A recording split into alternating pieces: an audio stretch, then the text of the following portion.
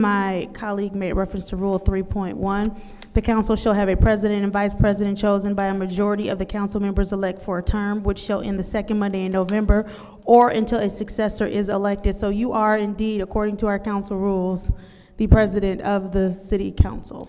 And I do believe that our city attorney just stated that it is up to the chair of the meeting. You are chairing the meeting. Point of order. As to how, I'm still in the middle of my point of order. Doesn't matter. Yeah. That means all talking shall cease. So Ms. Mashat is in the middle of a point of order, is that correct? Point of order. Go ahead and acknowledge your point. Go ahead. Thank you. That was not, she misquoted what I was stating. She doesn't know what I want. I didn't even get to finish Excuse my me? point of Yeah, order. You lay it out. Madam You Chair. lay it out. Wait a minute, wait a No, minute. no. Wait, excuse, we shall have order. So let's go ahead and start. So the councilman, the 7th Ward was in the middle of a point of order when Councilman Burns called a point of order. So we paused Councilman Mashat's point of order for Ms. Burns. So Ms. Burns, what rule is being broken? Madam Chair, Rule 3.1. 3.1 states in the city, well, first of all, let's state the city charter, page 26. The city charter states that the term is for 1 year, period.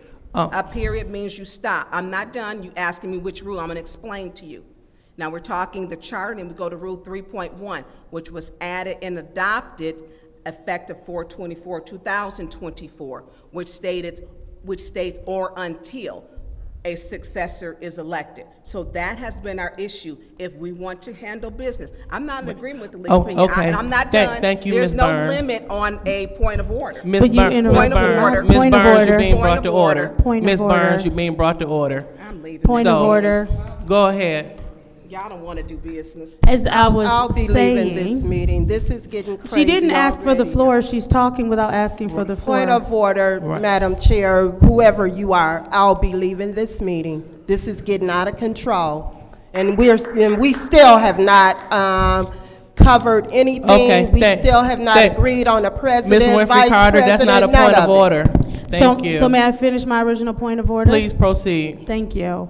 And so because 3.1 states that you are the chair and the attorney has stated that it is up to the discretion of the chair, before I was so rudely interrupted, I was going to ask the chair that we release the legal opinion and agree with my council person in the 6th Ward, but she did not give me the opportunity to. Thank you. Thank you. And moreover, I was about to say that it is not the precedent of this body to go outside of the special city council agenda, because we don't make changes to the special city agenda, hence the special agenda. However, due to the urgency of this matter, the chair is willing to go ahead and make that exception. So as our audience take seats out in the audience, we will proceed with the meeting. So how about we go ahead and we will release that right before Madam we get to Chair, resolutions. Point of order. What's your point? We must vote on that, and you never asked for a second for the motion, so it's not an official motion at this point. Point of order. Correct. The person that made the original motion has exited the meeting. Absolutely. Therefore, there is no motion on the floor anymore. Correct. Thank you. All right. So what the chair would Madam Chair. go ahead, Mr. Jarrett. I'd like to make the motion to release wow, just drew a blank. To release the documents previously referenced. Okay. So there is a motion on the floor to release the documents, and we were looking to release the documents right before resolution. Will that?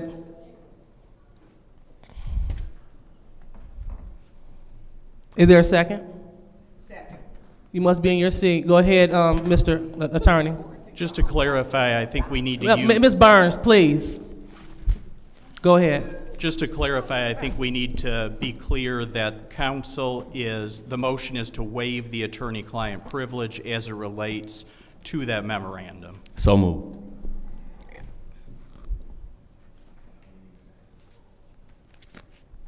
I second that motion. Okay, so Mr. Jarrett, did you change that? He did, okay. And it has been seconded by Councilman Burns, who's returning to the meeting? Okay. All right, is there any discussion? All right, any discussion, second round? Madam Chair, is discussion, for you to the clerk, is this something that we have discussion on? The only thing you would discuss is the actual waiving of, you can't discuss the item until you Correct. vote. So I would imagine there's no discussion on this motion. Okay. All right, so thank you. All right, so no discussion, second round. So now we call for the vote to release the waiving of the client-attorney privilege for the legal opinion. Roll call, Madam Clerk. And I just want to be clear, this is the legal opinion regarding the presiding officer. Correct, okay. Mr. Alamin? Yes. Ms. Lewis? Yes. Ms. Priestley? Yes. Ms. Winfrey Carter is not in. Ms. Burns? Yes. Ms. Mashat? Yes. Mr. Pfeiffer is not in. Mr. Jarrett? Yes. The vote is 6 yes, 0 no. All right, the vote is 6 yes, 0 no. The attorney-client privilege has been waived. So now we're moving on to the prayer or the blessing. What? So do we have anyone? Point of order. Yeah, what's the point? Madam Chair, I'm not clear. So did you place that somewhere on the agenda that the opinion would be read, or did we just simply vote when are we going to hear the opinion?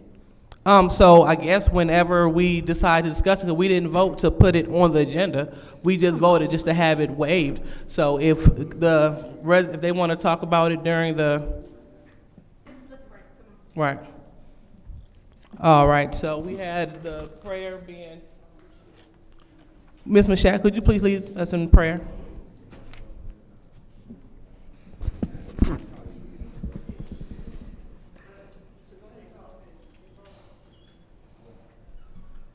If all minds are clear.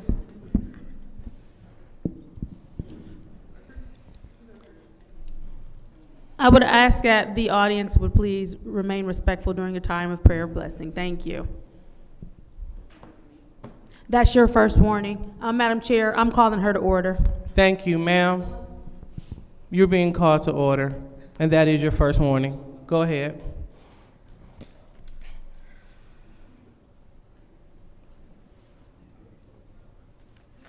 If all minds are clear.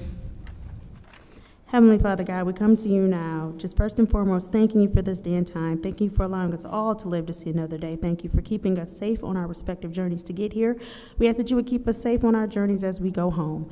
We ask now that we would all be a little bit more patient, that we'd all be a little bit more respectful, Lord God, that the business of the city of Flint would be taken care of, that we would all be up here with the mind to keep residents first and do what we need to do to handle city business. It is in Jesus' name we pray, amen. Madam Chair. Amen. So go ahead, Ms. Burns. I would like to place on the agenda to have the legal opinion read by the city attorney, because that way it would be able to be explained better by him if he could read it. That's fine, but yeah. From Clark Hill, please. Okay, so it's not in order right now. So that's something to consider when we get down to the resolutions we're trying to get through with the formalities.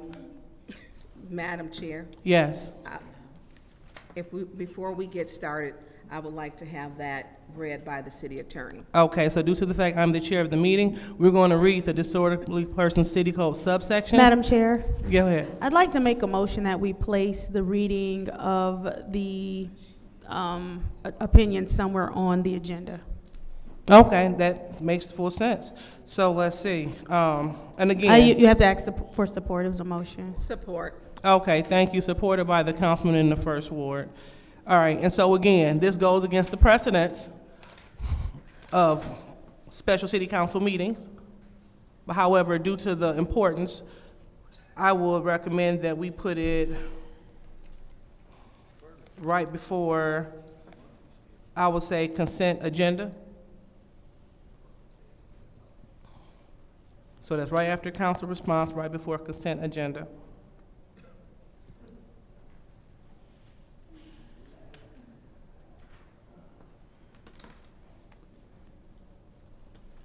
And that is for the attorney to disclose the legal opinion regarding council leadership. Oh, yeah, we got you.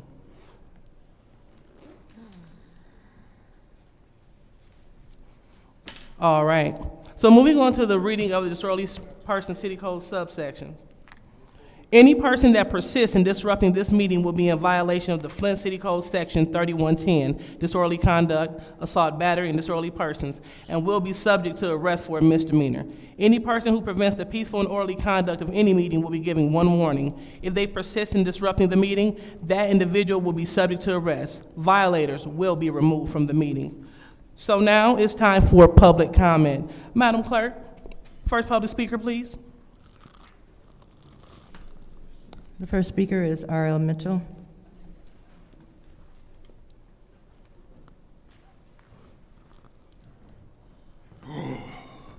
Good evening, Council.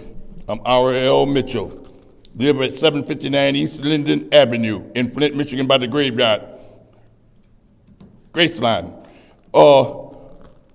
Around this situation, unprecedented years, the year we had unprecedented, we as black people, I remember in 71, I was at Southwestern High School right down the street.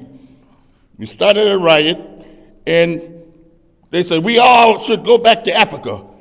And then one person in the group said, if we go back in Africa, they'll treat us like peoples in Grand Blanc. We Africans, but we ain't, but we American. So we took on the name, we African American, Americans. And that goes to show you Kimbo Kenyatta ain't got, if he treat us wrong, we take over the whole Africa as black African Americans. Just like Trump took over Israel, put the headquarters right in the dead center of Israel. And the only way they can jump on Israel is sneak attack, own peoples, and that is going on right now. Like Ms. Mashak was praying, and she took time out to give somebody their first warning. Is about the time when God himself turned over the money changers and give us our money, like he did when he come turn over the money, the tables in Jerusalem with the money changers, making the house of God out of money changers, thugs all up in there like Ed Teller and all them. Time we get close to getting our stuff, people like Mashak in the second ward start talking that junk, thinks we some junk and pushovers. That's why we had to take over that 67 war in one week. Took over Israel, and now they're trying to take it all back. And with them, what she's talking about with them, so we bring it down to City Hall and let a darky rule Flint sometime for a mayor and stuff, and y'all acting like a darky don't know how to handle money with power in his hand, always asking an unjust lawyer, scratching his head every now and then, talking about making up rules as he go. And people, who you think you will, where Miss McClinton at? We the people, we will be surveilled over this stuff and causing hassle it within 30 days. So what you gonna do now, darky? But you see the work. You see my work. The first ward say you see the work. We gonna what? Keep watching you, see what you go. Hey, what? Say something. That's what and another thing, Miss Byrne, watch your back. Miss Sack walking behind you right now. Okay. And all right, I'll leave it all up to you, madam. Tanya Burns. Tanya, more power to you. Take that, America. Tick-tock that. All right. Next public speaker, Madam Clerk.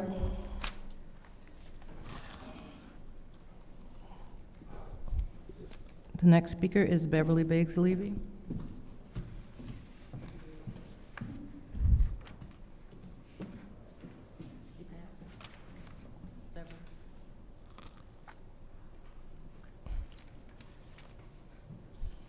The next speaker is Arthur Woodson.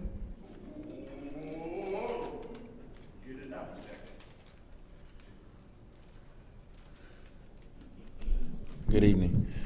I would be upset, man, but it's good that y'all stayed up there to go through this process just to move this couple of things along. I wouldn't vote for Cloud Road. They need your vote. I wouldn't vote for that. Just to move it along, have this council meeting, show that y'all trying y'all are getting business done. I wouldn't vote for Cloud Road. I wouldn't vote for the debt elimination plan because they trying to bring us emergency manager in here. I wouldn't vote for, those are the only two things. But let me address Liddell. Liddell, you lied. You said I was stalking you, going by your house. Oh, no. I need for you to file a police report on that for harassment because I keep my location on all the time. And I will show that I have not one time been by your house. But see, it's people next door to you and around you that don't like you. They're the ones putting that information out there that you got your driveway done and that you got a brand new fence since receiving $25,000 in ARPA funds. I don't know if you used it for that, but I mean, money started making people look different, and I think you really starting to use that money to really try to make yourself look different and fix up your house and everything, you know? Did you pay your water bill though? Because they wasn't supposed to turn your water on because it was a water bill there prior to you moving in. See, it's a lot of public information out there and there's a lot of people out there talking. So quit assuming, because when you assume, you make an ass out of you and me. You know what I'm saying? For real. I don't stalk people. One thing about it, if you look at my Facebook page, public documents have people's addresses. I black public documents out with addresses because I don't believe in protesting at people's houses. I don't believe in going by involving people's family in public political affairs. So don't be putting out false information about me harassing and stalking you and driving by your house because it's a huge lie. I don't appreciate that. I don't mind you telling the truth. I don't mind you saying, you know, things that's the truth about me, but don't lie on me. I don't lie on you because you are an incompetent, incapable, disingenuous council person who needs to step down, and I will be getting those signatures for you. Thank you. Next speaker, Madam Clerk.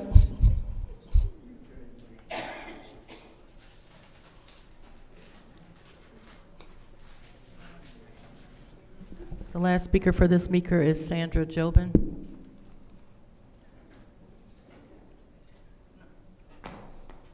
Good evening. My name is Sandra Jobin. I'm not sure if you go by these pronoun things, you know, the crazy stuff you guys want to believe in, but I'm not sure if you had my correct pronoun when used, or if you were talking to me. So, Merced. But I just wanted to let you know that we haven't given up, and you guys could settle this seat thing real clearly if you took a special election and had someone seating in the 3rd Ward. And then we could get back to, you know, business as usual for Flint, which is pretty much a clown show, but it would at least help out. But unless you got something to hide, that is why you're not placing the 3rd person that won that election. I'm not sure exactly what you got to hide. Not accusing anybody of anything, but if there was an audit, I'm sure there would be a few people that would be in trouble. But Judy, you should know that Trump is coming back and he's ready to clean house, so hope you're ready.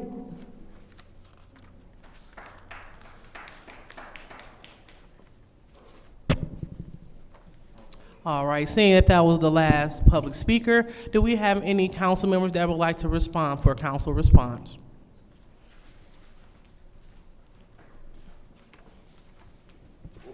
Seeing that we don't have none, Excuse me, Madam Chair. Oh, go ahead, Ms. Mashat. Yeah, I just wanted to address something false that was just stated, because I want to make sure that residents of the city of Flint, those who live inside the city of Flint, have good information. What occurred, unfortunately, was that a colleague was recalled. That colleague then passed in the middle of that recall attempt. The state of Michigan says you cannot recall a deceased person, therefore there would be no election, and kicked it back down to the Flint City Council to appoint per the Flint City Council charter. The Flint City Council, you should not be speaking. This is not time for the public. This is council response. Ma'am, As I was saying, the state of Michigan kicked it back down to the city of Flint to appoint per the Flint City Charter. And so the city council has a duty per the Flint City Charter to appoint someone. There was no election for the third ward that happened. Therefore, since there was no election and the charter states that the Flint City Council has to appoint, we have to follow the charter. If you take a look at our agenda for the Flint City Council for Flint residents, the Flint City Council is going to appoint or attempt to appoint someone for the third ward this evening. And then once the Flint City Council appoints a resident, appoints someone for the third ward, the residents of the city of Flint in the third ward will then elect their official. So I just want to make sure that residents in the city of Flint understand what's happening in the city of Flint. Thank you. all right, thank you.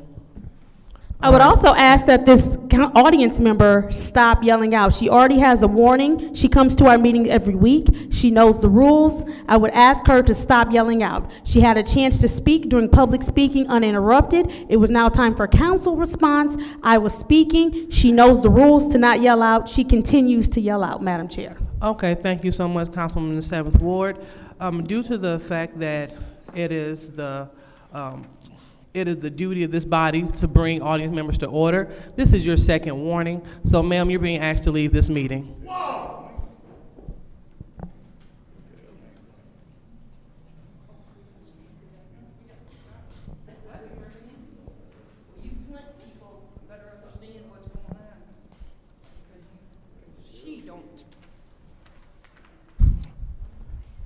All right, so I will be the last person to speak.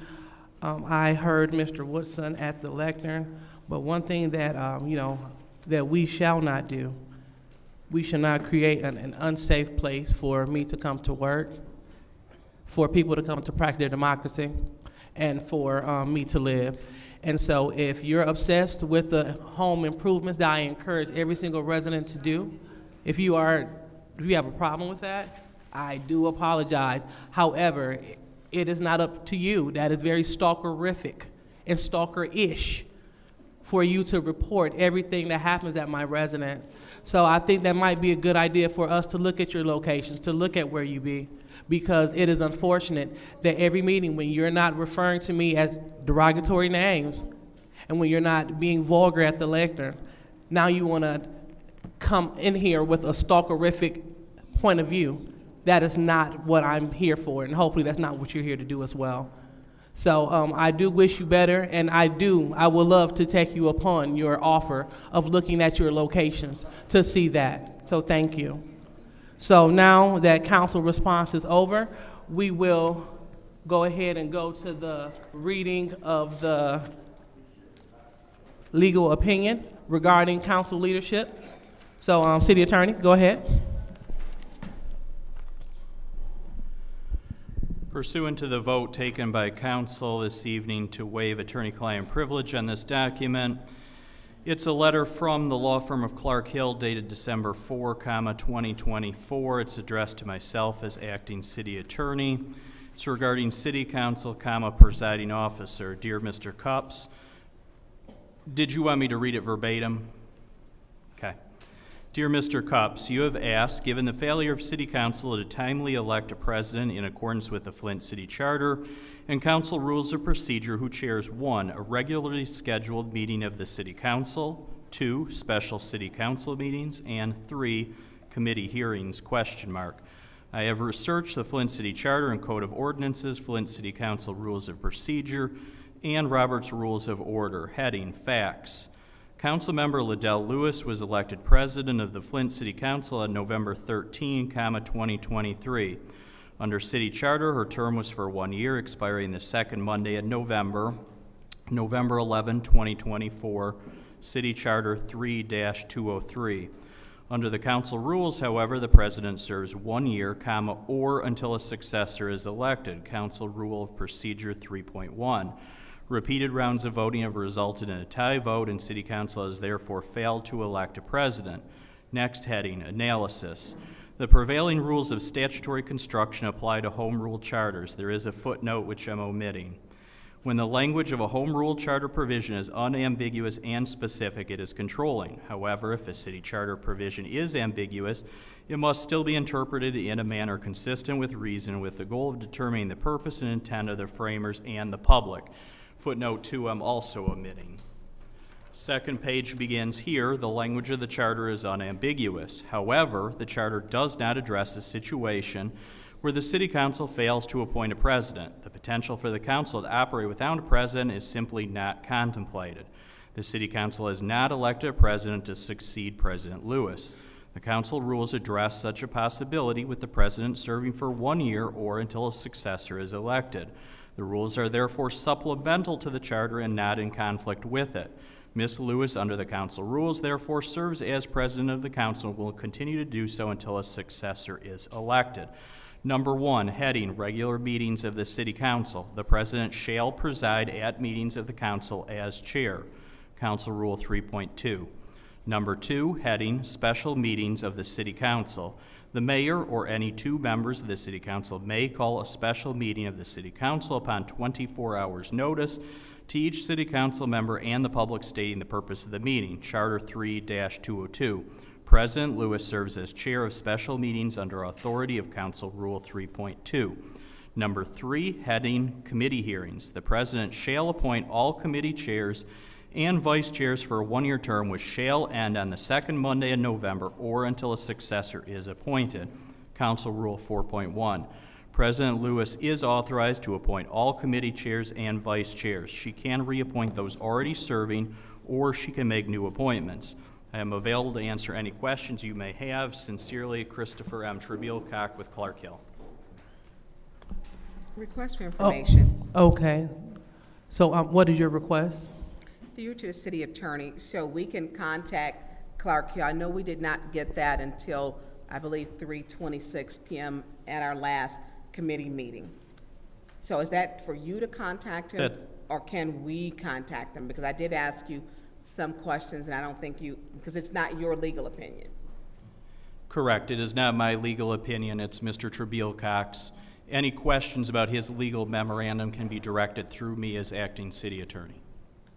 Okay, and so we did not ever receive your written, because I did request for your written legal opinion. Did we ever get that in written form? Not in written form. I would note that Mr. Trebielcock's written opinion is substantively the same as the opinion that I have offered at multiple city council meetings. Okay, I just wanted to be clear, because we did not get it, and I had requested that weeks ago. So I'm done, Madam Chair. All right. So now we are moving on to the consent agenda. Madam Chair, Go ahead, Ms. Priestley. I make a motion to approve the consent agenda. All right. Has been made by the 4th Ward Councilwoman, supported by the 1st Ward Councilman. Roll call, Madam Clerk? No. Okay, with separations. Oh, you know, I'm ready to roll. All right. Any separations? Madam Chair, Go ahead. I would like to separate the entire agenda, please. All right, so full separation, no consent. So now we will move on to Resolution 458. Madam Chair, Go ahead, Ms. Priestley. make a motion to approve 240458. Support. All right, motion been made by the 4th Ward, supported by the 2nd. Any discussion? Madam Chair, Go ahead, Ms. Byrne. due to Rod Magaha, I don't know if he's back there in the red sweater. I believe this is your department. I know we've been told that this funding was time sensitive. Can you tell me I don't see Mr. Edwards back there. Can you speak to the time sensitivity of this project, and where does this, what parts of Flint does this affect? Because we've been hearing certain wards that it affects. Oh, I don't know your person with you. It's the new accountant. And so, It's the new okay, accountant I'm for not that area. talking to you. I have the That's floor. fine, I'm just. Excuse me. Let's have decorum, please. Go ahead, Mr. McGaha. Yes, it's due over to the county by December 13th. Okay, I'm sorry, could you hear that? I mean, could you say that again? Because I'm sorry, my colleague in the fourth ward was just calling someone such an ass, and I couldn't hear. Genesee County, we have to turn in the resolution to Genesee County by December 13th. By December 30th? 13th, And 13th. Okay, and so it is time Yes, it sensitive. is. And so the $2,603,201, what will this pave? What is this project about? And I'm sorry, what is your name, please? Hi, I'm Joe Janeski. I'm the Transportation Accounting Coordinator. Okay. I'm trying to help on the TIP community, or the TIP resolution as well.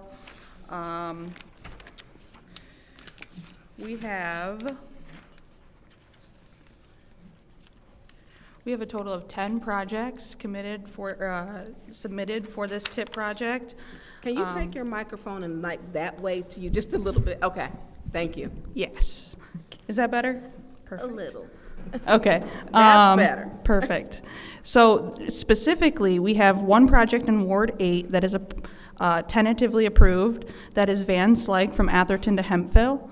And then we have East Hamilton Avenue, which is in Ward 5, and that is north to J.P. Cole, north city limit to J.P. Cole. So that's roughly about 1 mile total in length, and it will be roughly funding of about $5 million towards those roads. And so when will these projects happen? Somewhere roughly between 2028 and 2029.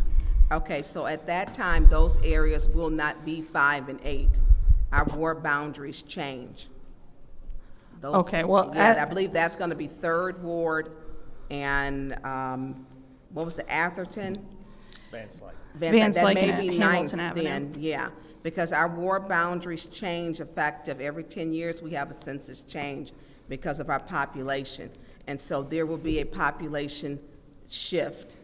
I mean, well, the population already shifted, the ward boundaries, so that may change. So those were probably different wards, not 5 and 8. In 2026, they will actually take effect, but they were already, I believe, uploaded prematurely, is what we were told before, because we're kind of doing dual wards now. And so you said one will be about a mile stretch? One is 0.4 miles, that's the one on Van Slyke, and that's a total reconstruction, which means that the entire road base will be reconstructed. So it's not like the resurfacing that you put down and we get maybe 7 years? Right, no, this will be a 10 to 30 year. And so are we changing anything underneath, any of our infrastructure underneath it? Yeah, the hope is always to contact the water department if these projects are approved, to get water main as well reconstructed under it, if that is also due. And so the water mains underneath that part, do we know how old they are? No, we do not. Have they ever been changed? Updated? Probably fixed, Yeah, because that we would have be an a older. question to the water department about the Okay. water pipes. I don't know. This money right here is just for the road only. Okay, and so we always, when the road's torn up, if the water mains are any, underneath, to do it at that Yes. time, so you don't have to repave that road again, like Miller Road. Had those issues. Yes. Okay, all right, thank you. Anyone else in the Madam- first round? Madam Chair, Go ahead, Michelle, through you to the speakers, can you mention the other project areas where you guys are going to be working? I know you said 8 and 5, and it was like 10 projects. Can you the remaining ones, please? Yes, we applied for 10, but we only got the 2 that we just previously mentioned. Oh, he's only got, okay. All right, thank you, that's all I have. Anyone else in the first round? Madam Chair, Mr. Jarrett? through you to the speakers, you were just referencing the pipes or whatever underneath the ground. At what point does there become a coordinated effort to give consideration as to, what might need to be addressed if while it's, exposed? Yes, if we get awarded the project, then yeah, we will make a communication over to the Water Service Center to see if there's any funding available for them to change their pipes also. Okay, so that's going to be more of a reaction versus being. Do you know if how long it might take them to understand the condition or the age of those pipes, or is it? That's a Water Service Center question. Okay. I don't know how those pipes are.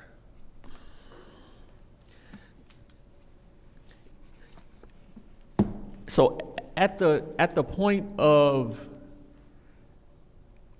even producing a response to a proposal, is there big picture thought about, who could be the coordinating departments? I mean, and I guess this as an example. So, your department, the streets and that, we're applying for a grant. We get this grant. We're gonna take the top layer off, potentially expose the pipes and that. Hey, water department, we got this going, can you start giving thought to how you might be able to leverage and even apply for some money if money would be needed, so that we can do the two sort of in tandem? Is that consistently done? Yeah, so the city engineer, Aziz Kandor, actually is paid through, is a employee of transportation and the water department, and he did do some preliminary engineering, but during the preliminary engineering phase would most of that happen. Okay, so are we further along with that coordinated effort than I feel like I'm understanding we are? Yeah, probably. I mean, I assume that the city engineer, Aziz, would have already contacted the water department upon submitting the applications. So this isn't going to be new information when we say that, hey, we got these projects done, or we got these projects awarded. We should be able to kind of follow up on that request and ensure that if those water pipes need to be done, that water main needs to be done, we can ensure that that is a cut once initiative. Okay. And the hope is that if we don't have the money already, there was a coordinated effort by way of another request from Public Works that can work in tandem in partnership with this already, and not have to now submit something and hope it gets done in time enough to where we can take advantage of the efforts that you've already put forth. So thank you. All right, anyone else in the first round? Hearing no one else, anyone in the second round? Seeing there's Madam Chair. Go ahead, Ms. Mashat. I do want to, 'cause, as we were talking, just kind of clarify some things. This is currently the 8th and the 5th ward, correct? And then even as we began making these changes, we're expected to have this done at some point next year, correct? Like the longer roads to be completed within the next year, if not, well, within the next 2 years? So the project will start in the 8th and 5th wards? So- Go ahead. Oh, the programming for this, these applications are proposals for starting in year 2028. Got it. And if approved, that would be the earliest start. Got They it. could also be programmed in 2029. Perfect, thank you. I wanted to make sure that that timeline was clear on what's happening. So right now, as the proposal stands, it's the 8th and 5th ward. But by the time we get to those projects, it'll be the 3rd and the 9th ward. So either way, the way that we all vote today, we are helping the 3rd and 9th ward residents, and we're moving along the 3rd and 9th ward as we do these projects, correct, if I'm understanding you? So the vote that we do today, the 8th and the 5th ward has a chance to help the 3rd and the 9th ward in the next couple of years. But what it sounds like is we all have a chance to help residents in the city of Flint. Thank you. Safer roads. I mean, because we talk about all the time about how, you know, there are potholes, roads are dangerous, people's cars are being messed up, and we're in some tough economic times right now to where people can't necessarily pay for the repairs, and sometimes they might bring those complaints to the city, and there's just not enough burden of proof there to where those repairs can be taken care of by the city. And so I just wanted to make sure that we're clear that this is our opportunity as a body to vote for major road repairs in 2 of the wards and then minor road repairs in some of the other parts of the city. So I look forward to voting with my colleagues to make sure that we're taking care of roads in the city. Thank you. Thank you. Yes, thank you. All right. Thank you. So seeing if there's no one else in the second round, we'll go ahead and call for the vote for Resolution 240458. Roll call, Madam Clerk. Ms. Lewis? Yes. Ms. Priestley? Yes. Ms. Winfrey Carter is not in. Ms. Burns? Yes. Ms. Mashat? Yes. Mr. Pfeiffer is not in. Mr. Jarrett? Yes. Mr. Alamin? Yes. The vote is 6 yes, 0 no. The vote is 6 yes, 0 no, so that resolution passes. Next, we're on to Resolution 240504. Madam Chair. Go ahead, Ms. Priestley. Make a motion to approve 240504. Support. All right, motion to approve by the Councilwoman in the 4th Ward, supported by the Councilman in the 1st Ward. Any discussion? Madam Chair, Go ahead, Ms. Burns. who in the administration would go over, because these are, I believe, new terms for this lease. This is the lease for Clio Road that comes out of the police forfeiture fund. And do we have anyone? Can you talk into the mic a little bit more? I don't know if they can hear you. No, but I can't hear you. I don't think they can hear you. You're not being, Do we have anyone here from the admin? I don't think we have anyone. There we go. Somebody coming now. They couldn't hear you. Okay, so, Mr. Moore. excuse me, Through so, you to Mr. Moore, Madam Chair. okay, thank you. So, Mr. Moore, please make your way to the lectern. Mr. Moore, the terms of this contract, it comes from, and how are you today? Pardon? How are you today? Very good, thank you. Good. So the terms of this has changed from what it was before. Can you tell me the difference in the changes for this lease? You can't? I can't, I'm not that close to it. I have reviewed it, but in terms of how compared to the last contract, I really don't know. Okay, so we don't have anybody here who can answer any questions about this lease, which was formerly $9,000 per month. It comes out of the police forfeiture fund. The police forfeiture fund has approximately $900,000 in it at this point, and we do not have any patrol officers who are listed there. They have actually been removed from there to go back out on the road because we have a shortage for police officers. So it's really just a service center. So we really, to me, for myself, since we don't have anyone that's here, we're really faced with how do we, is police more important? Because our police have the lowest pay in the county. Do we take that $900,000 and give them a bonus because we're losing them at a very rapid rate? Or do we keep this center open? And we have no one here today who can respond to a lease at $9,000 a month that did not include the 3 employees with their pay and salaries. It did not include utilities for that building. It did not. So, and no one is here to answer that today. Okay, well, thank you, Mr. Moore. I'm done, Madam Chair. Anyone else in the first round? Madam Chair. Go ahead, Mr. Alamin. You know, definitely the center is exceptional for our seniors, and we have a lot of disabled folks in that area that's access to paying their bills, water bills, roofing information, things like that. So I think it's very important that we really consider supporting this and seeing that the effect that it's having on our community, not just in the 1st Ward, but the 2nd Ward or in the boundaries of that, but the whole north side. So this center is very exceptional for many individuals, including myself, and I think it to leave it unsettled and have a blighted building another blighted building that we have to deal with wouldn't be a good use as well. So I'm definitely in support of this resolution. Thank you. All right, thank you. All right, anyone else in the first round? We're in the first round, Madam Chair. We are. I would like the floor, Madam Chair. Thank you. Okay. Can we have maybe Seamus come up? Who? Seamus? Okay, yeah. Mr. Bannon, could you please make your way up to the lectern?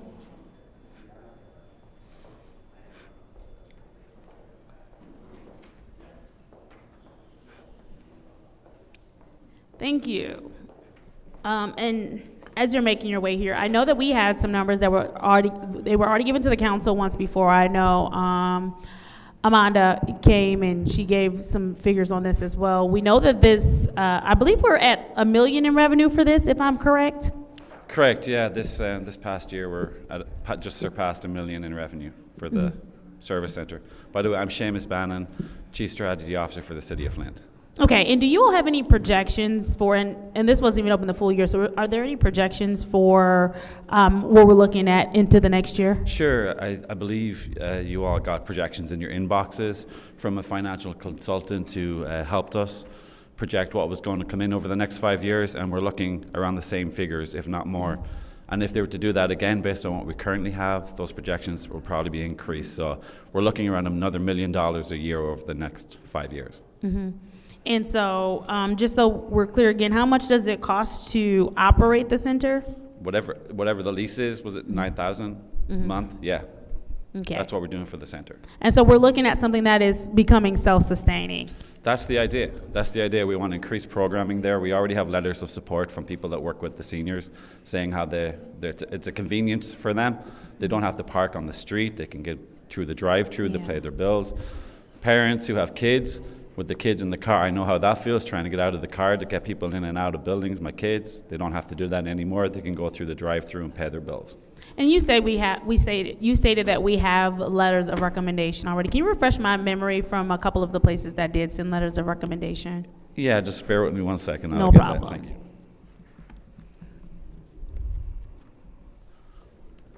So I know the VAAA sent a letter of hoping that it would stay open, and I believe you all should have got a copy of that one. Yes. I know there's one more entity, but I'm not sure right now who that is. And we know that the VAAA works with our seniors. Correct. And one of the things we know for a fact is that we care about our seniors here in the city of Flint. And so we want to make sure that they do have opportunities to have services, especially on the north end, where there's been a historical level of disinvestment, whether purposely or accidentally. So we do want to make sure that we are not contributing to the disinvestment on the north end, especially when we have a building that is becoming self-sustaining and it is pulling in revenue, giving us an opportunity to capture dollars that we might not have been able to capture. I know that it was already stated, but it cannot be overstated that now that it's getting colder, it's getting darker earlier, there is, it's a comfort level for seniors to be able to just pull up and drive through and drop it off, for their family members to be able to pull up, drive through, and pay for the services that the senior may be using.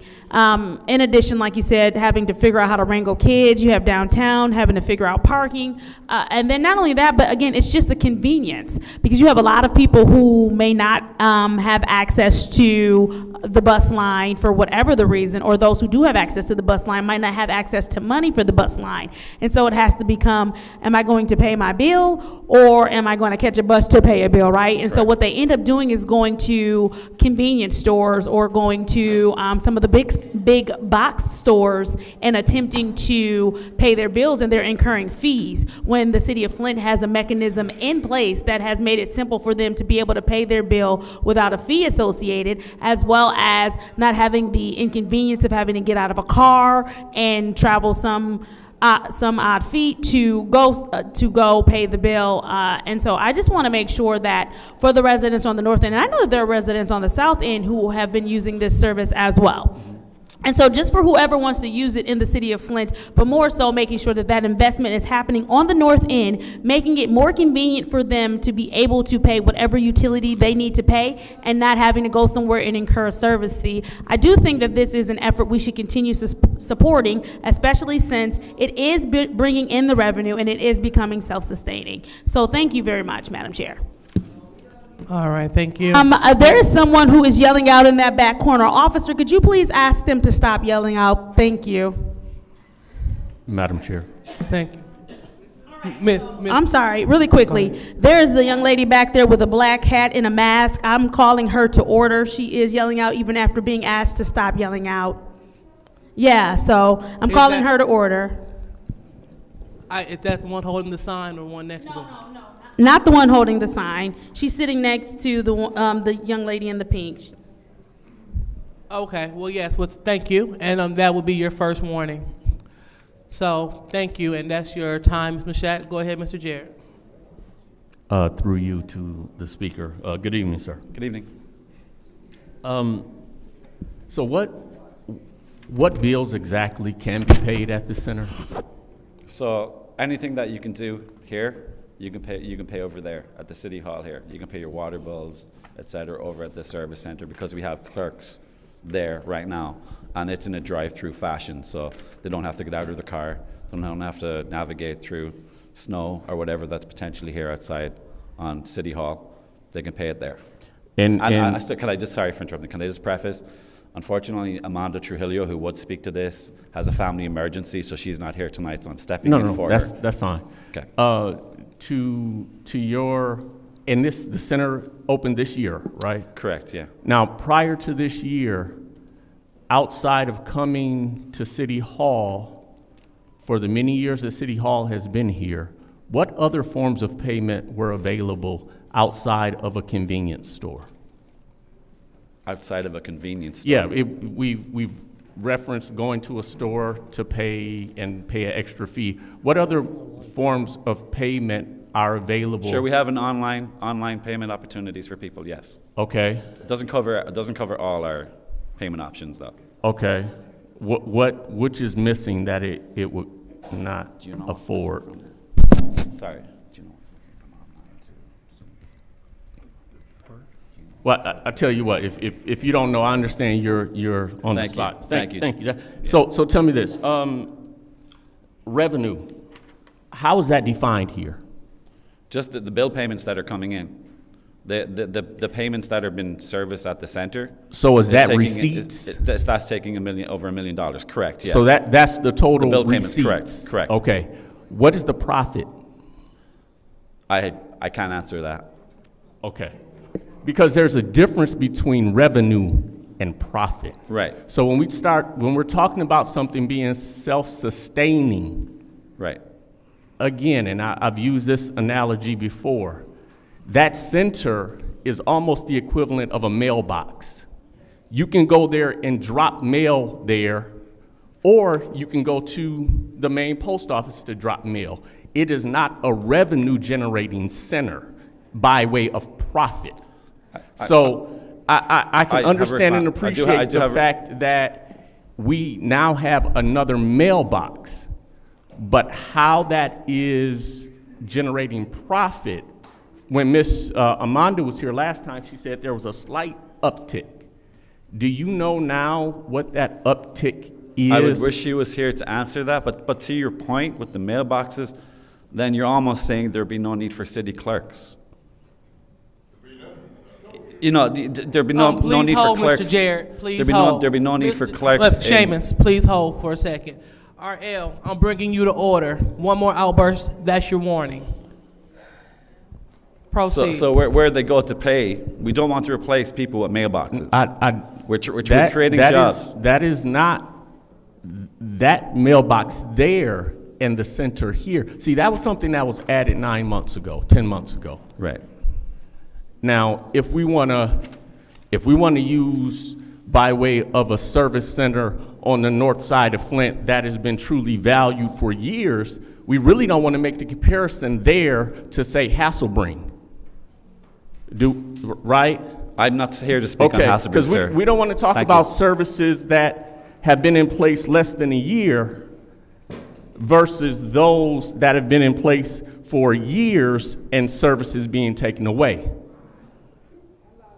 If they're not given an opportunity. Especially when one certainly is self-sustaining versus the other that is not truly self-sustaining, but it is a place where you can go and drop the payment. So I thank you. I'm done. Oh, okay. Anyone else anyone else in the first round? Madam Chair. Okay, go ahead, Judy. Yes, I've been there, and the people, and spoke to people using this service center. I keep saying I wish I had one on my side of town, but we don't. And so the people who use this service center are very appreciative. It's cheaper for them to use that than to go to a convenience store and pay their bill. A lot of people don't pay by mail because, number one, they're using money orders or cash. They don't have a checking account, so they can't pay by mail. They may not have a debit card, or maybe all they have is a bridge card, and they can't pay their utility bill with that money. So being able to go to the service center and fill the bills, it's a service we're providing for the residents. It has increased our collections. It is not a profit-making center. Nothing the city does is a profit-making thing. Nothing. So I am going to vote for this because I've seen and spoken to residents who use it. And there was one night when I thought, I've got to go that way. I'll just go over there and pay my bill on my way. I didn't, but I thought about it because it was late. But it is a convenience, and that's what we need to do. We're serving our residents, and this is a service that the residents on the north side town really appreciate. And I know that other residents are using it besides the north side. Thank you. Thank you. Anyone else in the first round? All right, seeing there's no one else in the first round, I will take my time. So when I want to go ahead and give the floor to you, Mr. Bannon, so you can continue your statement. Sure, thank you. I just want to reemphasize what's already been said. The administration sees this as definitely as a convenience factor for our residents. We want to highlight, especially coming into the cold weather and going into the spring where people have the opportunity to drive through and pay their bills, especially the parents. We're not just thinking about seniors, which is very important, but we're also thinking about parents of young kids who are transporting. They have an opportunity midweek and also on Saturdays. That's another thing that's missing here. We have a Saturday option for people to pay who may work 9 to 5, don't have the opportunity. We want people every opportunity to avail of the services to pay what they need. We also have a public health navigator get stationed there, create meetings to help them with housing application forms. Anything that they may need would be there, and an opportunity to do that. And we're looking to increase the scope of the work that we offer there. We're looking at it as reducing congestion, as people don't have to come down to City Hall. They go there, they don't have to travel, look at the bus routes. Looking at job creation, it has created jobs because we do have clerks up there working, and we do not want to replace them with mailboxes. We feel that they're super important for us, and we'd like to see them as continuing that job. We're addressing health disparities by having a public health navigator up there, because we're reducing health inequities and providing an opportunity to vulnerable populations to receive services that they're not as accessible to them if they're here, permanently here. I have a bunch of other points, but I'll pass it back to the councilperson. Proceed. Okay, and looking at sustainability-wise, it's hard to judge something just on 9 months. We talked about something over years. Yes, it does take time to get years. This is an opportunity to do that, given an opportunity to show it. I think $1 million in a year, it shows you that we're increasing the foot flow up there from the very first week that we had it. We've got more traffic, more people going up there, and the more people that hear about it, proof is in the likes of VAAA sending in support, saying they want to see it remain open. Thank you. All right, thank you. So I just want to highlight a few things that I heard. The first thing is just the reference to the service center being a mailbox. One thing about the service center is that the service center is secure. The service center is secure. So when you know that you're going to the service center, you know that that payment is about to hit your account. It's not going to be intercepted by a middleman. So our payment center is secure, whether you choose to park in the free parking lot or either you choose to conveniently go through the 3 lanes of drive-through. Your payment is secure. Furthermore, it is eliminating blight on the north side. If we didn't have this payment center here, we would have another blighted structure on the north side. And I know that the councilman in the first ward, as well as myself, as well as our deceased council member and our future council member, they will tell you that on the north side, we can't stand to have any more blighted buildings. That's not negotiable. So the fact that the city was able to come up with an idea to save property, to improve the aesthetics, while servicing the residents, this is a win-win situation. You know, we have different events there. We have estate planning workshops. We have resource fairs where they were giving out Narcan and gun safety locks. We also have town hall meetings there. That's important. That is a place where residents will go and be informed. I know, Mr. Jared, you meet at is it the small mall where they have the South Side Coalition meeting, Mr. Jared? Okay, it's fine, but yeah, but that's where they meet there. But we need some place to meet on the north side. This place gives all of us that. This year they had Halloween festivities for the children on the north side. And we had hundreds of kids that came and participated. And also today they had State of Michigan sponsored unemployment insurance and claims fair where the city of Flint residents can come to the north side to that mini station, to that payment center. So after you paid all of your bills in one convenient place, you're able to get information on employment insurance and help on filing the claim.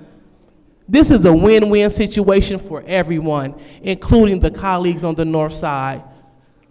So we are just pleading with the colleagues on this body to please keep the north side in mind. We say we care about the seniors, let's give them the convenience of going someplace that is convenient for them. So now we're moving on to the second round. Anyone else in the second round? Go ahead, Ms. Priestley. I just want to let people know that I voted against this resolution the first time it came forward. When the initial lease came forward, I believe I voted against it. But after seeing the results, I changed my mind. When I say I'm not going to support something, I stick with it. Unless I've been given a valid reason not to. I was going to vote against the St. John's Memorial Park, but I heard from the residents as we were sitting here. And I had said during the meeting that I was going to vote against it. But they showed me how much they valued that area. And so I changed my mind and I voted for it. So that is why I am voting for this North Service Center. Otherwise, I would be voting against it because I hate seeing the money, but it's a valued resource by the residents who use it. Thank you, Madam Chair. All right. Anyone else? Go ahead, Mr. Jarrett. Through you to the speaker at the lectern. When was this lease originally negotiated? The original lease? Back before the beginning of this year for the first time, yeah, last year. I can't give you a specific date. Do you know why it was only for 1 year? If this was going to be such a wonderful, why only a 1 year lease initially? I can't answer that. Request for information. What is your request? Does the speaker know that this was a pilot program? And so now we are moving outside of the pilot program. Yeah. Thank you. That was a valid request. Yes, sir. Go ahead. Yeah, that's just been informed that it was a pilot program that we could show proof that it's worth having And I believe we've shown that one this year. So initially, in a pilot program, you don't want to go 5-10 years, right? So you go that first year to show you that we did invest and we got $1 million. So we believed it would. Did we we believed get it would. $1 million more or the same million we would have gotten if it wasn't there? Right, but to that point, we need. That's all. Again, slight uptick. Was it $1 million uptick or what? Because we keep saying revenue, $1 million, revenue, $1 million. But the fact of the matter is, that's how much of that $1 million would we have received if that wasn't there? That's what I need to know. If it wasn't there, how much of that $1 million would we have received? I guess I keep saying, okay, Amanda can speak to the specific dollar amounts. That's the specific dollar amounts. I apologize if this is, but that's a question I have. How much would we have received? Because $1 million in revenue sounds like wonderful, but if it's not $1 million more than we would have received otherwise, if it's the same $1 million we would have got with our left hand and our right, it's still just $1 million. And if it cost us $300,000 to collect the same $1 million we would have gotten if it wasn't there, that's what I have a problem with. But we're also giving more accessibility to people that may not have the accessibility here, the vulnerable populations that don't have accessibility. I get that also, and I can appreciate that. But if we're going to say we're providing convenience in this and that, then let's not do what we're trying to do on the other part of the north side of the city of Flint with the seniors. That's double talk to me right now. It's double talk to say we want this payment center, but we're going to close Hasselbreen. That's double talk to me. I'm not speaking to that, sir. I'm not speaking to that. Thank you. I'm done. That's got nothing. All right. So now we are still in the second round. Anyone else would like to speak in the second round? Madam Chair. Let's see. I think I heard that. Did I I'll hear? yield to the Go ahead, first Ms. ward. Burns. I'll yield to the first ward. Go ahead, Ms. Burns. He was actually first. No, go ahead. So here's Seamus. I cannot get into my computer to compare the prior, but these contracts are different. They're not the same.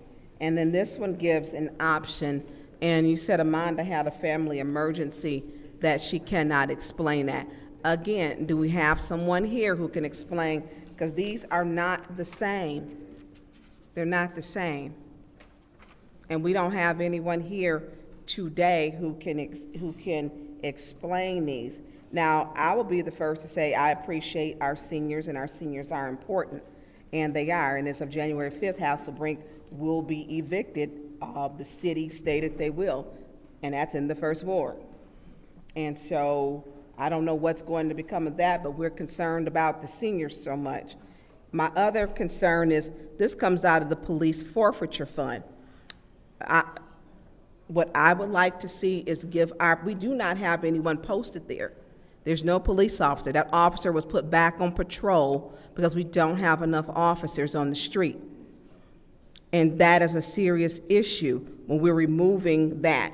We did have a child who was shot and killed, unfortunately, in her home right across the street from that building, and that officer was removed. This should have come out of a different budget, not the police fund for me. It should have come out of a different fund and not this police fund. I would like to see this money give our police who are underpaid and overworked, to give them a bonus. This is out of their fund. How do we continue to drive up our police fund? Pay them properly. They're underpaid severely, not slightly, but severely. And we're taking their fund to fund a water payment center. No, I think, and like I said, these contracts are different. I'm going to always say number one, and we don't have anybody here. You want us to pass this today, and there's no one here to explain it. That makes no sense. Hold on, let me give Seamus. And at this point, I can't approve this. I would like to see this go to our police, because I've looked at their wages. They are at the very bottom. the very bottom. I don't know if they can figure out some other way to do this, but I'm not going to take this out of police forfeiture fund. This would encourage them to, hey, let's get more people, more drugs off the street. And as a matter of fact, we have a fentanyl problem. We have some serious drug problems. And I'm not willing to take this money for this, and there's no officer that's there. You got my last 10 seconds. My understanding is there's a police officer is assigned This there. not. Okay. And They were removed to be put back on the road. Respectfully, Yeah. we have come to every meeting to talk on this when it's been on the agenda. Staff has been here, Amanda's been here many a time to speak on it. Seamus. So, Mr. Alamin, Madam Chair. go ahead. So I just want to emphasize again that if we support this, we'll be avoiding future blight, supporting economic growth, and also giving not only a lifeline to our seniors and our vulnerable population, but all residents who frequently travel in that area. And this being also, as been mentioned, as the speaker has said, and then one of my colleagues, this was a pilot, and we already reached 1 million, and it hasn't been a full year. That's showing potential room for growth. But it is something I do want to clear up. I heard my colleague in the 9th Ward say that the Hasselbreen was closing. That's very misleading because Hasselbreen is not closing on January 5th or any other day. So Hasselbreen will be open. It may be under new management, but it's not closing. So I want to put that out there so that people don't think that Hasselbreen is closing, since we're worried about what's going on in the 1st Ward instead of our own ward. Thank you. All right. Anyone else in the second round? Madam Chair. Go ahead, Ms. Mashat. Yeah, I just want to make sure that we're being clear here, because Mr. Bannon did say something that was very accurate in the fact that this is not the first time we've discussed this, and Amanda has been up here a couple of times, as well as other city staff, to answer these exact questions, and we've gotten the answers to these questions before. I think that we need to be clear on that, as opposed to making it look like someone came up here. This is the first time we've ever discussed it. We've never had these answers when we've been given this, that we've not had the letters of support that we've already been given, that we have not been told once before that it has already earned $1 million worth of revenue, and that it is projected to do that same million next year. These are all repeated statements, things that can be viewed through the City of Flint's YouTube recording, because we've already had this conversation. I do want to talk about, though, something that is very important. And I said this earlier about the disinvestment on the north side. We're talking about taking away a service center that if people were just going to their mailboxes, then they wouldn't incur service fees. Clearly, they are bypassing their mailboxes and going to convenience stores or big box stores and incurring fees. This is a way for them to not incur said fees. Obviously, this is collecting revenue, and we can't speak to how much, but to revenue that we have been missing out on simply because there was not the convenience of people being able to do this. I heard another colleague discuss the fact that this is taking away blight on the north end, something that we can all agree is very blighted. We're talking about the overdoses that we're seeing and experiencing. The Health Navigator is located right there inside that building to help families that are dealing with addiction, to help families and get them to the right services that they need to deal with said addiction. So not only do you have a payment center that is helping people that are normally bypassing their mailboxes on their front doors and every other mailbox that they come in contact with and incurring fees. So they're not incurring fees. We're giving out great information. There's an opportunity for people to interact with health navigators, which can help families with addiction. Additionally, there are all kind of other services that are being offered and other programs that historically the north side would have to travel or go somewhere else or come downtown or somewhere south to get access to that. And so what we're talking about here is a valuable mailbox, I guess, to the community. This is one really valuable mailbox, except for the difference between a regular mailbox and this actual center is that people get to talk to people who can help them sort out their bill if they have a question. They get to talk to someone who can point them in the direction of a service they may not need. Everyone does not have access to technology. It's easy to tell people to go online when you can go online, but when they cannot, then what are they supposed to do? So if we're saying we care about the city, let's care about the city and get outside of whose good idea it was and know that this is a good idea. Thank you, Madam Chair. Thank you. All right, anyone else? All right, seeing there's no one else. Mr. Banner, would you have anything else you'd like to add? Yeah, I just, again, want to highlight the importance of this center, and that, just again, staff, we have worked diligently to get your questions answered, and we have been here time and time again speaking on this. Sometimes we're here, the agenda item comes up, and there's no quorum, we don't get to talk of it. It's just unfortunate that there was a family emergency tonight when you were looking for those specific dollar amounts. I'm sure she will produce those. Amanda's excellent at getting that information across. We talked about the vulnerable seniors. I'm not here to talk about any other agenda item, but for the service center, we also talked about the other populations that are vulnerable. It's not just our seniors who are a vulnerable population. There's others that utilize that service center that this would be a good opportunity for to keep open. Thank you. Thank you. In closing, I'm just highlighting what my other colleague said. This is a win for the North Side. And I know that we had a number of residents reach out to every single one of us to ask us and plead with us, please keep it open. And I know several residents that reached out to Mr. Jarrett personally asking to please keep this center open. I know I hear them. It is important for us to keep this center open. This center is becoming the beacon. It is a standout on the North Side. It is a place where people can go for resources and for information.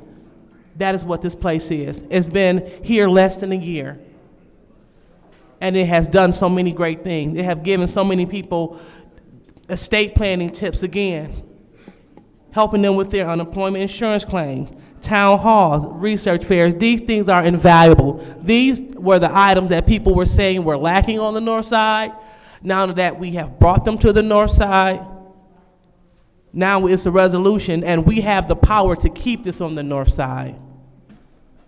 We must think holistically when we think about the city.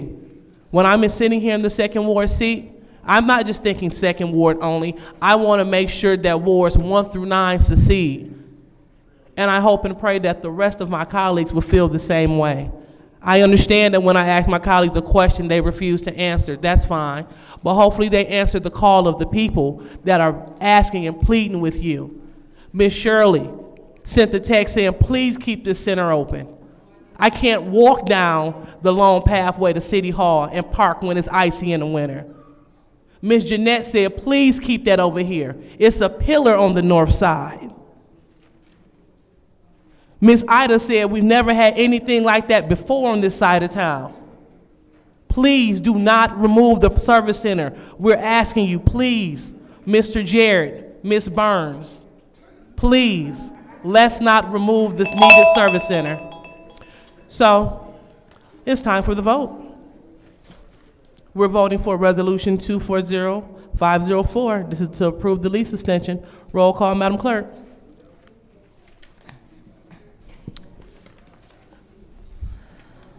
Ms. Priestley? Yes.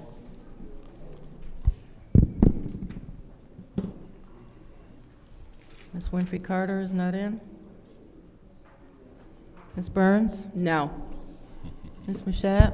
Yes. Mr. Pfeiffer is absent. Mr. Jarrett? No.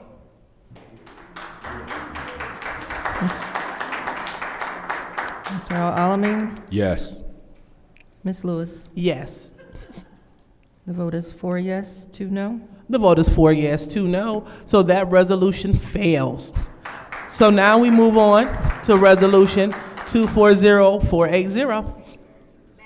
Go ahead, Ms. Priestley. 8-0. All right, any support? Supported by the councilwoman in the 7th Ward. Any discussion? Madam Chair, Go ahead, Ms. Burns. through you to Mark Quimby with Ashley Capital.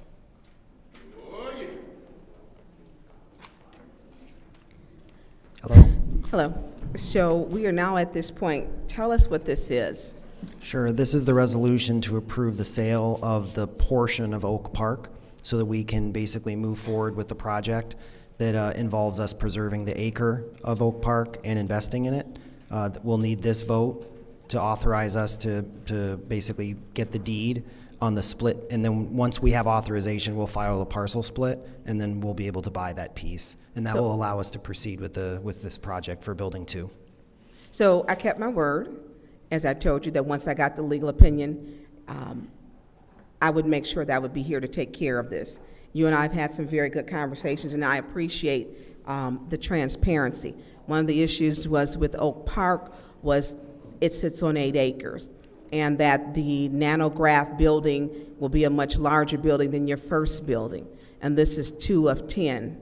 And with this building, you have the issue of Oak Park Friends, and so there has been a mutual agreement. They're not here today. I know they had some issues. I know they had some health issues. So the park will be renamed. Well, it'll keep the name Oak Park. Ashley Capital for 10 years will maintain, 20 years maintain the park. For 10 years for the Friends of Oak Park, they will create a proper nonprofit so that their 1-year annual event will be funded.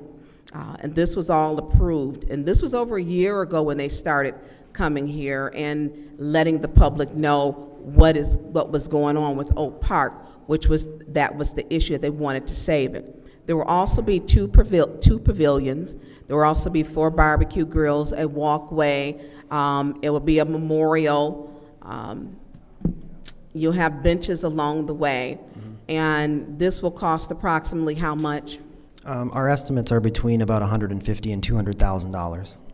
Okay, and so the Oak Park, Friends of Oak Park, they're not here right now, but they are in agreement, is that correct? Yeah, that's correct. And I'd add that of all the things, like we're excited about the nanograph deal, but winning their support and hearing John McFadden and the rest of the group tell us how excited they are to see this park reactivated and kind of honored in this way it's really exciting to us, and we're happy to be part of it. So for 20 years, you will maintain this park, which was really out of our hands and the public did not know. So there took some investigating and digging into, which I did. You and I are now mutual friends, acquaintances. And so it was decommissioned in 1984, and it was taken to a vote of the people. There was nothing we could do to change that. That vote is valid. It was certified by the clerk back in '84 and by the state of Michigan. The vote was. The people chose to decommission it. So we will have it'll be a new city park again, technically. Yeah, it's sort of unclear to me what it's like, because it's still zoned as a park, but there's Right. not really anything really happening there except for that annual picnic. But our intent is the piece that remains will still be zoned as a park, and as far as we're concerned, it's gonna be called Oak Park, and the city's gonna bill it, advertise it as such. And so you'll have a new sign that will state, Oak Park. and I got to give you the old sign back that my dad had bought. Right, that's When it was decommissioned. that was exciting when you told me about it. Yeah. Our intent is to refurbish that sign and reinstall the old historic Oak Park sign at the park. Yeah, so I think that as we move progress for Flint, because a lot of it happened, people want transparency, and it didn't come to us as being transparent. And that is one of the things, people in Flint have a trust issue, rightfully so. We drank water for 18 months and it was brown. They said, oh, nothing's wrong. So when business comes, we need to be transparent. And you and I have had some great conversations. This is building 2 of 10. You're going to be here in Flint for about another, 10 to 12 years. Yes, well, to remind you, that's just to build out the development, Right. but our intent is to basically hold the property in perpetuity as the owner and landlord, as we do with all of our other, millions of square feet in Michigan. Which are commerce centers. Yeah. Okay, so my time is almost up. I just wanted to share because my position, I stayed. You and I worked it out, and you worked it out with Oak Park, and I think it was a mutual agreement for everyone. The Friends of Oak Park are satisfied, and I think the community, we have to move forward for economic development. Thank you. All right, anyone else in the first round? All right, anyone in the second round? Oh, okay, well, if no one else in the second round, I'll go ahead and be the last to speak and take my time. So, Mr. Quimby, we have been waiting on this since October, right? That's correct. All right, and it's now December the 9th.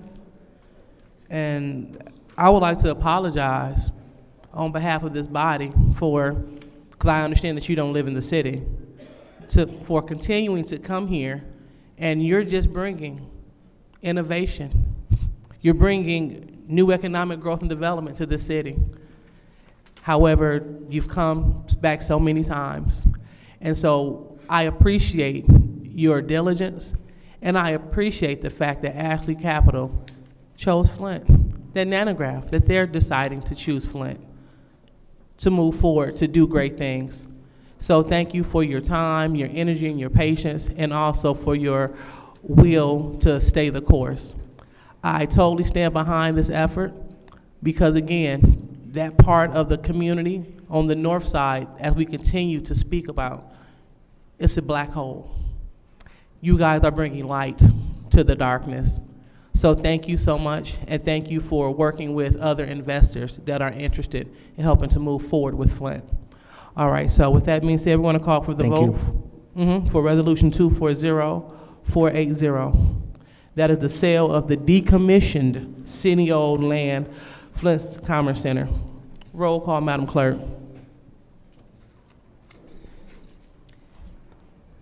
Ms. Winfrey Carter is absent. Ms. Burns? Yes. Ms. Mashat? Yes. Mr. Pfeiffer is absent. Mr. Jarrett? Yes. Mr. Alamin? Yes. Ms. Lewis? Yes. Ms. Priestley? Absolutely, positively, yes.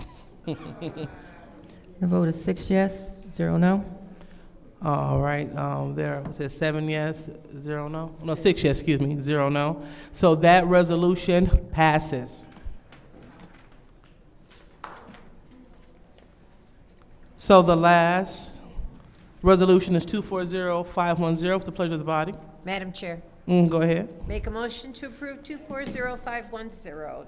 All right, any support? Supported by the councilman in the first ward. Any discussion? Madam Chair, Go ahead, Ms. Burns. after you to probably the deputy and the CFO for our debt elimination plan. And as you're walking, can you describe and tell us what this is and what it includes?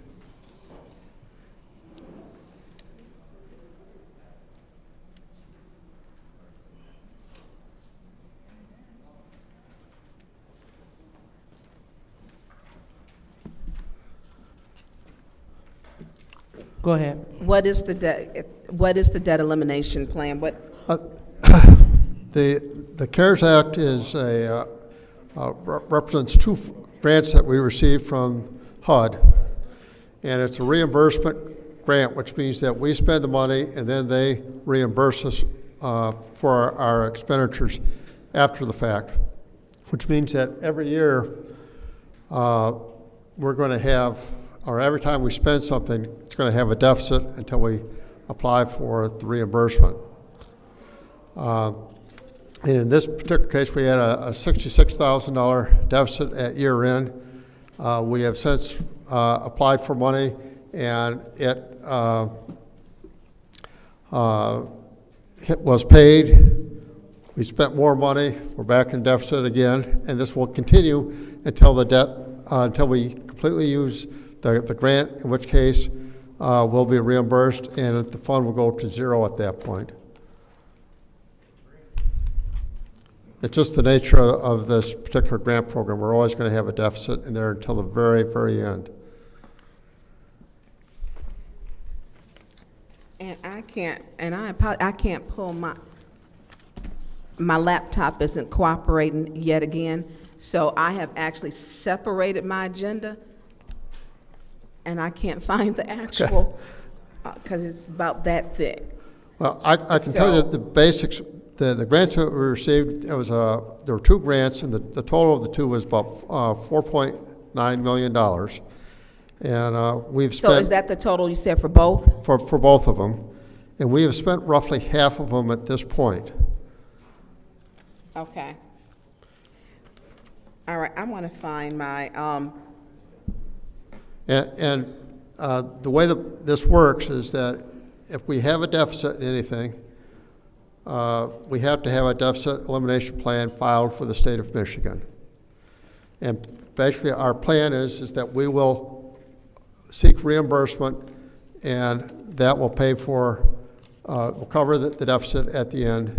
And, you know, we won't have a deficit when the last day of the grant period, because we'll have been 100% reimbursed.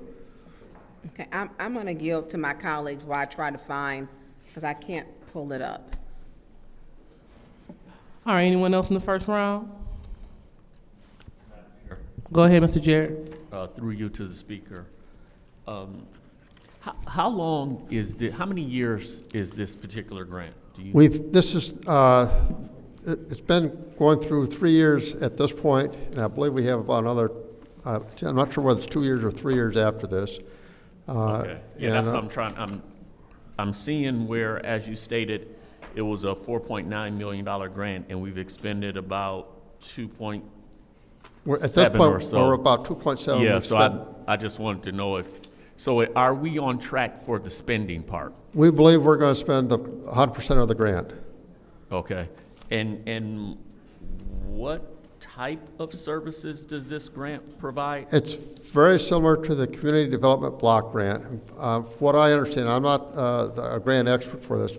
Basically, anything that is eligible most things that are eligible under the Community Development Block Grant would be eligible under these grant programs. Okay. And this is for year 2023? Right. Okay. And are we on pace with reporting, or are we only responding now in November of 2024 because we got a letter from the state? We get a letter from the way the process works is the state sends us a letter, and then we have to respond to that letter. Okay. So is it common practice to wait till we get the letter, or not? I believe most cities do. I'm not aware of any cities that don't, but I'm sure there's somebody that files a plan earlier. But okay. For this particular grant, this is to be expected because, like I said, we get reimbursed for our expenditures. So this is a grant where we get reimbursed. Okay. And it's $66,537. Correct. Is that the amount that we will be issuing? That sounds right. That sounds right. We've been reimbursed since the year end. We've drawn down over $200,000 worth of grant dollars, and we'll continue to draw them down as we spend the dollars. So. Do we know this $66,000? Does it represent the deficit total for the year of 2023, or is this just a portion of the deficit for that year? It's a portion of it. Like what type of portion? Are we talking about a month's worth of deficit, a quarter? What do you have a guess or an idea as to what it is? I'd have to get back to. I'd just be guessing if I gave you an answer right now. I do know that we've been trying to be more proactive to request drawdowns more frequently than we have, but there's no requirement that you draw down every month. All right, but we're trying to do that more frequently. Is it your understanding as CFO that this $66,000 satisfies the total deficit? Yes. For 2023. Absolutely. Yes. Okay. Thank you.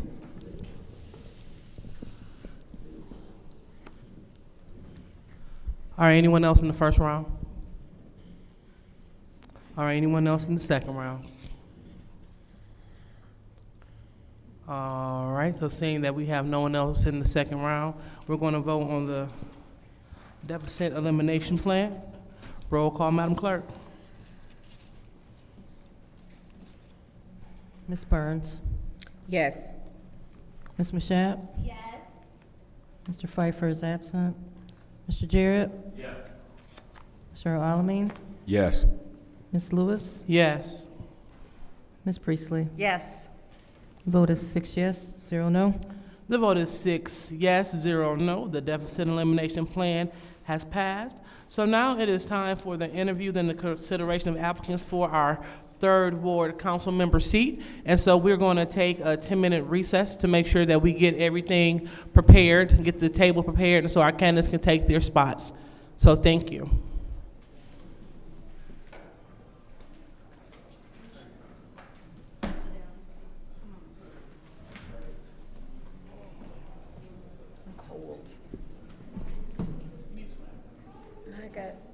I don't have anything in my office this time.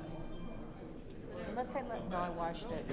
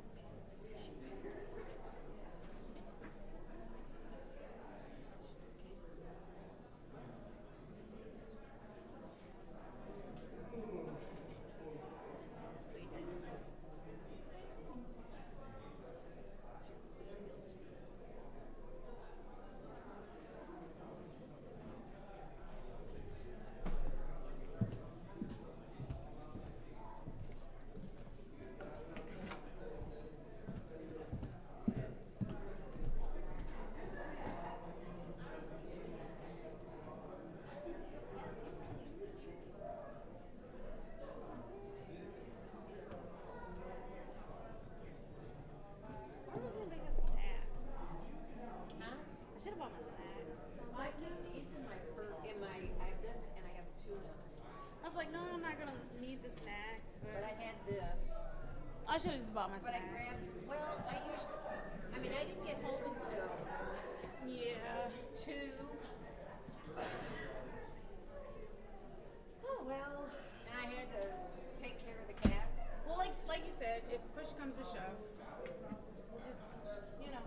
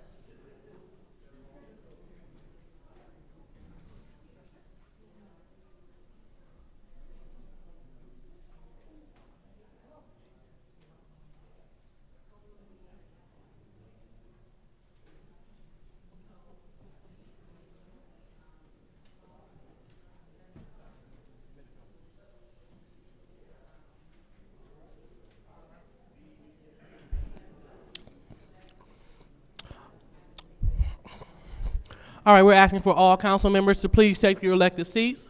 All council members, please take your elected seats. Thank you.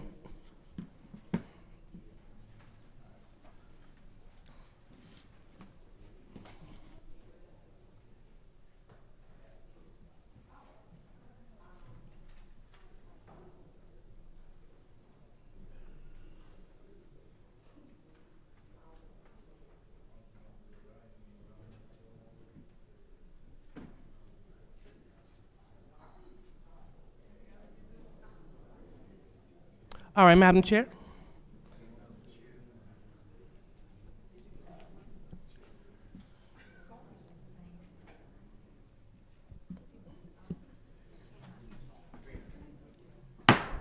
time is now 6:26, and this special city council meeting is now being brought back to order. Roll call, Madam Clerk. Mr. Alamin? Present. Ms. Lewis? Present. Ms. Priestley? Present. Ms. Winfrey Carter? Present. Ms. Burns? Present. Ms. Mashat? Present. Mr. Pfeiffer is absent. Mr. Jarrett? You have 7 members present. We have 7 members present. All right, so now it's time to interview and consider applicants regarding the vacancy of the office of the 3rd Ward. And this is per the Flint City Charter, Section 2-410, Section B1. And so now is the time for us to, Madam Clerk, so is this when I want to give it to you so you can get everyone in order? Okay, so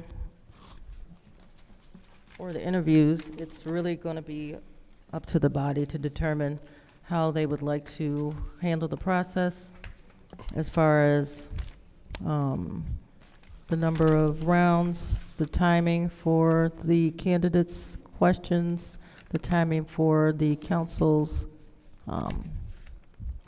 response or to give them the questions. And then we also would give the candidates some time at the end to say whatever they wanted to add that might not have been asked. In front of you, you have 2 candidates provided information, Mr. Jones and Mr. Nelson. And you also have suggested questions from HR. These are just suggestions. Council can ask whatever questions they would like, as long as they do not violate any of the human resources line of questioning that you're not supposed to ask anyone in any type of interview. So it's going to be up to the body to determine how they want to handle this process as far as timing questions and response times.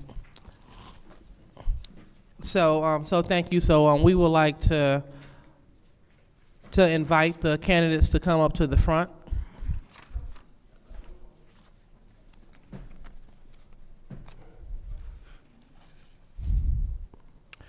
And also, so the chair would like to have 1 round of alternating questions. And Mr. Woodson, would you please stop yelling out? That is your first warning. So the chair proposes to have 1 round of questioning, giving the candidates 2 minutes apiece to answer each question. And we will alternate council members per question. So for example, we will start in the 1st ward. The 1st ward will ask his question. His question will go to all 4 candidates. They will have 2 minutes to respond.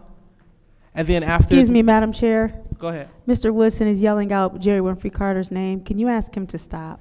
Okay, yep, so that again, he's been warned the first time. This is his 2nd time. Mr. Woodson, that is your 2nd warning. You're being asked to leave this meeting. I appeal the ruling of the chair. That's fine. There's been appeal. Any support? Supported by Mr. Jarrett. So Mr. Woodson has been brought to order 2 times for yelling out at the meeting. So go ahead, the appealer, go ahead, Ms. Burns.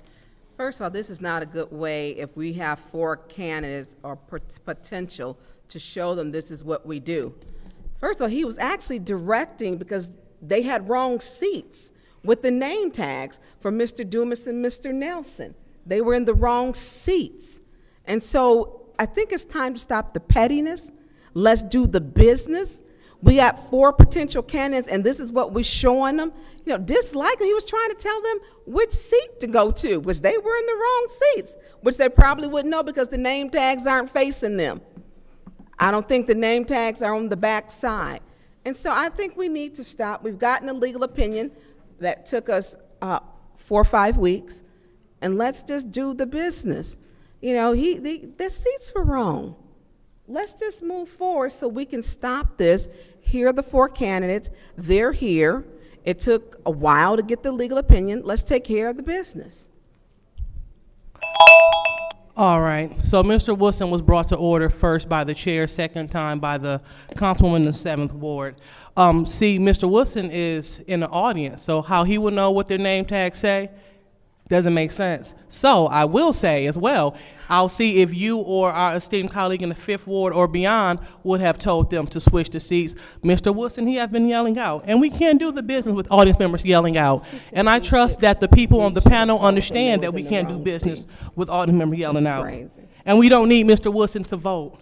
So therefore, we need order in these chambers. It was once said that the chair was not promoting order. This is order, and we shall have it in these chambers. So with that being said, if you vote yes, you will overturn the ruling of the chair. Vote no will uphold the ruling of the chair for Mr. Woodson to have his second warning and be removed from this meeting. Roll call, Madam Clerk. Ms. Mashat? No. Mr. Jarrett? Yes. Mr. Alamin? No. Ms. Lewis? No. Ms. Priestley? No. Ms. Winfrey Carter? Yes. Ms. Burns is not in. The vote is 2 yes, 4 no. The vote is 2 yes, 4 no. So the ruling of the chair stands and Mr. Woodson is removed from this meeting.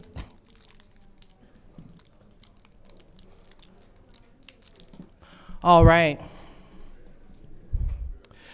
So, as the chair was saying, so when Mr. Elamine goes first, Ms. Levy, we will go in clockwise order, and we will continue to alternate until all questions have been asked. Again, you will have 2 minutes for your answers.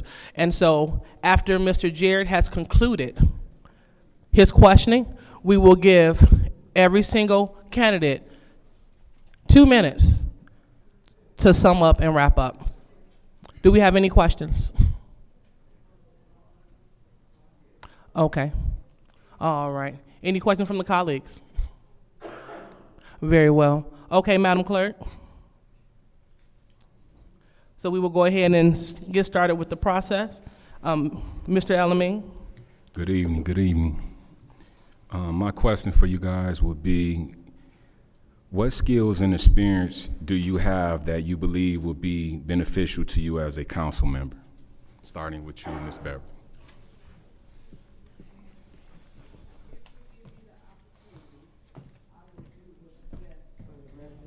City of Flint, but, You want to start over?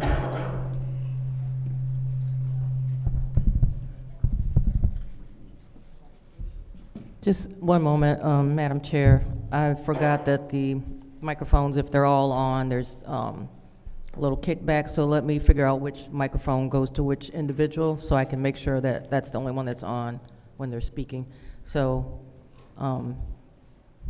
if I could ask Ms. Biggs-Levy to just talk until I figure out, you can just say your name over and over until I figure out which one of these microphones is hooked up to you. Sure. So the before we start timing her, I just want to set your microphone first, so if you could just say your name. Just until I figure out which. Beverly Biggs-Levy.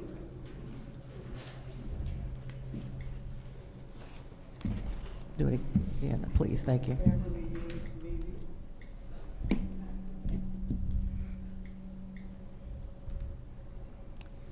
Just go ahead, I'm gonna have to figure it out as you talk.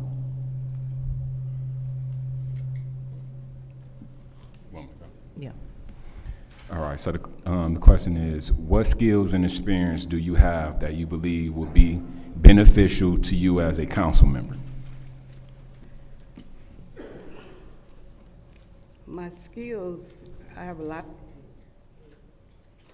My goal is to make sure that the resident of the city of Flint in the 3rd Ward will be taken care of. That's my skills.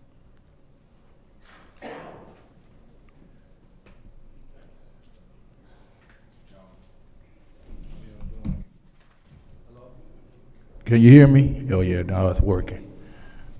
back a little bit. Well, I guess you can say I have natural skills because I have always been like dealing with young men in our community ever since the age of 19, far as mentoring and stuff. And as of like right now, my communication is good because I've been receiving phone calls lately about a lot of stuff that's going on. Some of the stuff that has nothing to do with council, but people want to blame on council. But so I feel that my natural communication skills and the fact that I, been around a lot of people and have, talked to a lot of people, and the fact that I have hosted a lot of forums and stuff, far as with candidates and stuff. So I'm kind of in the middle of, right now, as far as the community is concerned, like the middle of council and the middle of the community. And what I mean by that, a lot of people ask me, why do I even come to these council meetings? And I'm like, somebody from the hood got to do it. So I got to come up here and listen and try to relate to y'all, try to pull everything together to get everybody on one accord. So I feel that's probably about where my experience is as far as my everyday life.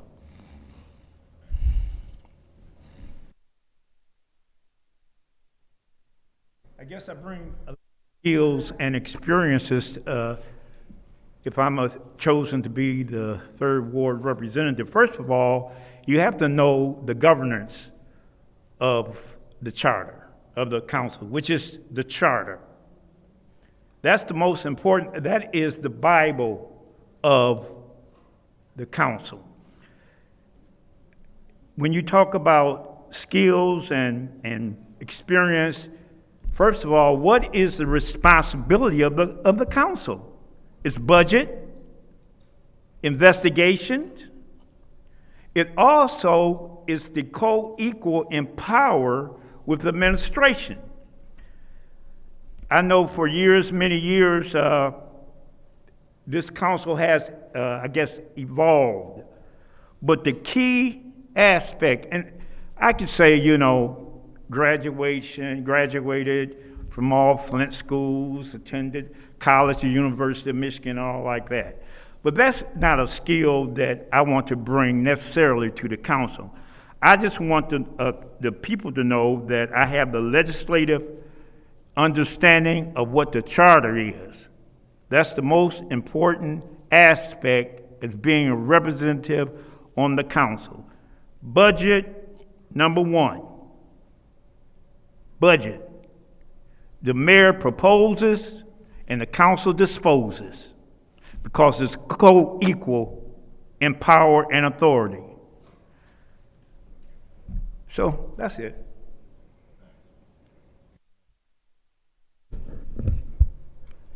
My name is Kerry Nelson, and if I am chosen to represent the 3rd Ward tonight, I bring 7 years of sitting where you're sitting now. 2 years as council president, vice president of finance, government ops chairperson. I know it takes the listening ear to listen to one another. May not agree on everything, but we have to have an understanding of listening. And if we do that, we can work and build this community together. And it is true that you need to know the charter, and the charter is the law. It is the Bible, you may say, as Mr. Dumas has said. But being in that seat and then go to the training of the Michigan Municipal League is helpful. It works with you to know you have to work with other peoples across the state of Michigan, not only in your local communities. But if I am chosen, experience counts. Doesn't mean I know everything, but I do know how to get in there, roll up my sleeve, and work for this city and the 3rd Ward. Thank you.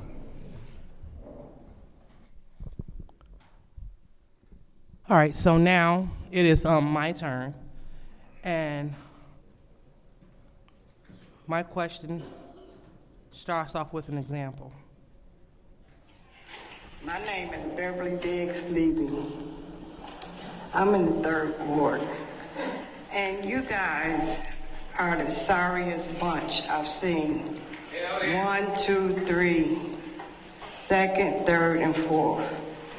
You clowns. That's what you are. You clowns.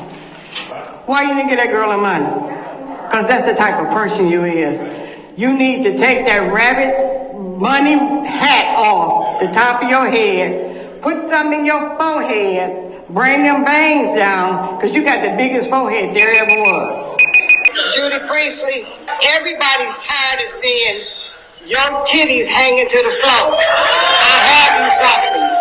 And I have the receipt to go buy something. If it ain't big enough, you can go to little more than a handful. Call them, they will open the doors and fit you for what you need. You guys are a joke. That Quincy, I did call your job today, and I reported it. If you can sit up here on the council seat, you can go to work at Lear's. And I made sure I let them know who I was, and I want all of you guys to get together, call their HR, and let them know he's sitting in his seat, but he ain't at Lyra. So Slick Leave ain't gonna work today. People don't tell you about these, what they call pull-ups. You need to pay for your shitty ass. You see this? They calling you shitty at work. Everywhere you go, you shitting on yourself. And show this man, if ain't nobody told you to buy any of these, I'ma leave your pack. May our 3rd Ward colleague rest in peace. The city charter speaks to having decorum, which is defined as proper and polite behavior or agreement with accepted standards of conduct. According to council rules, vulgarities are not allowed. As an aspiring city council member, have you come to council chambers and spoke vulgar to council members during public comments? And it'll start with you, Mr. Jones.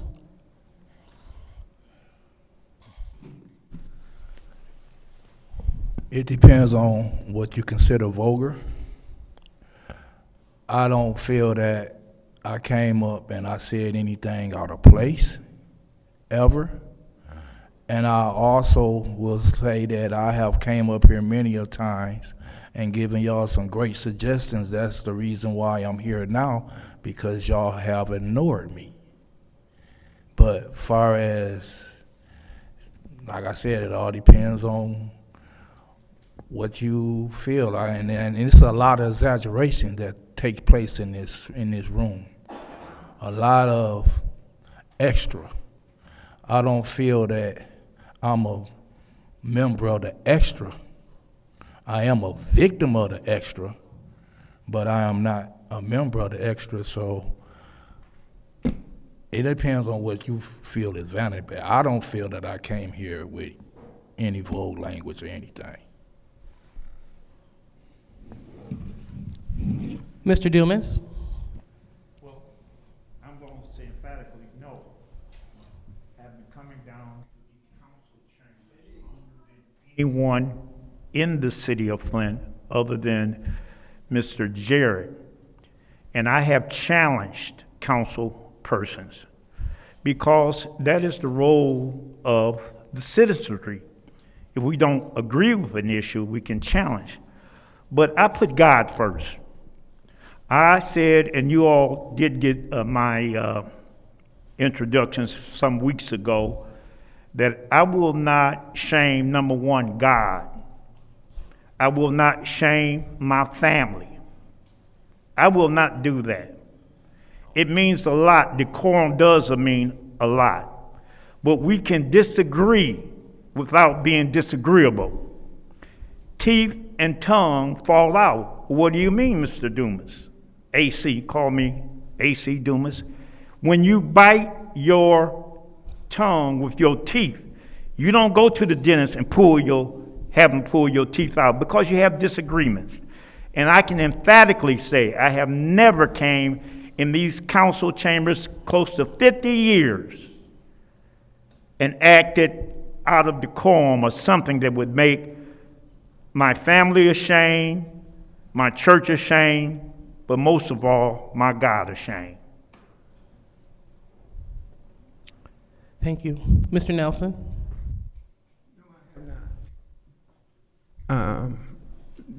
Because as I said, I've sit where you sit, and there has been things said at you. You know all about it because people come at you in every direction, and sometimes you have to sit, be still, and be patient. I can say I have not been in these chambers to make anyone or call anyone nothing else but their name. That's not to give me any special stars. It's just to say that's just me. I will not do it, have not do it, because I've sat there, and I know they will come after you. But if you be still and wait, God will fight your battle. Thank you. Ms. Levy? Like I said, I will do everything in my power to make sure the resident of Flint is being taken care of if I get the opportunity. And when I say things, I mean it. I didn't lie. Everything I said, I did not tell a lie. And corruption is corruption, and you are corrupt. So, Ms. Levy, so back to the question. So that's your answer to the question? That's my answer to the question. I will do everything in my power, given the opportunity, to do what's right for the resident of the city of Flint. Okay, so I just wanted this to stay for the record.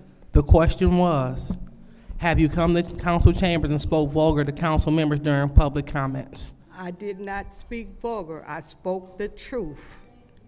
Vulgar is one thing. Speaking the truth is another thing. Okay, thank you. That's your time. Okay. All right. So now we're moving on to Councilwoman Priestley, starting with Mr. Dumas. Thank you. We've received resumes on every person. Some of them are a little more skimpy than others. Some have resumes published on websites, some do not. So I'm going to go ahead, and if I have a question, I'm going to follow up real quick on it. So based on your history and your past experience, what qualities do you believe that you can bring to this body to help improve us to make our decisions? Well, first of all, and I'll reiterate that one of the greatest skills that I have, or I think for this body, is that I know the charter. If you don't know the rule-making documents of any organization, you're there for failure. You know, this is not my first, I was president of the Flint branch of the NAACP for many years. And it's an organization that has structure. I was chairman of the board of trustees at my church. Structure.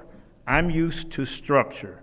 And I think whatever your structure comes from, it comes from the organizational rules. In this case, the charter. As I state before, that I think that me coming down here and seem like I'm the oldest person in this running, I've been around a good while, and I've learned. And I've learned by listening. I'm a great listener, but I also am a great orator. I'm not boasting, but it's just what I am. And I think that I could bring unity within this body. I believe in the Bible, whatever your thoughts may be. A house divided against itself will not stand. And this council has to be united for the residents of the city of Flint. We have to do the things that help the residents of the city of Flint. For this is a government of the people, by the people, and for the people. It's the people's government. Thank you. Mr. Nelson? As I stated before, the experience that I have, because I've sat here, I've worked with different colleagues through the years, sat on various committees, sat in the president's seat, involved in the community, listening, have been a great listener to the years, managed at Citizen Bank when they were still in business. So that takes a listening skill and an understanding and patience. And will I agree with everything? No. But is there a way we can work together to make this city and the Third Ward especially where it needs to be? And we can do that. We can do that by attending all the trainings at the Michigan Municipal League and by overseeing at the National Baptist. You have to have a heart of willing to work together and listening. And that's one of the skills I have. I can listen, I can tell you how I see it, and you can tell me how you see it. But at the end of the day, it needs to be where we all can work together. Ms. Biggs-Levy? One. It doesn't matter to me who I work with. I can work with anyone if you are working fairly. I will not be in anything that's corrupt. I will not. I'm here for the Third Ward residents of the city of Flint, and I will do my best that I can do to make sure the residents are taken care of the right way. My question was, because I do have your resume, Ms., and we have more resume on you and Mr. Nelson than anyone. And in reviewing your resume, which we got an email, goodness gracious, back in October. I read and this is why I said I had some follow-up. I read your education, and then I knew that you were on the Lento group, and your education doesn't match, which is correct. Do you have did you graduate cum laude from the University of Chicago with a degree in culinary services, or did you just attend Mott Community College Culinary School? I worked there and I graduated from there. So what are you looking for that doesn't match? I've been a cook since the age of 16. I've been catering most of my life. I've did a lot of different things. Yes, I work for Lento Law. Your education here on your resume that was sent to us says that your education was Mott College, that you studied culinary arts, and you achieved the position of head chef. Very admirable. They have a wonderful program there. And that you took the Wilton method of cake decorating courses, which I have too, and that you went to Flint Community Schools. This is where the conflict comes in. On the Lento Law Group, it says that you graduated cum laude from the University of Chicago. If you went with a degree in culinary services, why is it, if you graduated from the University of Chicago, why isn't that on the resume that you provided to us? I am here to do a job for the Third Ward of the city of Flint. My resume does not matter of what I do. Okay. I do the job that I do, and I'm good at it. Okay, thank you. Rich, go ahead and if you could answer your question. We have a very minimal resume on you, but that's. Do you have anything specific towards anything? Just what I was wondering was what in your resume did you feel would work for us? But we just have a paragraph on you, which is fine. You know, I don't have a problem with that. It's when you have the details that you want to make sure that the details match everything. But give me your experience in local projects, because you detail that. experience of projects that I have done. Because you mentioned that you have, you say, with my experience in local projects and my commitment to addressing key issues like public safety, education, and infrastructure, I know I can make a positive impact. Describe some of your experience in local projects. I do a thing called No More Tears, to where I bring people together. We have positive music, and we try to curb violence. Last Monday, I was just in, was it Monday or Tuesday? Whatever the second was, I was in Lansing doing Stop the Violence. We had a meeting with some of the state reps up there. I was up there for that meeting. And I have hosted forums as far as when people was running for office in the city of Flint. I have been coaching basketball ever since the age of 19, so I've always been mentoring young men and women. And I'm still doing that. I have a positive program that's operated out of Orlando, Florida, that's just signed up with Puma. So I just want to, and then far as with this council, what I bring to the table is I'm not a rubber stamp, and I ain't nobody's favorite. So if it ain't good for the citizens, I'm not gonna vote for it. I still have 47 seconds. I thought but that's you were good. wrapped up, that's why. We good. Okay, thank you very much.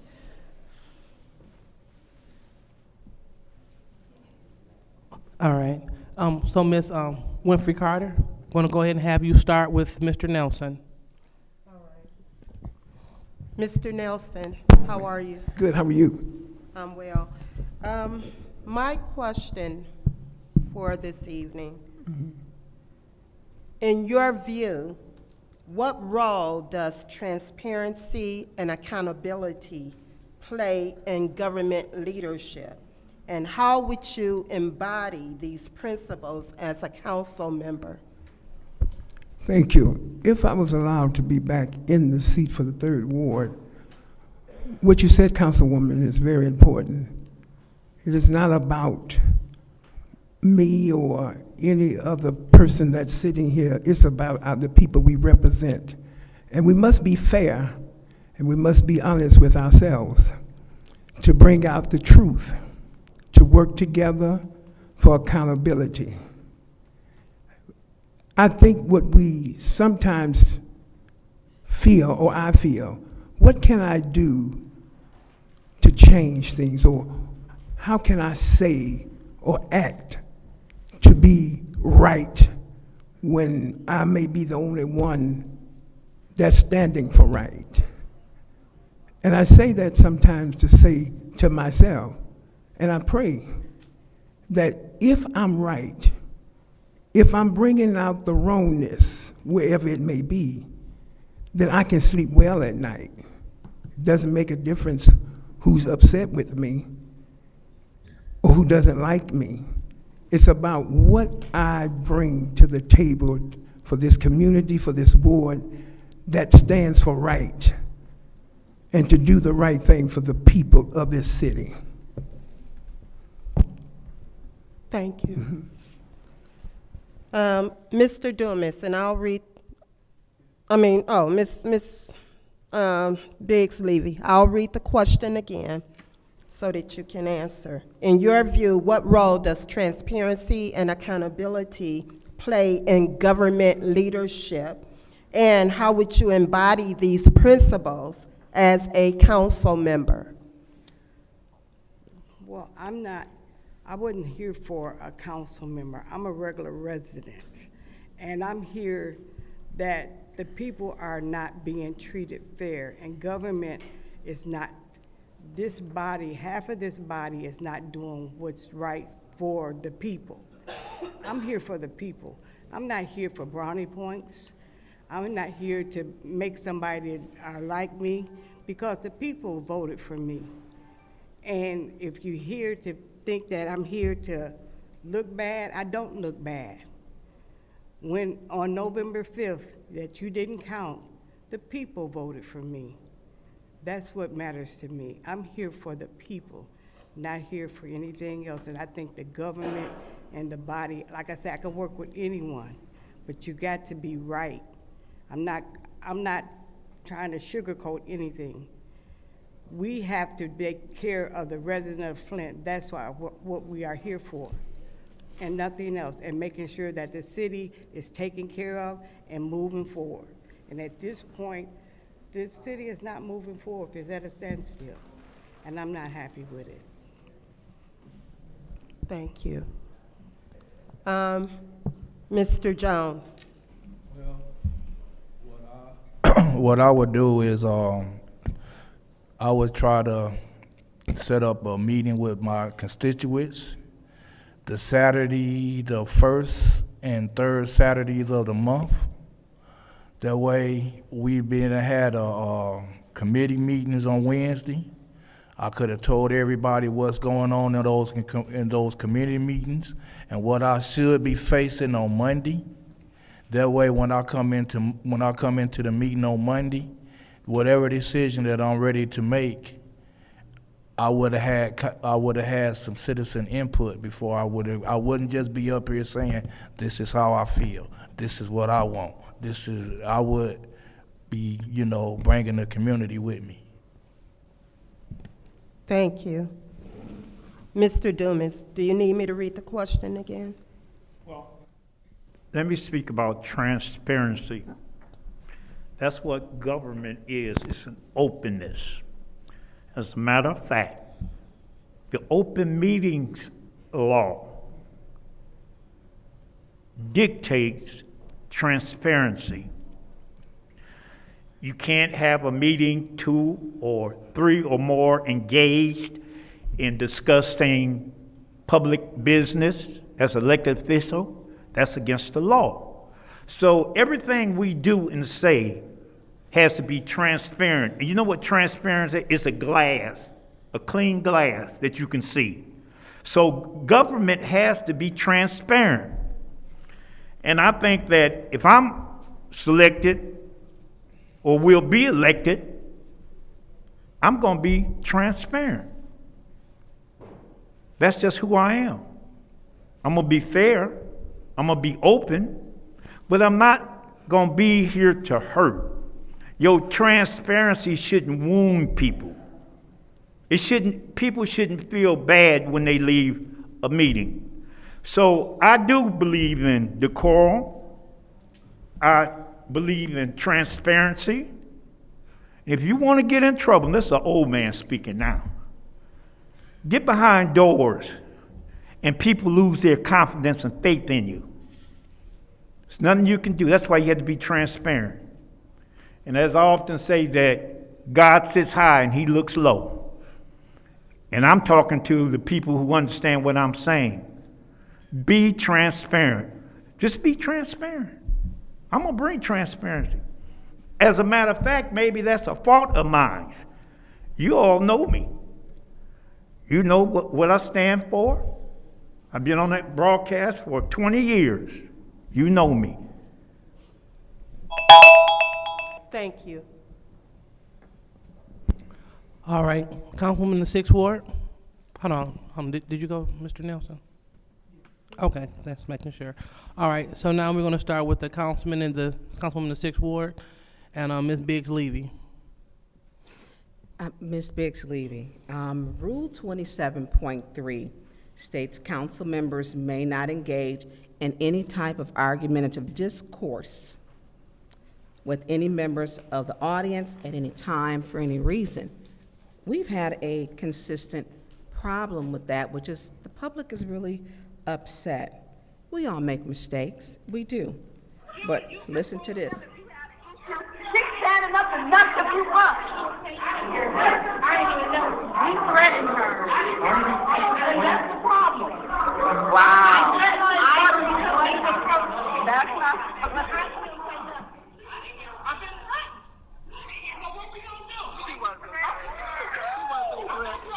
She wasn't threatened. What? We don't know. So I find it very hypocritical. We have council rules when our leadership has called people names, and I'm going to spell it, the B-I-T-C-H. I was called by our council president. We've had other people called names racist. to further divide. What will you do to bring this council together? Because our leadership hasn't done it so far. To bring the council together is to be on one accord. We all have to be on one accord. We shouldn't have to be threatened and put out just because they don't like us. Or we have had petitions that having a recall and stuff like that. But they can say what they want to say to us. But then when we say something, they want to record us like we're the victim. We're not the victim. We're here to get along with one another. We're here to take care of the 3rd ward, the 1st ward, the 2nd ward, all the wards. But that's not being happened here in this council. And you see crooked people, and they laugh at you and they think it's a joke, but it's not. We are here to make sure the residents are taken care of. Our residents have not been taken care of in a while, and they overlook the residents just to fill their pockets up, and it's not right. The residents should be taken care of first, and then spread abroad. Thank you. Mr. Richard Jones, Rule 20, you want me to repeat the rule? You probably know it by heart. I'll repeat the rule. Rule 27.3, council members may not engage in any type of argumentative discourse with members of the audience at any time for any reason. And we've seen a lot of this happen in our council chambers. You may have been a victim of that. What will you do to bring this council together? Far as bring the council together, I don't know if I have an answer to that. But far as me, myself, I will remember my time being on the lecture, far as when somebody come up to talk. And I also believe in to do unto others as you would expect others to do unto you. So I would not be up in that chair directing any kind of energy that I wouldn't want the chair if I was on the other side having that energy directed to me. But far as what going on here, I don't have no answer for that. Thank you. Mr. Dumas, Rule 27.3, council members may not engage in any type of argumentative discourse with members of the audience at any time for any reason. We do know that it is a fact. We have had this problem. Audience members are removed, but council members are not.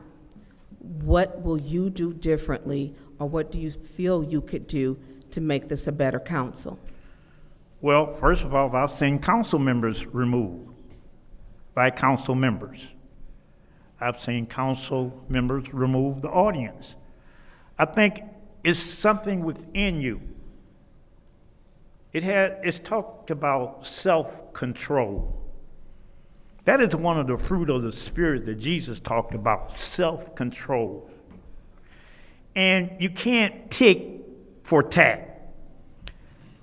One thing I think that those rules should be modified. They should be changed. I think if I've got a minute 23 seconds left, and if I got another second to say I want to thank you, I shouldn't be cut off abruptly. I think that I ought to be able, in the audience and the council should be able to say their point. And sometimes we get so rigid. Some of you ladies, maybe this group don't know about corsets. Older women used to wear girdles. And the Bible teaches us that we ought to put a girdle over our minds and a watch over our tongue. That's the only thing I know. That's the only thing I can refer to, as Mr. Jones said, do unto others as you would have them to do unto you. That is the golden rule. And so, again, I say that some of those rules, and I quote Mr. May's goofy rules, and some of them are goofy because they conflict with the charter. They conflict. So the council rules are supposed to align itself with the charter, and not the charter aligns itself with the council rules. Thank you. Thank you, Mr. Dumas. Mr. Nelson. Rule 27.3, council members may not engage in any type of argumentative discourse with members of the audience at any time for any reason. We know that the public has been very upset. Council members here have been called out of their name, not their government name. When you're called a racist, you're called a BITCH by other council members. The residents want to change. What will you do to make this council different? How will you contribute to a different and better council? Thank you, Councilwoman, for that question. When I was here before, it's all about teamwork, cooperation, respect for one another. I never have called, even some of my colleagues that made me quite mad, but I never called them out of their name. I first want to be treated with dignity and respect.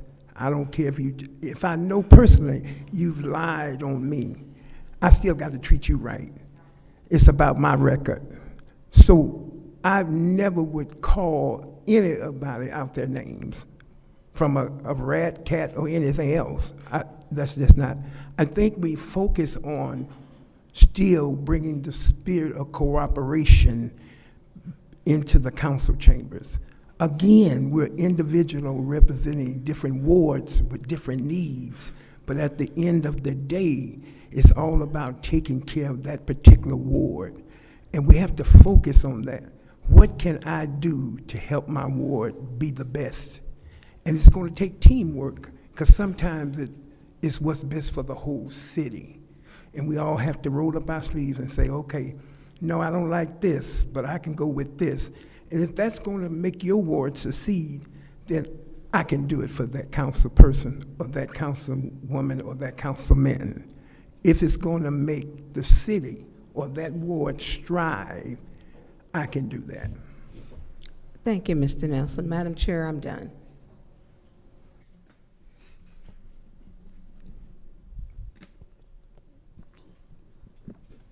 All right, next, Councilwoman Mashat, starting with Mr. Jones. Absolutely. Thank you, Madam Chair. Thank you all for showing up to be interviewed on this evening. Thank you for every time that you have shown up. It was a road for us to get here, but we are here. And so I'll get right into my question. My colleague in the 5th Ward talked about transparency and accountability. We've heard, even from this panel tonight, discussions about fraud and corruption. And so I just want to ask everyone on the panel, have you ever pled guilty to, been accused of, took a plea for? Can you hear me, Mr. Dumas? Have you ever, okay, just want to make sure. Have you ever pled guilty, took a plea for, been accused of, been in the headlines of, for any fraud, stealing, or anything of that nature? And if so, did you take a plea for that fraud, for that stealing? And if so, was there restitution, and have you paid it? I believe I'm starting with you, Mr. Jones.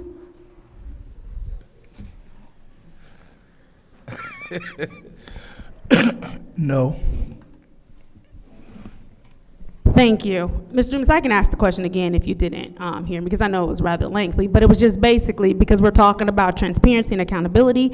There's been a lot of talk about frauds and people being crooked. Have you ever been accused of, pled guilty of, had a headline of you doing any type of fraud or stealing against any type of governmental entity or period? And if so, did you plead guilty to that, or if so, is there a restitution, and have you paid it?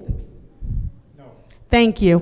Mr. Nelson, I can repeat that question for you if you need me to. Okay. Thank you, Councilwoman, for the question. And I can say, I don't know if your mic is on. okay, now. And I can say, yes. Mm-hmm. Oh, yes. I've been falsely accused, went to the courthouse, and the judge threw it out. Mm-hmm. It's something about good records. And when you keep good documentation, you don't have to worry. And there was no plea deals or anything out there. He just said bye-bye. The best records he had ever seen. And so, yes, I know about that when you're falsely accused. And the thing I can say proudly is that's all it was, is someone in some group that was angry because I wouldn't bend the way they wanted me to bend. But at the end of the day, it is so true that the Lord shall fight your battle. Absolutely. So you've never taken a plea and you do not owe any restitution? No. Thank you. Ms. Biggs-Levy, is now your turn. I can repeat that question if you'd like. All right. Have you ever been accused of, been in the headline for taking a plea for any type of fraud in any way, shape, or form? If so, did you plead to said fraud? And do you currently owe any restitution? Yes, I have made I have made news in the past, but that's what it is in the past. So the rest of my question was, and Mr. Nelson did answer, the rest of my question was, did you plead guilty to any type of fraud, and do you owe us restitution for any type of I fraud? don't owe any restitution for it. You do not owe any restitution. Did you plead guilty for fraud? I'd rather not answer that question. Thank you. I'm done, Madam Chair. All right. So lastly, we're about to go to the councilman in the 9th Ward to start with Mr. Dumas. Good evening. Good evening, sir. And this is going to be the question for all of you. The first part is a simple yes, no, and then the other part is as simple as a number. And my question is this: are you aware of your name showing on a ballot as a candidate for 3rd Ward City Council, City of Flint, in the year 2024? And if so, for that particular election, how many votes did you receive? Well, yes, my name did appear in some precincts in the 3rd Ward. In one precinct, Precinct 10, the race was omitted.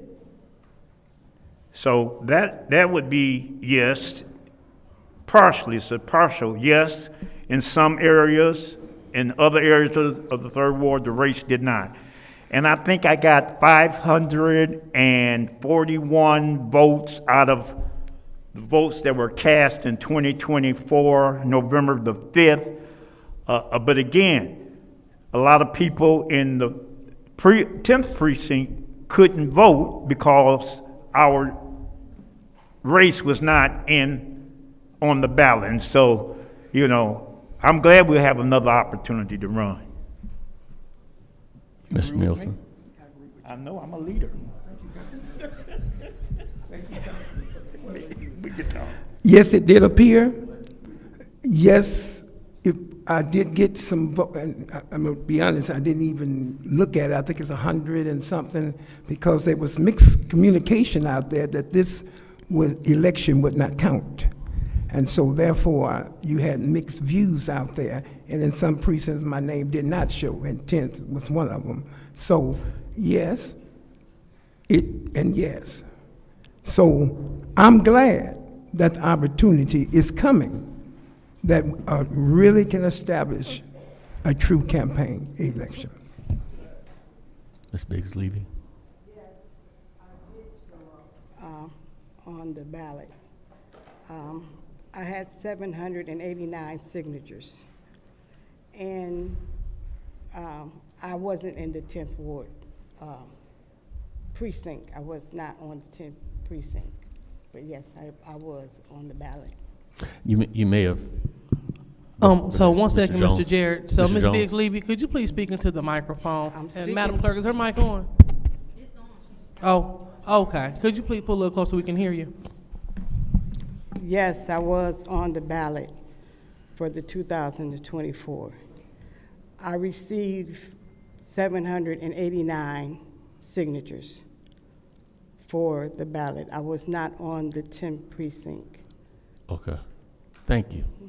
Mr. Jones? Yes, I was on the ballot. Can y'all hear me? I feel like, there we go. Yes, I was on the ballot, and I'm going to answer the second part of your question the same way I had to answer some trolls on Facebook. First of all, when the election was official and it was 5 candidates living, we're starting the campaign. Then I heard of the passing and that the fact that the election was no longer going to count because he had to be appointed. I still was a little lenient, ready to roll or whatever, because there was an injunction filed to count the election. That injunction was dismissed. Then that's the first thing. If our charter would have been the only problem with this election counted, then I would have been right with them saying, yeah, we need to count this election. But then when that didn't go through, it was filed in the wrong court, I heard. And then the next thing come out, Quincy Murphy passed. His name was on the ballot. After that court case was dropped, my campaign was over with. I had yard signs in my house. I think all 3 of us have yard signs. No one put yard signs out. I got yard signs, plenty of them. Did not put them out. Then you got to throw in poll 10. With all of those factors, and plus the charter say what it say, that's how we got to where we are today.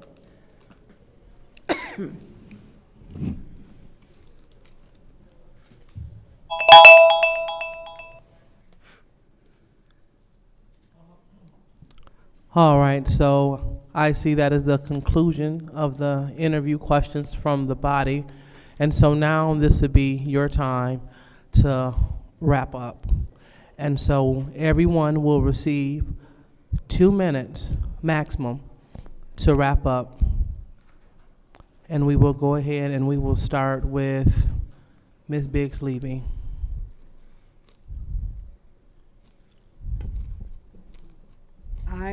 Again, my name is Beverly Biggs-Levy. I'm seeking for the 3rd Ward seat. If I have the opportunity, I know I would do the best job I could do for the residents of the city of Flint. I'm not a person that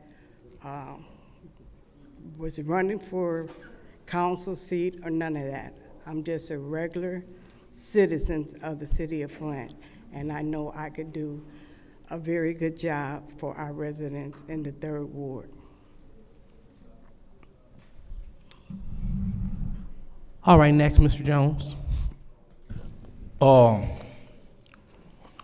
just want to say that, sorry about that, gun went in the wrong spot, but I just want to say that I have been talking to some people.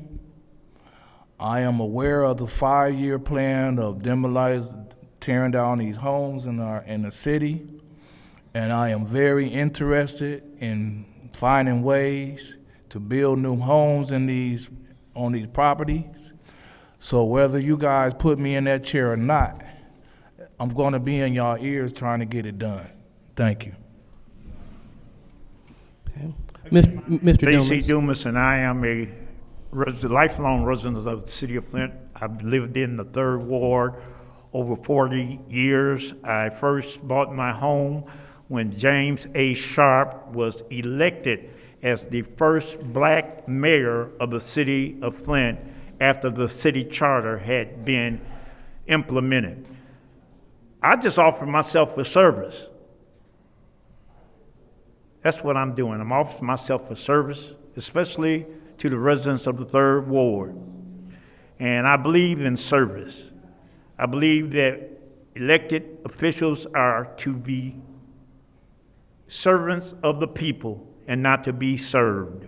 Again, servants of the people and not to be served. And as I close, and I always refer back to the scripture, to the Bible, because ain't nobody going to heaven unless they do what the Bible say. I'm going to make that clear, in my opinion. Am I right, Deacon? You're right. Thank you. I'm a leader. Oh, I got 55 seconds left. And I say that because at the end of the day, everybody's going to be a servant. You're going to either be a good and faithful servant, or you're going to be a wicked servant.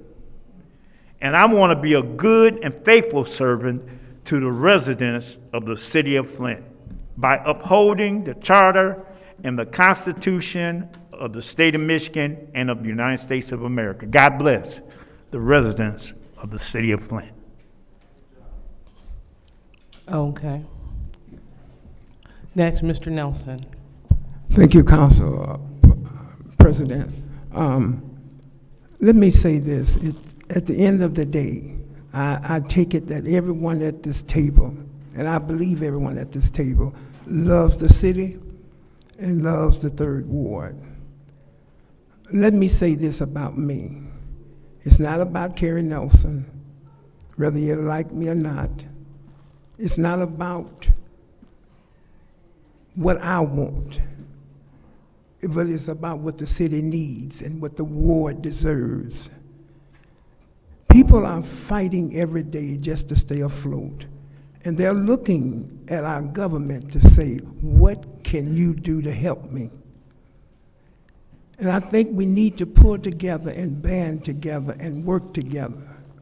Not, again, like I've said all night, not agreeing on everything, but what are we really doing for the residents of the city of Flint? What can we do to make sure that at the end of the day, you tried? Even if you didn't succeed, you tried. And so I know that I love this city and I love the Third Ward, and I'm willing to work with anybody that's willing to move the city forward. Thank you. Thank you. So being that every member of this body have asked questions and our panel had an opportunity to wrap up, it is now time for the vote for the appointment. And as we begin to vote for the appointment, I want to read into the record the duty of the City Council before we start. And this is Article 3 under the Charter, which is Section 3-101, City Council. And it says, the legislative power of the City of Flint is vested in a City Council. The City Council has the powers and duties provided by law or this charter, including enactment of ordinances and resolutions, enactment and monitoring of the budget, investigations, and monitoring of the affairs of the city, and ensuring qualified and effective candidates fill the appointed positions. So hearing what our duty is per our Flint City Charter, it is time for us to vote to appoint the next person to fill the seat of the Third Ward. Madam Clerk? Okay, this vote will go like the rounds for president, so I will state your name, and you will say the name of the person that you would like to appoint to the Third Ward council seat. And I'm going to start with Mr. Alamin. Kerry Nelson. Ms. Lewis? Kerry Nelson. Ms. Priestley? Kerry Nelson. Ms. Winfrey Carter? Beverly Biggs Levy. Ms. Burns? Biggs Levy. Ms. Mashat? Mr. Kerry Nelson. Mr. Jarrett? Biggs Levy. That's four votes for Mr. Nelson, 3 votes for Ms. Biggs Levy.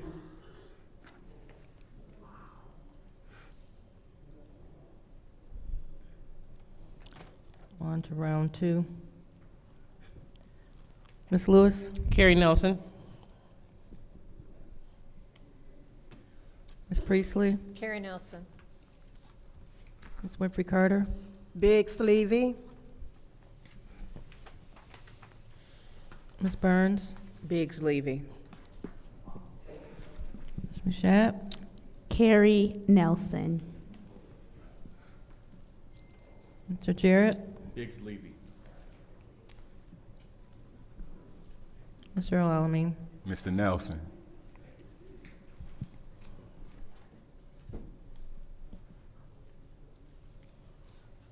That's 4 votes for Mr. Nelson, 3 votes for Ms. Biggs Levy.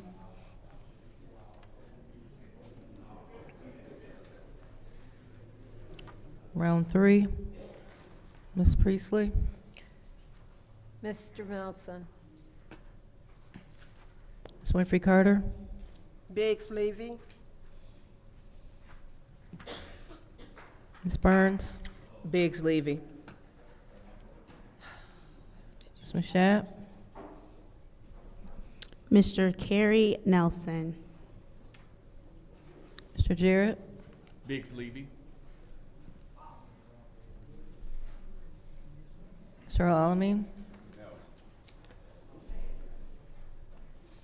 Ms. Lewis? Carrie Nelson. 4 votes for Mr. Nelson, 3 votes for Ms. Biggs Levy. Round 4. Ms. Winfrey Carter? Biggs Levy. Ms. Burns? Biggs Levy. Ms. Mashat? AC Dumas. Mr. Jarrett? Biggs Levy. Mr. Alamin? Ms. Lewis? Carrie Nelson. Ms. Priestley? Carrie Nelson. It's 3 votes for Ms. Biggs Levy, 1 vote for Mr. Dumas, 3 votes for Mr. Nelson. Round 5. Ms. Burns? Biggs Levy. Ms. Mashat? AC Dumas. Mr. Jarrett? Biggs Levy. Mr. Alamin?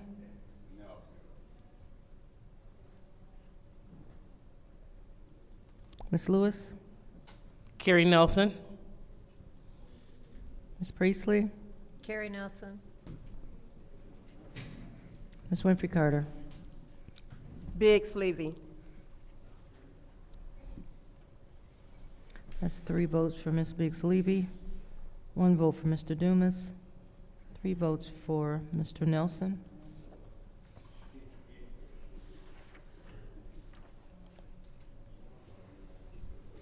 Round 6, Ms. Mashat?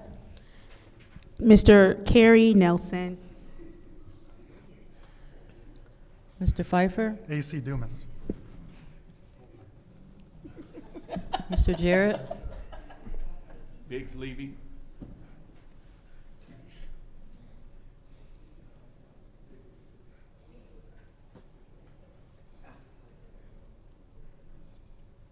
Mr. Alamin?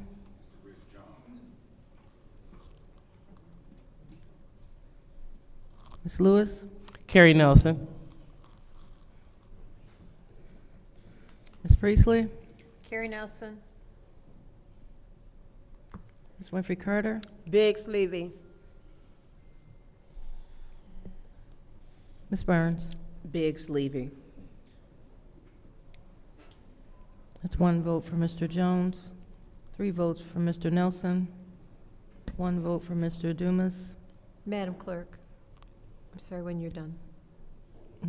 Mhm. There's someone filming with light that's shining in my eyes. Yep. If she could just turn off the light, that would be appreciative. Thank you, I appreciate it. I'll start over. That's 1 vote for Mr. Jones, 3 for Mr. Nelson, 1 for Mr. Dumas, and 3 for Ms. Biggs Levy. Round 7. Mr. Pfeiffer is not in. Mr. Jarrett. Biggs Levy. Mr. Alamin. Ms. Lewis. Mr. Nelson. Ms. Priestley. Mr. Nelson? Ms. Winfrey Carter. Biggs Levy. Ms. Burns. Biggs Levy. Ms. Mashat.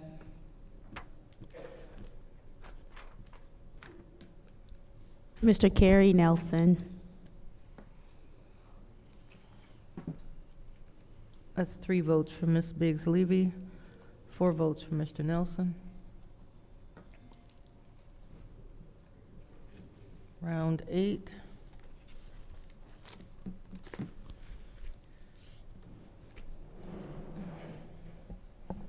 Mr. Jarrett. Biggs Levy. Mr. Alamin. Ms. Lewis. Nelson. Ms. Priestley. Carrie Nelson? Ms. Winfrey Carter. Biggs Levy. Ms. Burns. Biggs Levy. Ms. Mashat. Mr. Carey Nelson. Mr. Pfeiffer is not in. It's 3 votes for Ms. Biggs Levy, 4 votes for Mr. Nelson. Round 9. Mr. Alamin.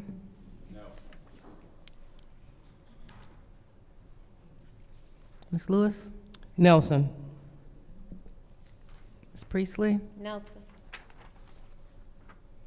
Ms. Winfrey Carter. Biggs Levy. Ms. Burns. Biggs Levy. Ms. Mashat. Mr. Carey Nelson. Mr. Pfeiffer is not in. Mr. Jarrett. Biggs Levy. 4 votes for Mr. Nelson, 3 for Ms. Biggs Levy.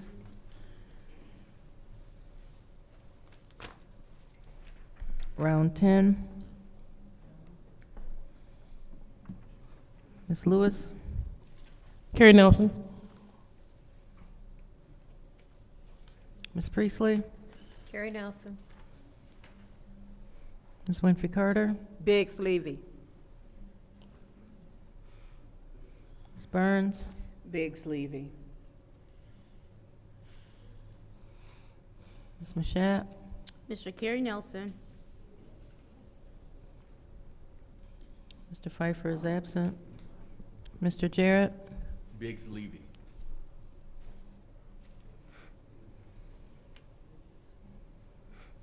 Mr. Alamin. 4 votes for Mr. Nelson, 3 for Ms. Biggs Levy. Madam Clerk, Yes, ma'am. is the heat on? My hands are freezing. Yeah, I mean, we're freezing up here. Yes, the the way the building works, it's on or it's off. So it's off right now. No, it's on. It's on for the season, but I can see if I can adjust the thermostat shortly. But it's pretty much it's either on or off. It's on for the season. Okay, because it's cold. Thank you. I'm gonna go get my gloves. Okay, round 11. Ms. Priestley. Mr. Nelson? Ms. Winfrey Carter? Biggs Levy. Ms. Burns? Biggs Levy. Ms. Mashat? Mr. Carey Nelson. Mr. Pfeiffer is absent. Mr. Jarrett? Biggs Levy. Mr. Alamin? Ms. Lewis? Carrie Nelson. That's 4 votes for Mr. Nelson, 3 for Ms. Biggs Levy. Round 12. Ms. Winfrey Carter? Biggs Levy. Ms. Burns? Biggs Levy. Ms. Mashat? Mr. Carey Nelson.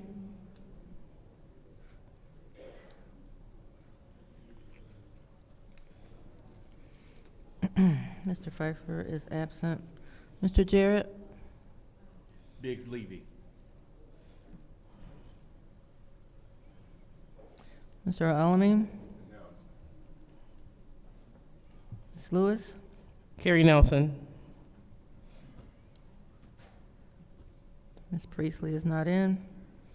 That's 3 votes for Ms. Biggs Levy, 3 votes for Mr. Nelson. Round 13. Ms. Burns? Biggs Levy. Ms. Mashat? Mr. Carey Nelson. Mr. Jarrett? Biggs Levy. Mr. Alamin? Ms. Lewis? Carrie Nelson. Ms. Priestley is not in. Ms. Winfrey Carter? Biggs Levy. That's 3 votes for Ms. Biggs Levy, 3 votes for Mr. Nelson. Round 14. Ms. Mashat? Mr. Carey Nelson.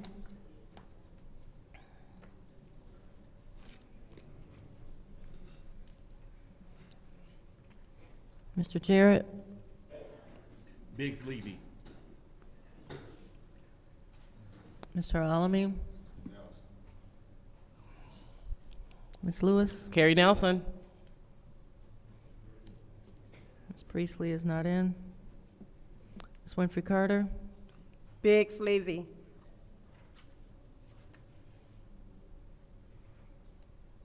Ms. Burns? Biggs Levy. 3 votes for Mr. Nelson, 3 votes for Ms. Biggs Levy. Round 15.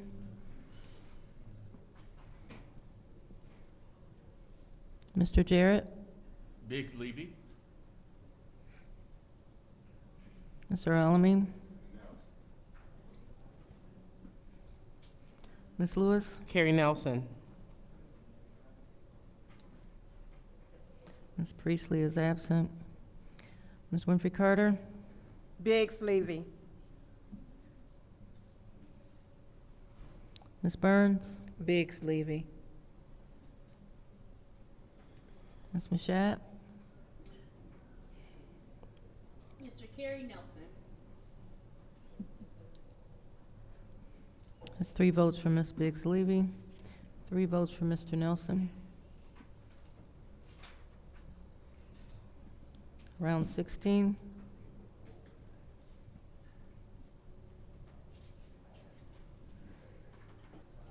Mr. Alamin?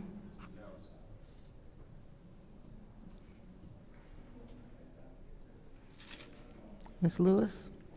Carrie Nelson.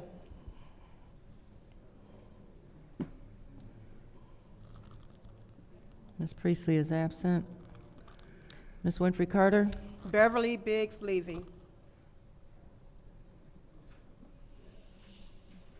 Ms. Burns? Biggs Levy. Ms. Mashat?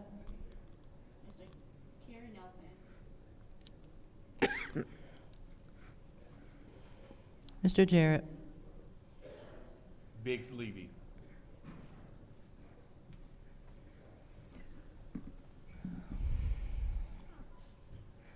That's 3 votes for Mr. Nelson, 3 votes for Ms. Biggs Levy. Round 17. Ms. Lewis? Carrie Nelson. Ms. Priestley?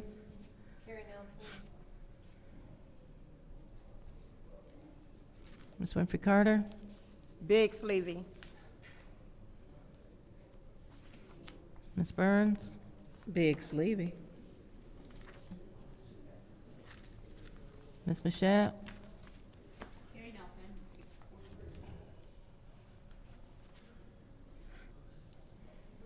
Mr. Jarrett?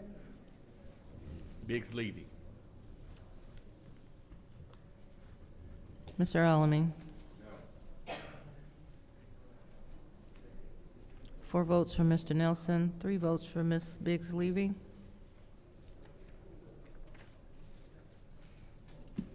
Round 18. Ms. Priestley?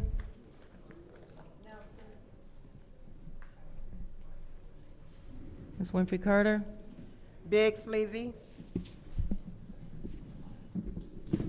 Ms. Burns? Biggs Levy. Ms. Mashat? Mr. Carrie Nelson. Mr. Pfeiffer? AC Dumas. Mr. Jarrett? Biggs Levy. Mr. Alamin? Ms. Lewis? Carrie Nelson. It's 1 vote for Mr. Dumas, 4 votes for Mr. Nelson, 3 votes for Ms. Biggs Levy.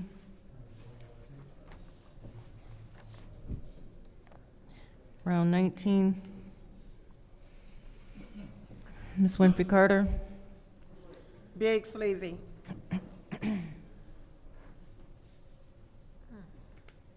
Ms. Burns? Biggs Levy. Ms. Mashat? Mr. Carrie Nelson. Mr. Pfeiffer is not in. Mr. Jarrett? Biggs Levy. Mr. Alamin? Ms. Lewis? Carrie Nelson. Ms. Priestley? Carrie Nelson. 3 votes for Ms. Biggs Levy, 4 votes for Mr. Nelson. Round 20. Ms. Burns? Biggs Levy. Ms. Mashat? Mr. Carrie Nelson. Mr. Pfeiffer is not in. Mr. Jarrett? Biggs Levy. Mr. Alamin?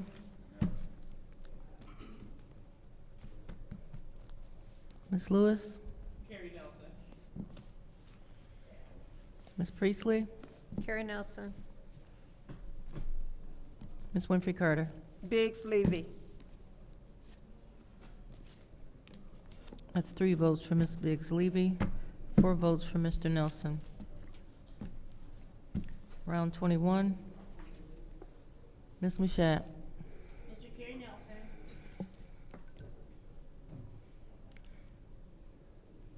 Mr. Pfeiffer is not in. Mr. Jarrett? Biggs Levy. Mr. Alamin? Ms. Lewis?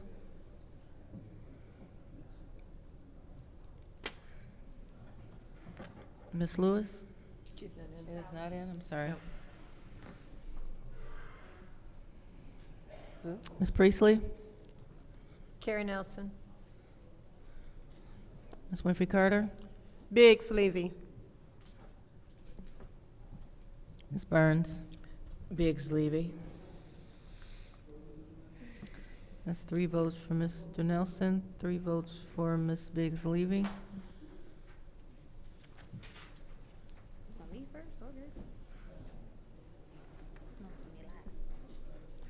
Round 22.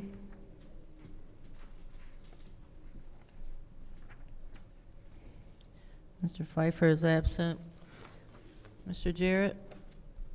Biggs Levy. Mr. Alamin?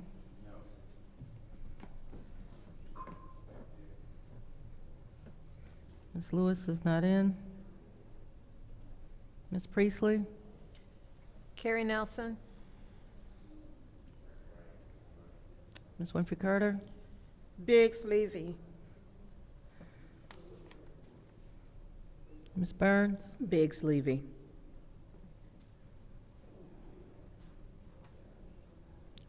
Ms. Mashat? 3 votes for Ms. Biggs Levy, 3 votes for Mr. Nelson. Round 23. Mr. Jarrett? Biggs Levy.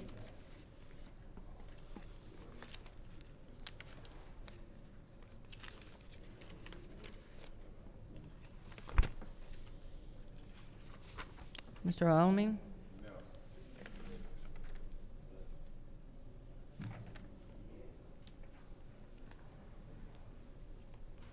Ms. Lewis is not in. Ms. Priestley? Carrie Nelson? Ms. Winfrey Carter? Biggs Levy. Ms. Burns? Biggs Levy. Ms. Mashat?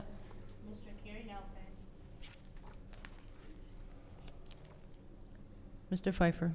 Ms. Beverly Biggs Levy. That's 4 votes for Ms. Biggs Levy, 3 votes for Mr. Nelson.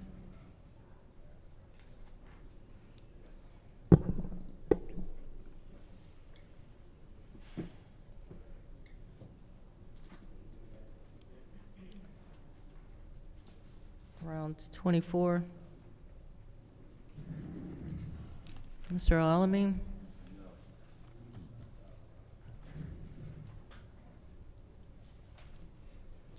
Ms. Lewis is not in.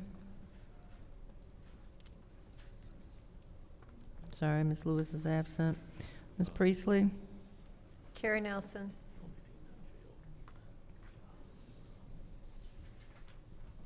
Ms. Winfrey Carter? Biggs Levy. Ms. Burns? Biggs Levy. Ms. Mashat? Mr. Pfeiffer? Biggs Levy. Mr. Jarrett? Biggs Levy. 3 votes for Mr. Nelson, 4 votes for Ms. Biggs Levy. Round 25. Ms. Lewis? Carrie Nelson. Ms. Priestley? Carrie Nelson? Ms. Winfrey Carter? Biggs Levy. Ms. Burns? Biggs Levy. Ms. Mashat?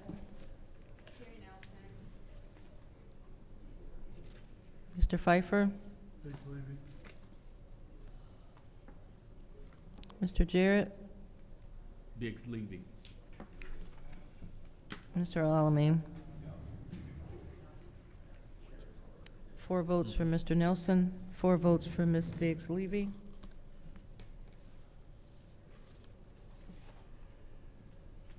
One moment.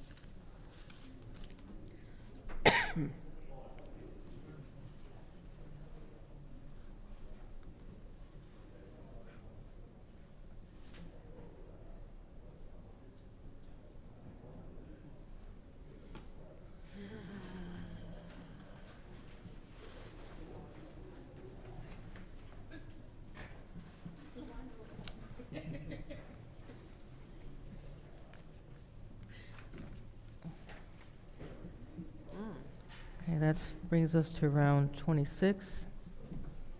Ms. Priestley? Carrie Nelson.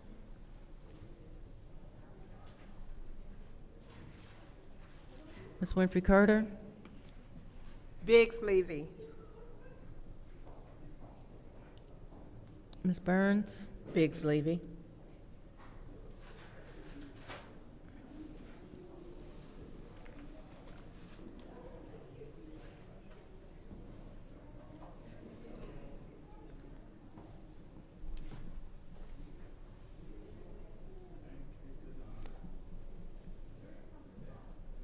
Ms. Mashat?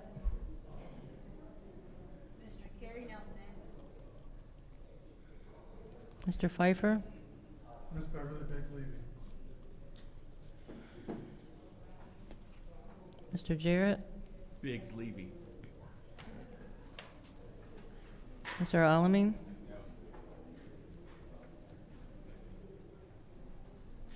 Ms. Lewis?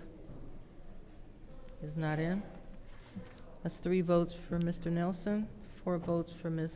Biggs Levy.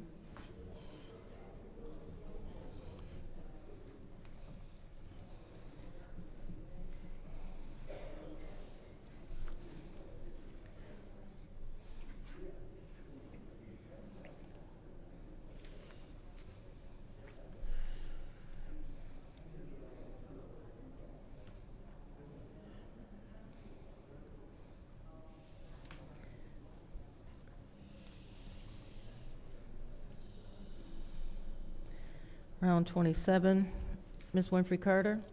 Biggs Levy. Ms. Burns? Biggs Levy. Ms. Mashat? Mr. Carrie Nelson. Mr. Pfeiffer? Casey Dumas. Mr. Jarrett? Biggs Levy.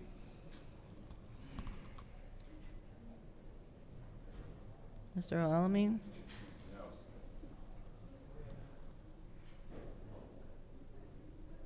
Ms. Lewis? Carrie Nelson.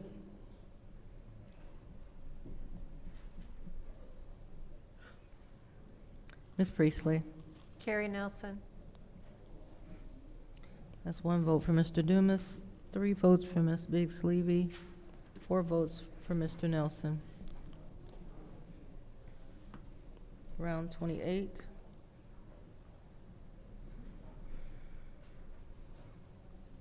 Ms. Winfrey Carter? Biggs Levy.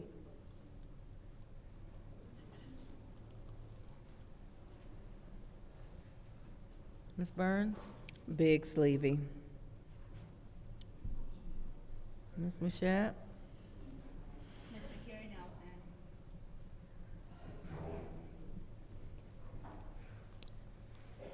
Mr. Pfeiffer? Mr. Rich Jones.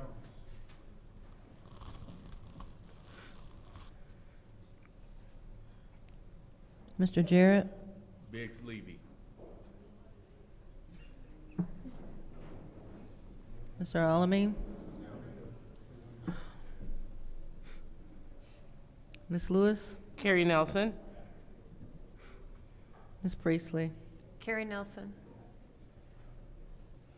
That's 1 vote for Mr. Jones, 3 votes for Ms. Biggs Levy, 4 votes for Mr. Nelson. Round 29. Ms. Burns? Biggs Levy. Ms. Mashat? Mr. Carrie Nelson. Mr. Pfeiffer? Casey Dumas. Mr. Jarrett? Biggs Levy. Mr. Alamin?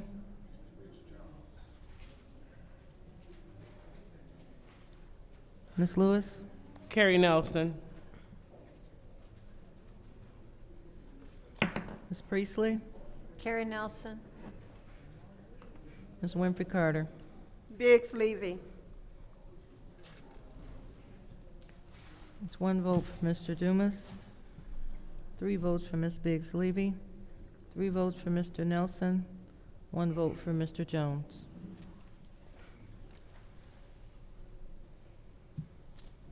Round 30. Ms. Mashat? Mr. Carrie Nelson.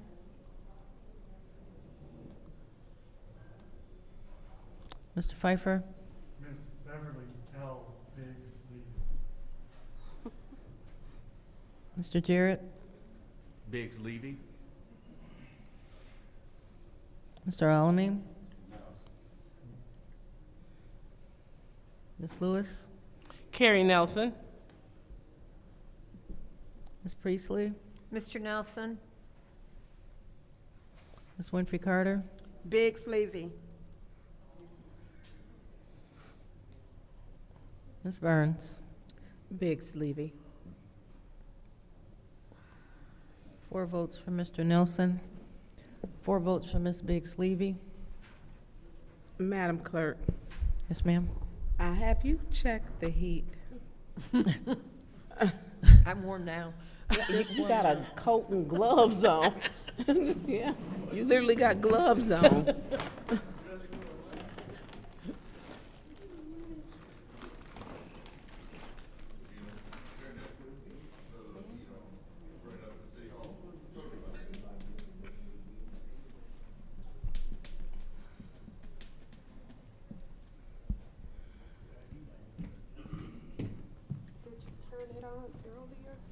Here's the heater.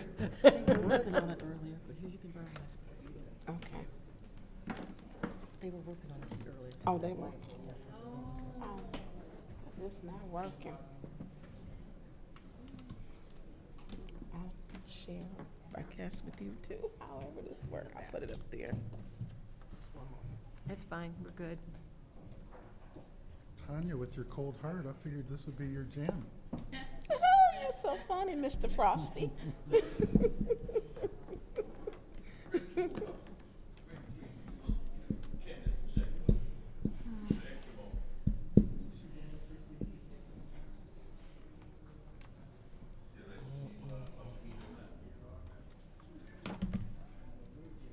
She didn't tell, she didn't. See? So warm up our area. Huh? Oh, this room has, what, 3 thermostats? Even the furniture cold. Right, it's cold. Yeah, it's cold. I didn't come up in here to get sick.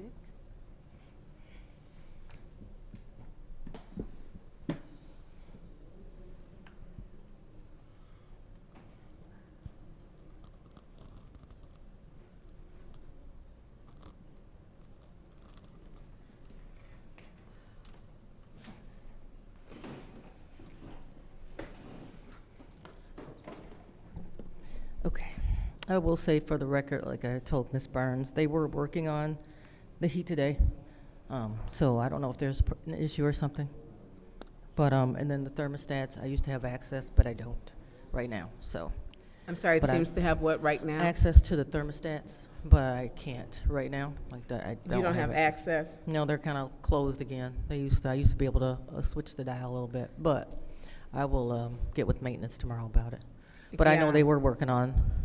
But it. today we have a meeting and it's cold. Yeah. Colleagues are in coats and gloves. Yeah, it Literally. is on. I think they just, it's on or it's off for the season, but I'll let them know if they can adjust it. Okay, round 31. Okay. Mr. Pfeiffer, Mr. A.C. Dumas. Mr. Jarrett, Mr. Alamin, Ms. Lewis, Nelson. Ms. Priestley, Carrie Nelson. Ms. Winfrey Carter, Biggs Levy. Don't act like you were. Ms. Burns, Biggs leaving. Don't even try it. Ms. Don't even Mashat. try it. Mr. Nelson. You start it and watch it. That's start 2 it votes if for you- Mr. Dumas, 4 votes for You Mr. start it, Nelson, I guarantee you. 2 votes for Ms. Biggs Levy. What they got going on? Round 32. Mr. Jarrett. Mr. Alamin. Ms. Lewis. Carrie Nelson.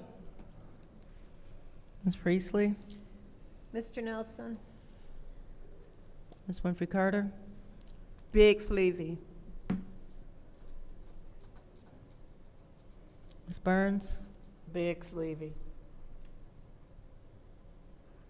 Ms. Mashat. Carrie Nelson. Mr. Pfeiffer. Dumas. That's 2 votes for Mr. Dumas, 4 for Mr. Nelson, 2 for Ms. Biggs Levy. Round 33. Mr. Alamin. Ms. Lewis. Carrie Nelson. Ms. Priestley. Carrie Nelson? Ms. Winfrey Carter. Biggs Levy. Ms. Burns. Biggs Levy. Ms. Mashat. Mr. Carrie Nelson. Mr. Pfeiffer. Dumas. Mr. Jarrett. That's 4 votes for Mr. Nelson, 2 for Ms. Biggs Levy, and 2 for Mr. Dumas. Round 34. Ms. Lewis. Carrie Nelson.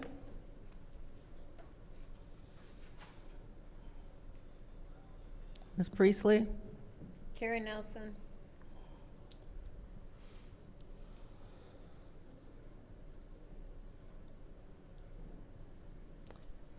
Ms. Winfrey Carter. Biggs Levy.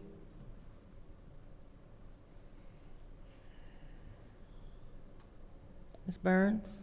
Biggs Levy.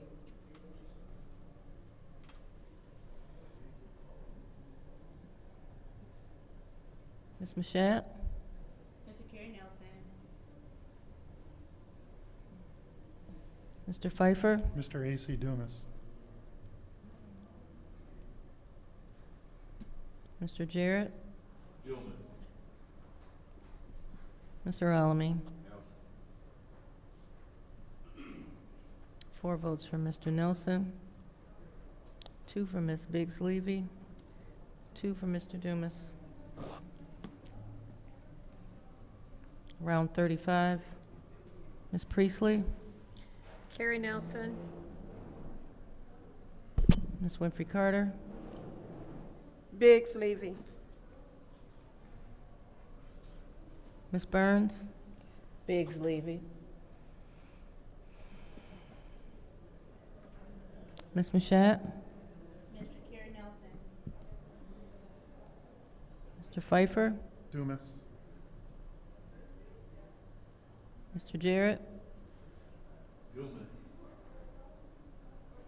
Mr. Alamin. Ms. Lewis. Carrie Nelson. 4 for Mr. Nelson, 2 for Ms. Biggs Levy, 2 for Mr. Dumas. Round 36. Ms. Winfrey Carter. Biggs Levy.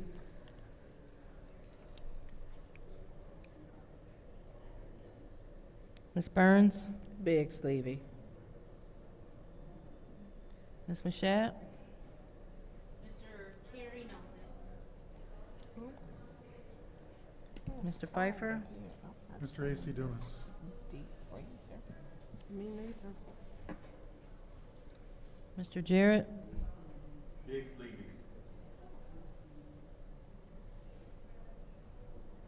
Mr. Alamin. Ms. Lewis. Carrie Nelson. Ms. Priestley. Carrie Nelson?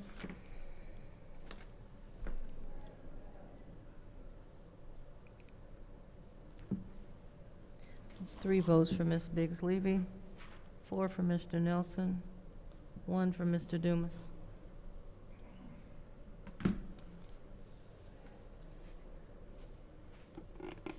Round 37. Ms. Burns? Biggs Levy. Ms. Mashat? Mr. Carey Nelson. Mr. Pfeiffer? Rich Jones. Mr. Jarrett?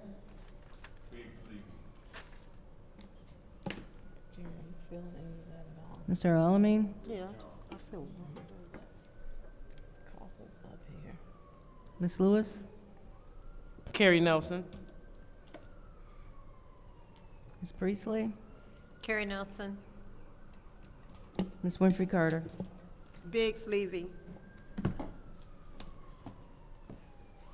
3 votes for Ms. Biggs Levy, 3 votes for Mr. Nelson, 2 votes for Mr. Jones.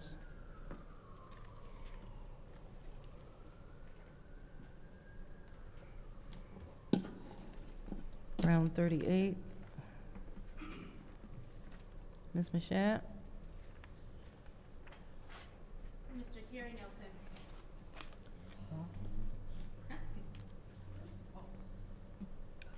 Mr. Pfeiffer? AC Dumas. Mr. Jarrett?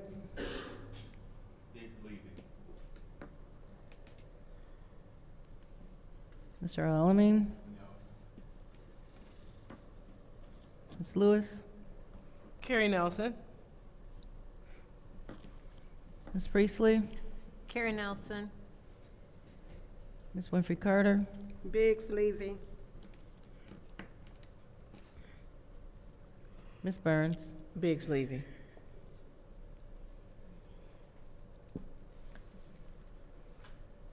Four votes for Mr. Nelson, 1 vote for Mr. Dumas, 3 votes for Ms. Biggs Levy.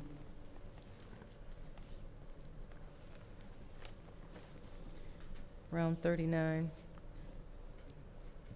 Mr. Pfeiffer, Biggs Levy. Mr. Jarrett, Biggs Levy. Mr. Alamin, Ms. Lewis, Carrie Nelson. Ms. Priestley, Carrie Nelson. Ms. Winfrey Carter, Biggs Levy.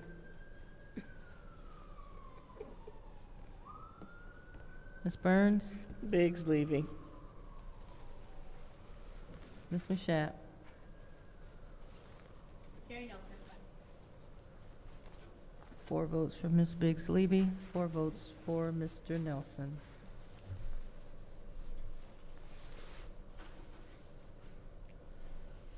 Round 40. Mr. Jarrett,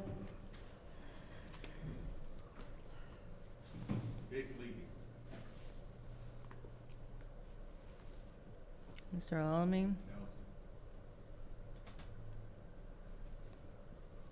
Ms. Lewis, Nelson. Ms. Priestley, Nelson. Ms. Winfrey Carter, Biggs Levy. Ms. Burns, Biggs Levy. Ms. Mashat, Mr. Carey Nelson. Mr. Pfeiffer. Biggs Levy. 4 votes for Ms. Biggs Levy, 4 votes for Mr. Nelson. Round 41. Mr. Alamin,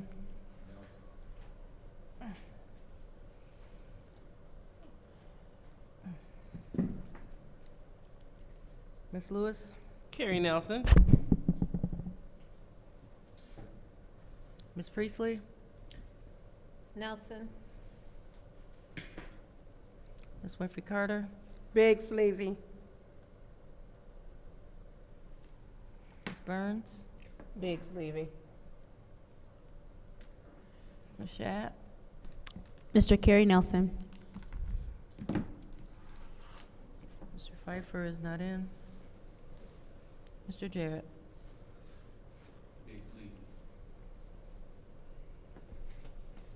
4 votes for Mr. Nelson, 3 votes for Ms. Biggs Levy. Round 42. Ms. Lewis. Carrie Nelson.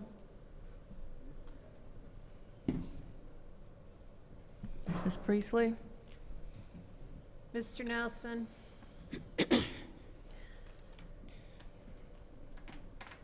Ms. Winfrey Carter. Biggs Levy.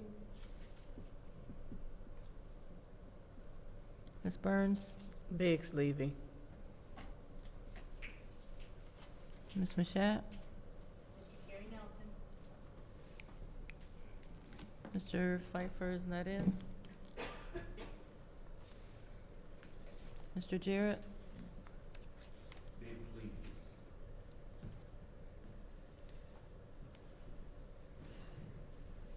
Mr. Alamin.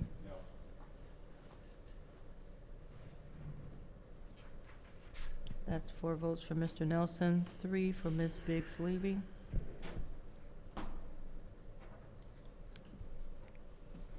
Round 43. Ms. Priestley. Carrie Nelson.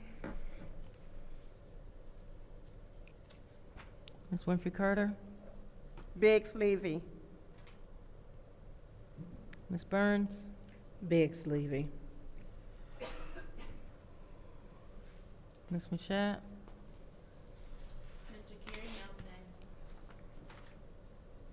Mr. Pfeiffer. Biggs Levy. Mr. Jarrett.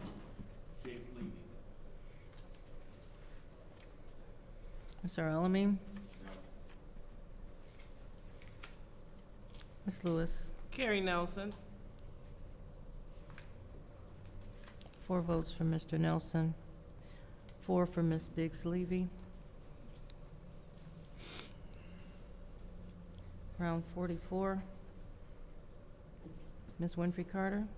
Biggs Levy.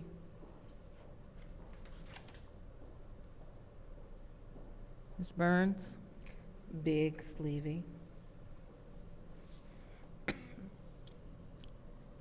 Ms. Mashat.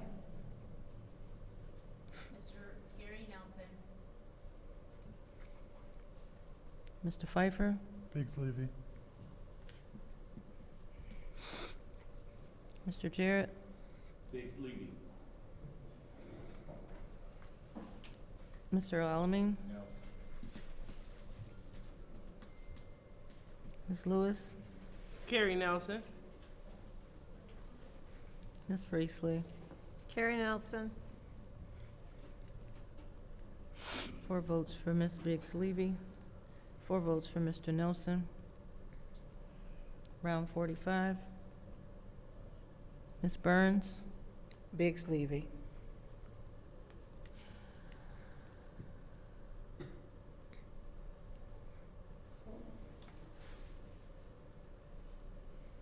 Ms. Mashat. Mr. Carrie Nelson.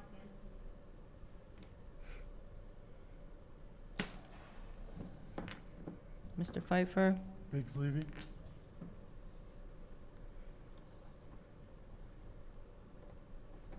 Mr. Jarrett. Biggs Levy.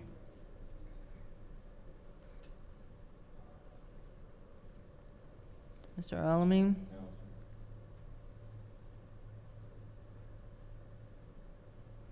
Ms. Lewis. Carrie Nelson.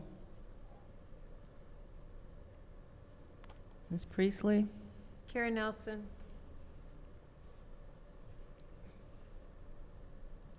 Ms. Winfrey Carter. Biggs Levy. 4 votes for Ms. Biggs Levy, 4 votes for Mr. Nelson.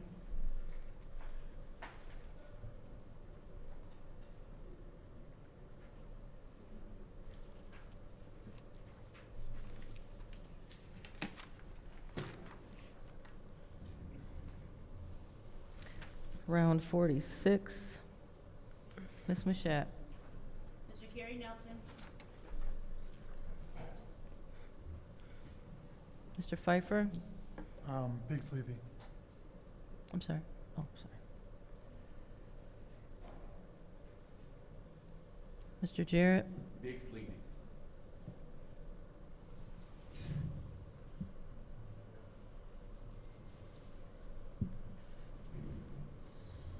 Mr. Alamin? Ms. Lewis? Carrie Nelson. Ms. Priestley? Carrie Nelson.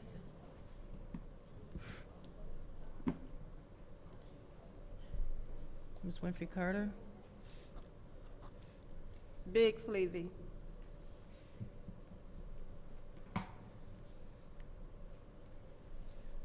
Ms. Burns?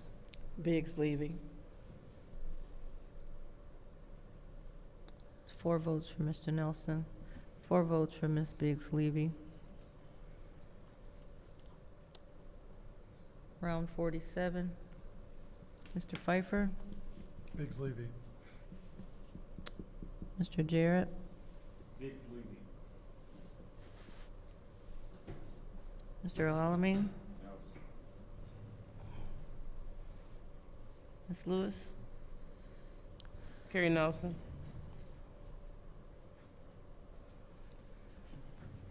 Ms. Priestley? Mr. Nelson. Ms. Winfrey Carter? Biggs Levy.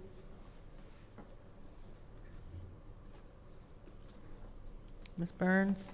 Biggs Levy. Ms. Mashat?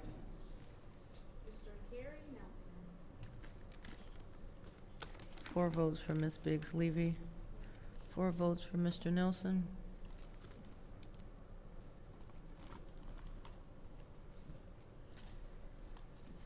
Round 48. Mr. Jarrett? Biggs Levy.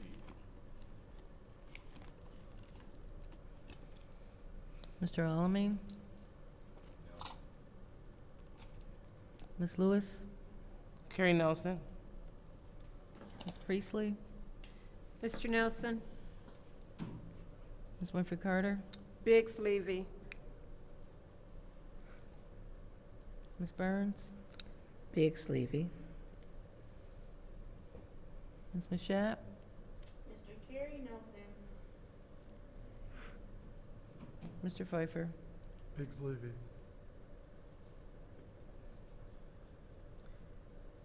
4 votes for Ms. Biggs Levy, 4 votes for Mr. Nelson. Round 49. Mr. Alamin? Ms. Lewis? Carrie Nelson. Ms. Priestley? Mr. Nelson. Ms. Winfrey Carter? Biggs Levy. Ms. Burns? Biggs Levy. Ms. Mashat? Mr. Carrie Nelson. Mr. Pfeiffer? Biggs Levy. Mr. Jarrett?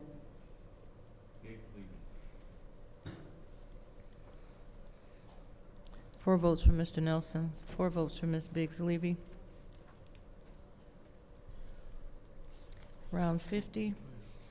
Ms. Lewis? Carrie Nelson. Ms. Priestley? Mr. Nelson. Ms. Winfrey Carter? Biggs Levy. Ms. Burns? Biggs Levy. Ms. Mashat? Carrie Nelson. Mr. Pfeiffer? Biggs Levy. Mr. Jarrett? Biggs Levy. Mr. Alamin? 4 votes for Mr. Nelson, 4 votes for Ms. Biggs Levy. Madam Clerk, Yes, ma'am. make a motion to adjourn.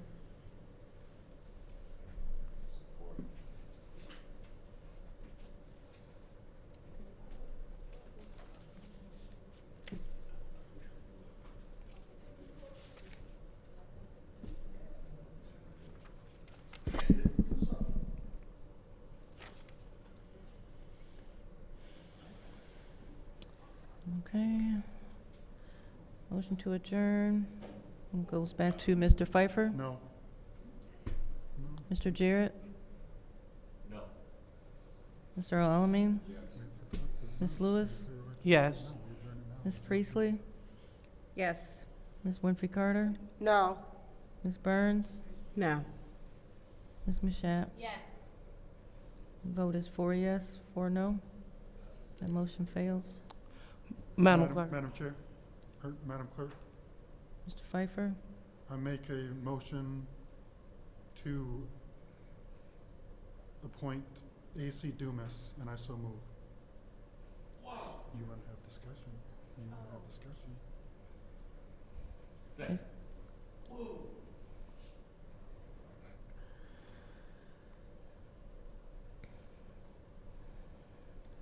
Okay. It's a motion to appoint A.C. Dumas as the 3rd Ward council member. Mr. Jarrett? Wait, is there a discussion on this? There's discussion, Madam, it's a motion.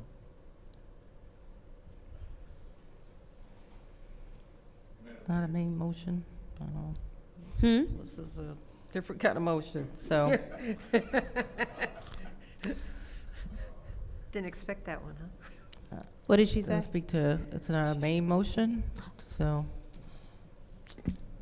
The Mr. fault Jarrett? limits go to it. Mr. Jarrett? Your vote? The rules only speak to main motions, so. Just vote no. Do no motion. No. Mr. Alamin? Ms. Lewis? No. Ms. Priestley? No. Ms. Winfrey Carter? No. Ms. Burns? No. Ms. Mashat? No. Mr. Pfeiffer? No. The vote is 0 yes, 8 no. That Madam motion Clerk- fails. Madam Clerk, I make a motion to have a 3-minute discussion round, and I so move. Support.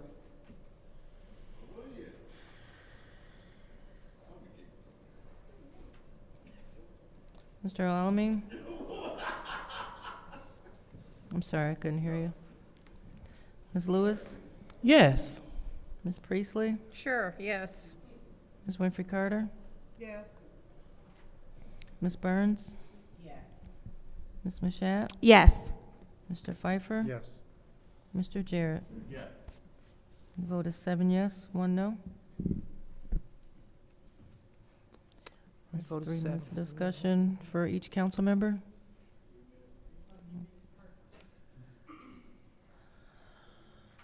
Guess we just start with the 1st ward.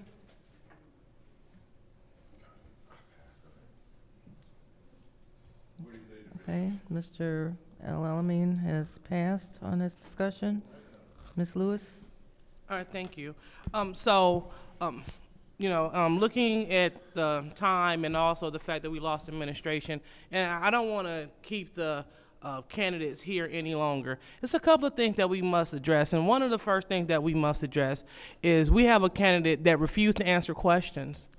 And so the fact that our colleagues keep voting for someone who continually refuses to answer key questions about fraud, they're important because we're dealing with multi-million dollars on this body. So as she states that she's looking to eradicate fraud and do what's right, she refused to disclose those important facts. And so that is my reservation for voting for Ms. Beverly Biggs Levy, in addition to, when my colleagues, and I would love to hear their rationale behind their continuous vote and support for this. In addition to, I played her speaking very vile to our deceased colleague. She was calling him shitty, bringing diapers up here to intimidate him. She said that she called his job. But my colleagues keep voting for Ms. Beverly Biggs Levy. And so when we say that, and our charter speaks to decorum, that violates decorum. She's violating the charter rules before she even gets to the seat. And so when we have a candidate who my colleagues voted for repeatedly, who continues to duck and dodge the pertinent questions to decide the qualification and the ethics to sit in the seat, says vile comments about colleagues' breasts, which is sexual harassment. I would like to know the rationale for voting for Ms. Beverly Biggs Levy. We have an oath, and we also have a responsibility, as I read before. Section 301 states that it is our responsibility to ensure qualified and effective candidates fill the position. She wouldn't answer clarifying points about her resume. Did she go to my or the University of Chicago? These are things that we're talking about, ethics and truth. What are we standing on? The colleagues keep voting for Ms. Beverly Biggs Levy, who refused to stand on truth and transparency. And so I just need to be clear on our rationale, and are we really trying to move the city forward? According to this city charter, it says we must ensure the most qualified. By the one resume that we have, and the one that was submitted by Ms. Levy, Carrie Nelson is it. Thank you. Ms. Priestley? Yes. So section 3-104 of the city charter of responsibilities of city council. As representatives of the citizens of the city of Flint, city council members are expected to conduct themselves with appropriate decorum, act respectfully with constituents, each other, and other public servants, attend to the duties of their office as outlined in this charter, and become knowledgeable on the city of Flint charter, etc. The important thing is respect. If you can't have respect for your elected officials, I can't expect you to be respectful when sitting on this dais. I have also spoken to multiple people in the 3rd Ward, and they all asked me to vote for Carrie Nelson, and that's what I'm doing. It's not because somebody else asked me, it's because the residents that I spoke to asked me to. When we talk about the election, there was no election. Some people were out there campaigning while others were not. And some people were at the polling places saying, vote for me, vote for me, vote for me, and others were not.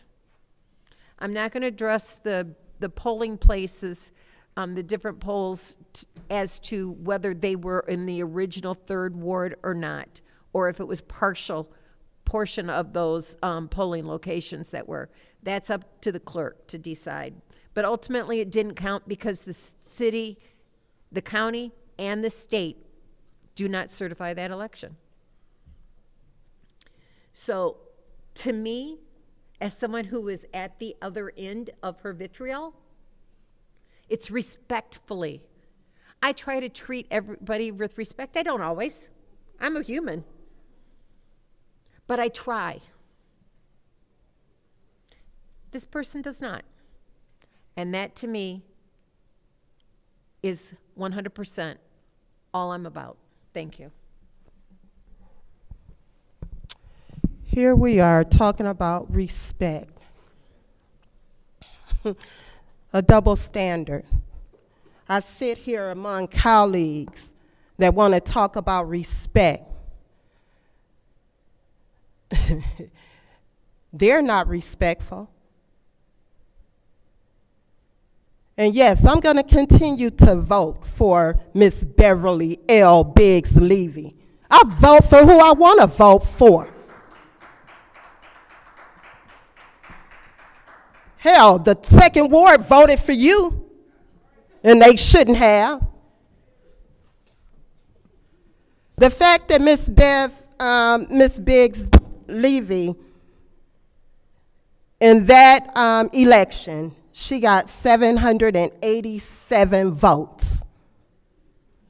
The people wanted her. And I'm going to stand with what the people want. Request for information. I'm not answering your request. Because you I said didn't, something no unfair- one said factual. request for information on you. Let me finish speaking. Request for information. You got it. Want to clear up the misstatement. 787 votes. Mr. A.C. Dumas, 718. And Mr. Kerry Nelson, when I added up the votes, 391. The people spoke. And I'm going to honor what the people voted on in that election.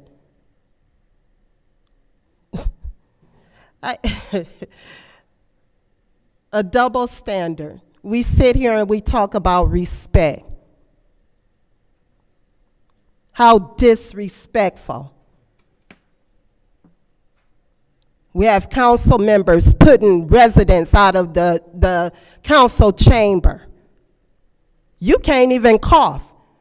You can't even talk among your neighbors sitting there next to you. You're going to get put out the chamber. And they want to talk about respect. How dare they? I'm done.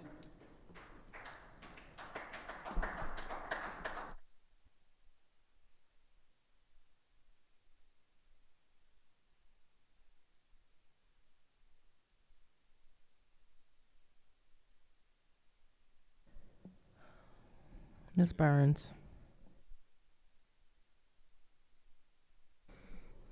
I find it very hypocritical. For me, when the people speak, we have to listen. And it's the people. We don't live in a third ward. I don't.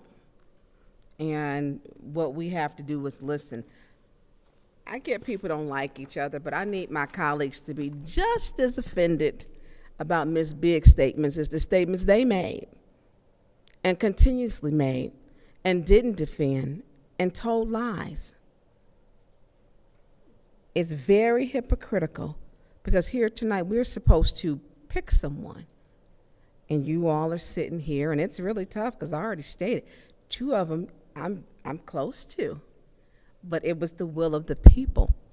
What does the 3rd ward want? It's not our personal opinions. It's not. And some of my colleagues just tell lies.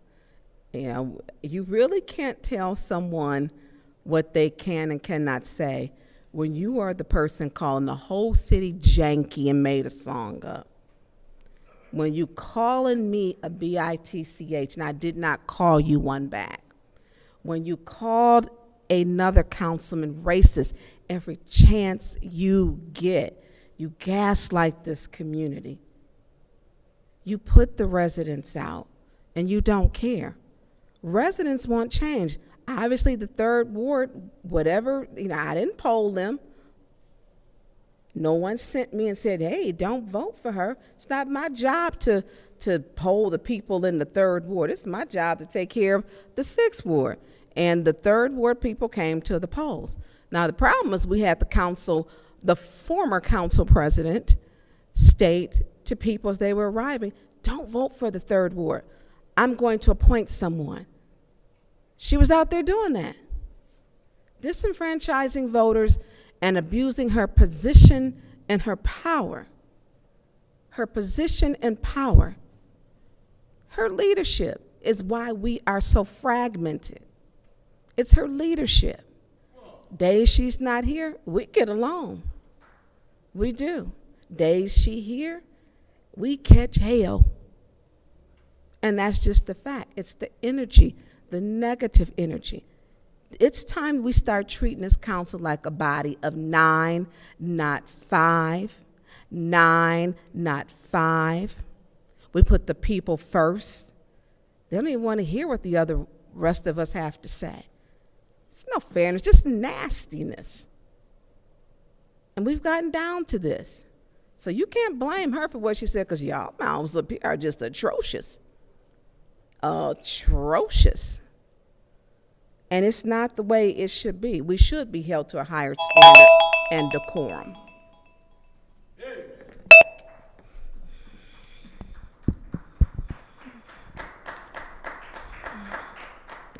Ms. Mashat?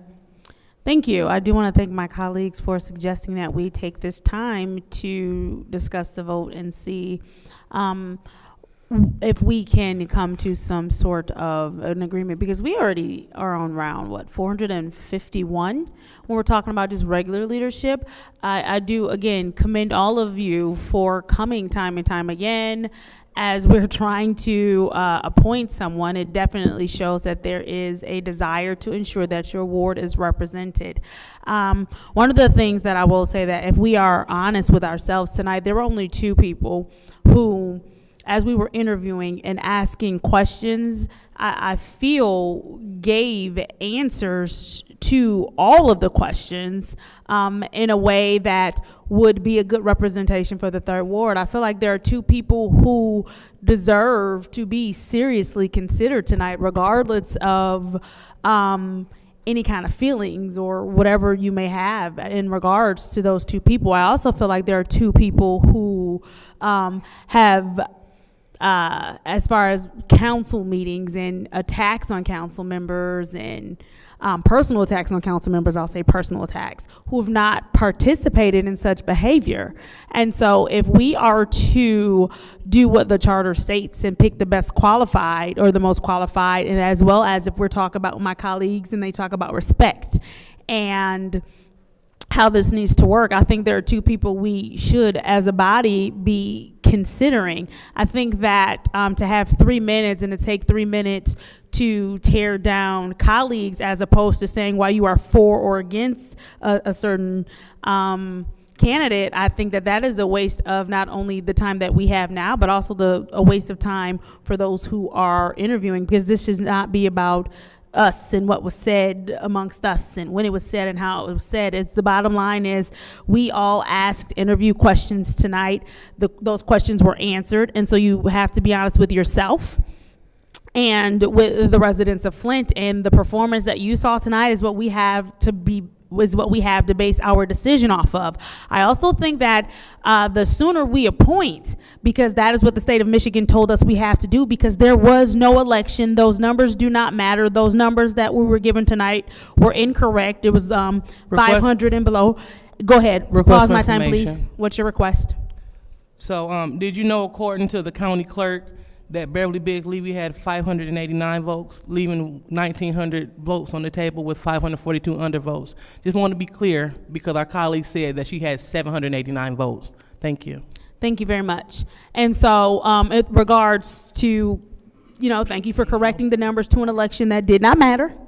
According to the state, it's up to us in our charter to decide. So we are now doing our part. We've heard the interviews. We've had the questions answered. And in my opinion, there are two people we should be considering if we're going to be honest. And after we consider whatever tonight, we can immediately set an election, because this deserves to go into the hands of the third ward after this process. Thank you.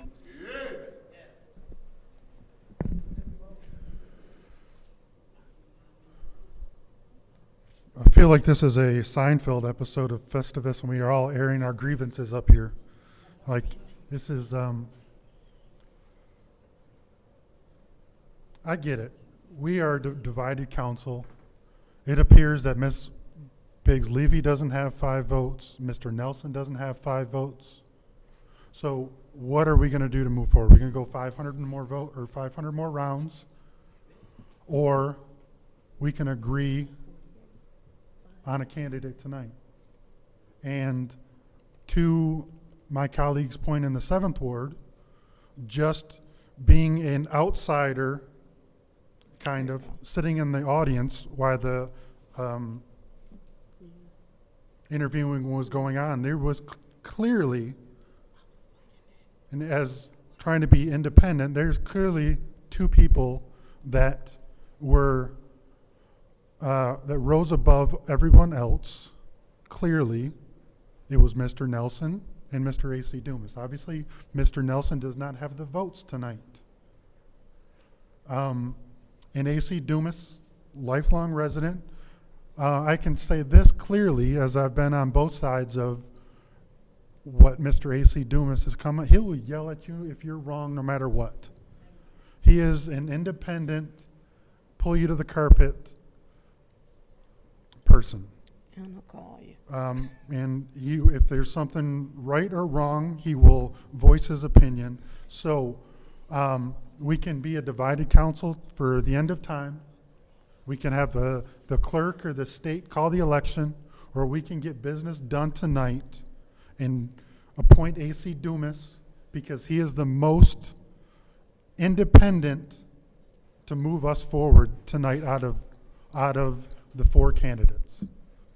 Now, the other candidates can get mad or whatever else happens, but that is clearly how we have to move forward, because the 4-4 votes, the way we're doing council president, and is not moving anything forward. We can start being the butt of jokes. We can, be I'm going to say the laughing stock, because the press isn't going to back up what we're saying or anything else. So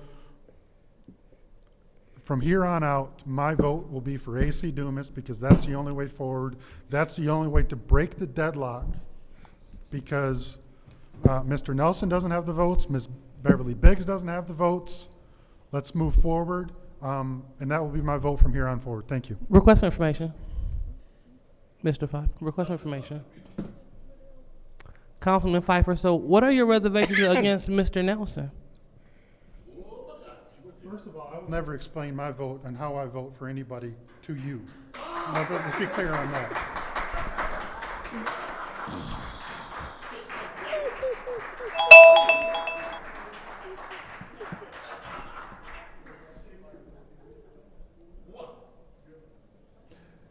So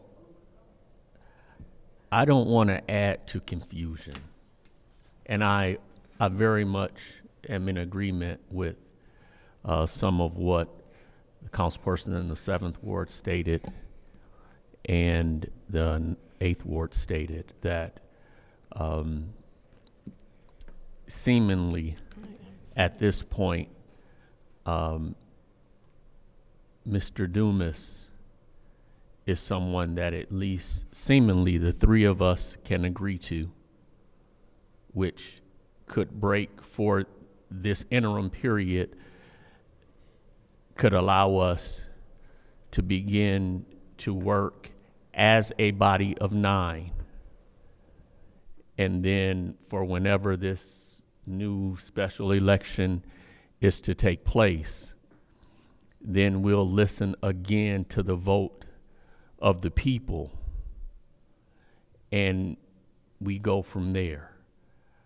I would respectfully encourage this council to move in that direction. Request for information.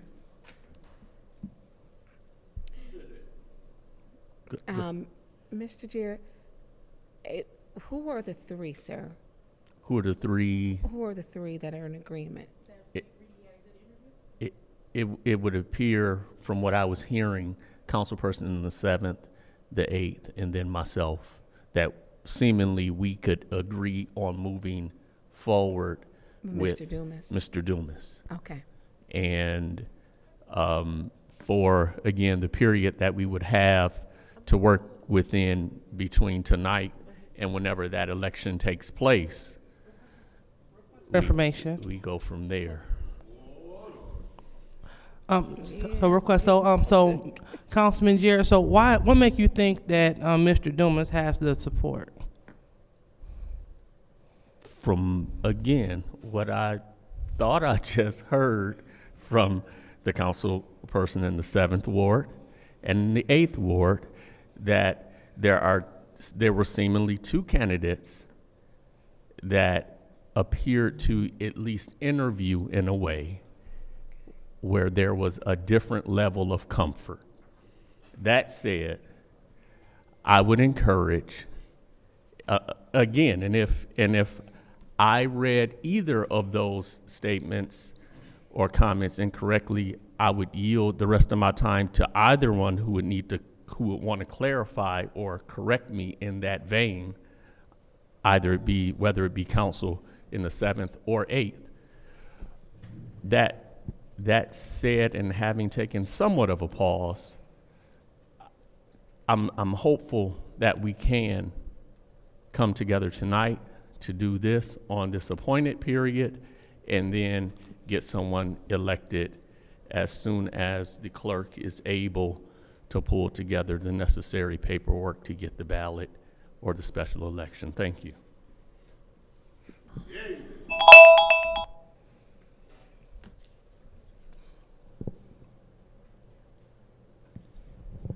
I believe that was the last speaker. Mr. El-Alamin. I would like to thank my colleagues for that rationale that they just mentioned in regards to potentially considering Mr. Dumas.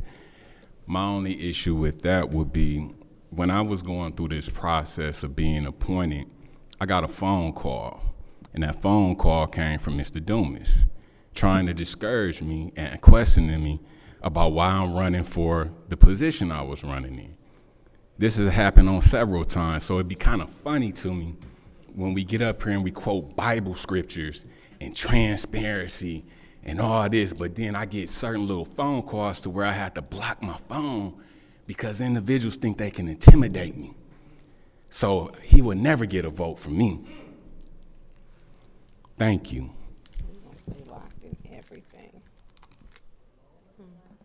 Madam Clerk. Ms. Lewis? I move that we have one more round of 3 minutes. Is there any support? I'm not doing it no more. For an additional 3-minute round for everyone? Correct. And that is going to start with Ms. Lewis. That's the vote. Your vote to have another round, 3 minutes each. Yep. Ms. Lewis? Yes. Ms. Priestley? Yes. Ms. Winfrey Carter? No. Ms. Burns? No. Ms. Mashat? Yes? Mr. Pfeiffer? Mr. Jarrett? No. Mr. Alamin? Yes. The vote is 4 yes, 4 no. That motion fails.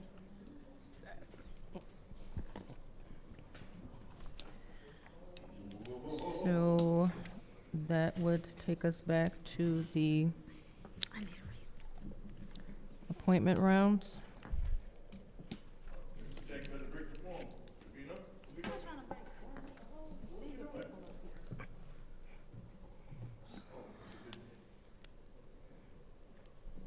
Madam Clerk, we can't hear you. Did you say something? I said that would take us back to the rounds for the appointment. And that's going to be at round 51, starting with Ms. Priestley. Mr. Nelson? Ms. Winfrey Carter. Ms. Biggs Levy. Ms. Burns. Biggs Levy. Ms. Mashat is not in. Mr. Pfeiffer. AC Dumas. Mr. Jarrett. Mr. Alamin. Ms. Lewis. Carrie Nelson. That's 2 votes for Mr. Dumas, 3 votes for Mr. Nelson, 2 votes for Ms. Biggs Levy. Round 52. Ms. Winfrey Carter. Biggs Levy. I'm cold. I'm going home. Ms. Burns. Biggs Levy. Ms. Mashat is not in. Mr. Pfeiffer. Dumas. Mr. Jarrett. Mr. Alamin. Ms. Lewis. Carrie Nelson. Ms. Priestley. Carrie Nelson. That's 2 votes for Ms. Biggs Levy, 2 votes for Mr. Dumas, 3 votes for Mr. Nelson. Round 53. Ms. Burns? Biggs Levy. Ms. Mashat is not in. Mr. Pfeiffer? AC Dumas. Mr. Jarrett? Mr. Alamin?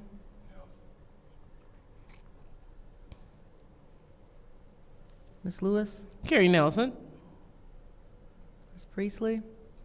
Mr. Nelson. Ms. Winfrey Carter? Biggs Levy. It's 2 votes for Ms. Biggs Levy, 2 votes for Mr. Dumas, 3 votes for Mr. Nelson. Round 54.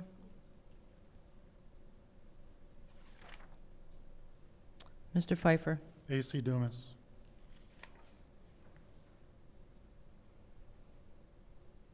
Mr. Jarrett?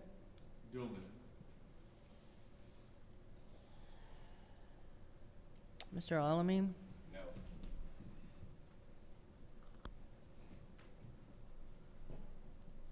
Ms. Lewis? Carrie Nelson. Ms. Priestley? Carrie Nelson. Ms. Winfrey Carter? Biggs Levy. I need a furnace. Ms. Burns? Biggs Levy. Ms. Mashat is absent. That's 2 votes for Mr. Dumas, 3 votes for Mr. Nelson, 2 votes for Ms. Biggs Levy.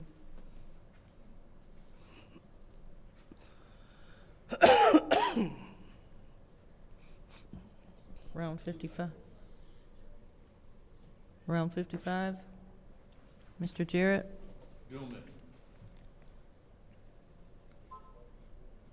Mr. Alamin? Ms. Lewis? Carrie Nelson.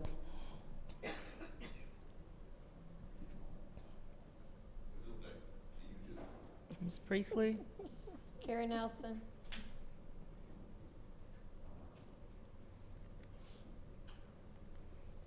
Ms. Winfrey Carter?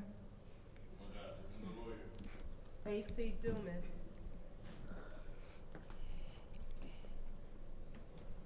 Ms. Burns? Dumas. Ms. Mashat? Mr. Carrie Nelson? Mr. Pfeiffer? AC Dumas. It's 4 votes for Mr. Dumas, 4 votes for Mr. Nelson. Round 56.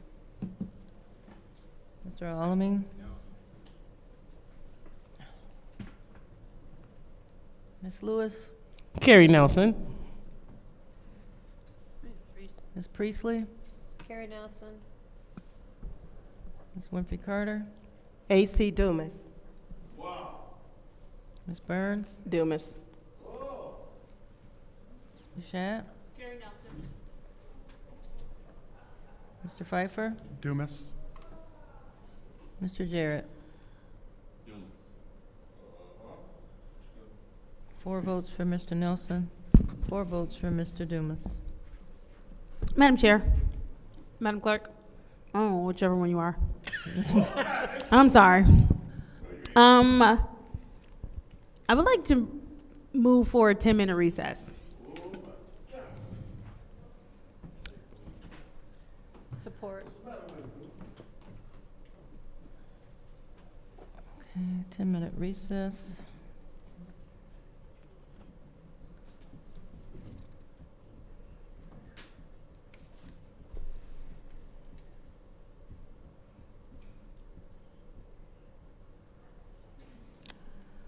And that is going to start with Ms. Priestley. Yes. Ms. Winfrey Carter. No. Ms. Burns is not in. Ms. Mashat? Yes. Mr. Pfeiffer? No. Mr. Jarrett? Yes. Mr. Alamin? Ms. Lewis? Yes. The vote is 5 yes, 2 no. Start a 10-minute recess.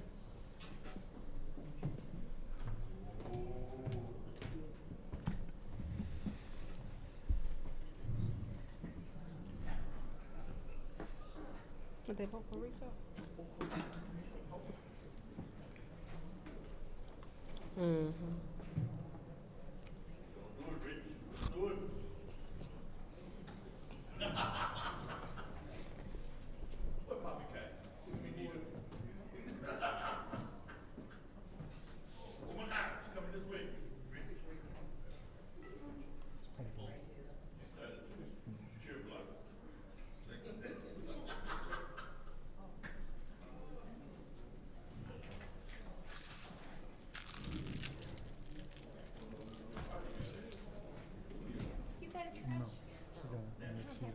Go and ask permission. I don't know what she's doing. Playing games though. Yeah, my fingers are Told you. I had my hand. What do I do?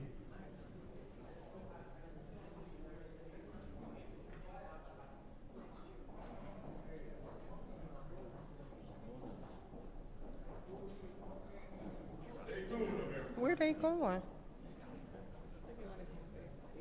What happened?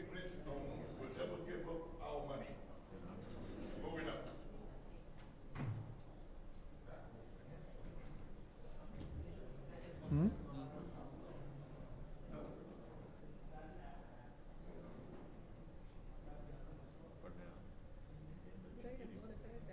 What they doing? Like,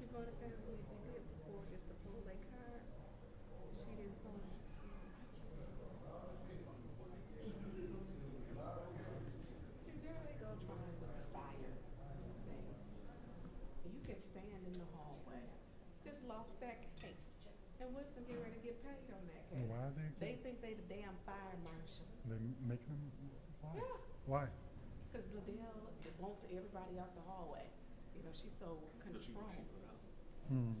You can stay in the hallway. Right, right. There's no, hold on, 'cause yes, and Judge Crawford took that up. So then you just went Where that architect? Oh, Terry had No, called. no, no, no, no. That's not even an option. Who?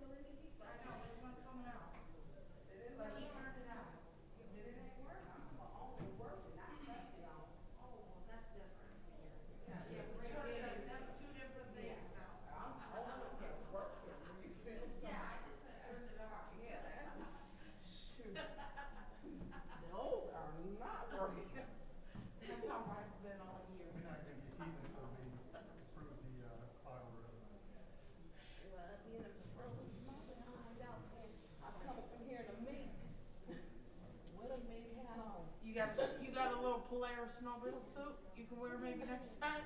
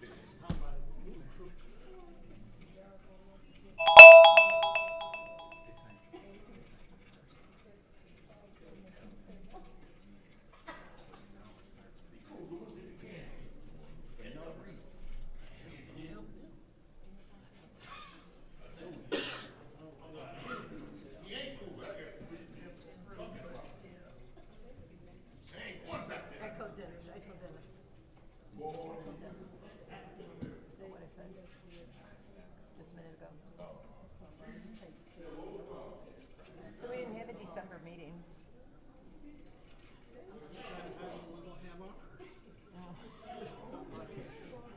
We have, our next meeting is in January.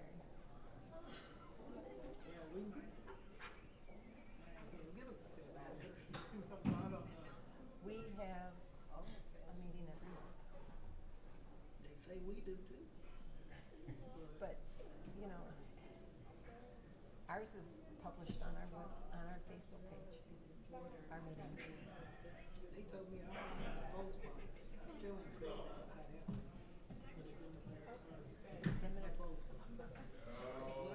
Well, we don't have a mailing address because we don't have a physical location. We did during the election, but that's because. Yeah. Well, that was a little mad.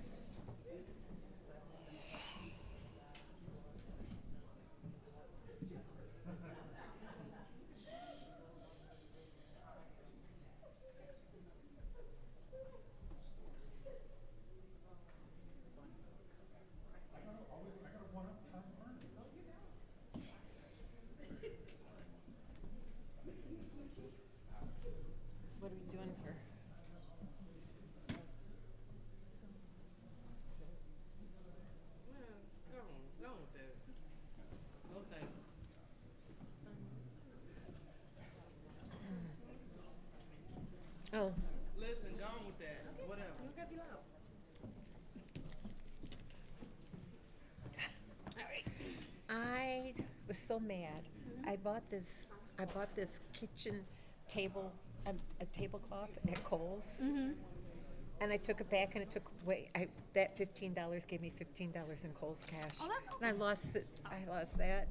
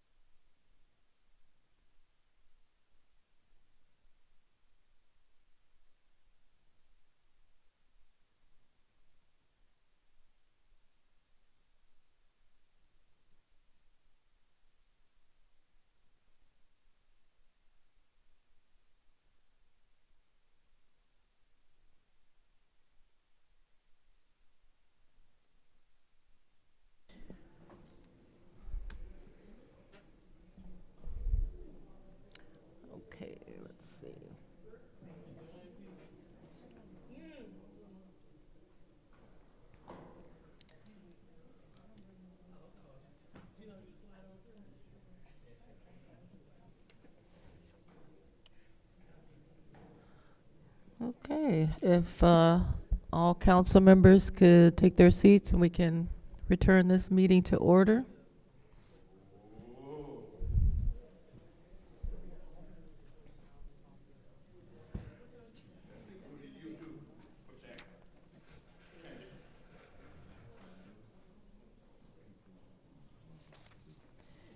Let's see. Round 57.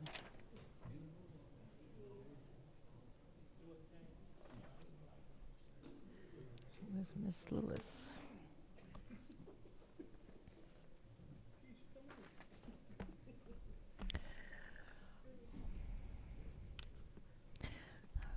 Again, if any council members are returning to the meeting, if we could take your seat so we can return this meeting to order, and I will take the roll call.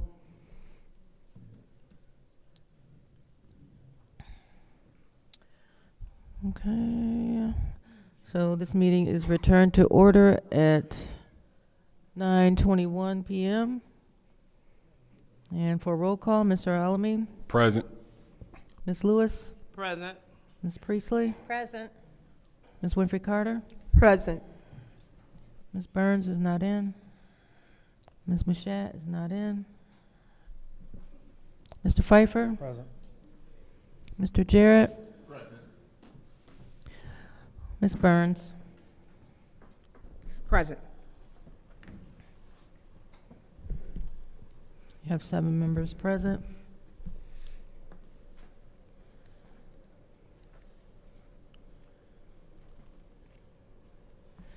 And that's going to return us to the rounds. And we are at round 57, starting with Ms. Lewis. Carrie Nelson. Ms. Priestley, Carrie Nelson. Ms. Winfrey Carter, Beverly Biggs, Levy. Ms. Burns, Biggs Levy. Ms. Mashat is not in. Mr. Pfeiffer, AC Dumas. Mr. Jarrett, Mr. Alamin. That's 2 votes for Mr. Dumas, 3 votes for Mr. Nelson, 2 votes for Ms. Biggs Levy. Round 58. Ms. Priestley, Mr. Nelson. Ms. Winfrey Carter is not in. Ms. Burns, Biggs Levy. Ms. Mashat is not in. Mr. Pfeiffer, AC Dumas. Mr. Jarrett, Mr. Alamin, Ms. Lewis. Nelson. That's 3 votes for Mr. Nelson, 1 vote for Ms. Biggs Levy, 2 votes for Mr. Dumas.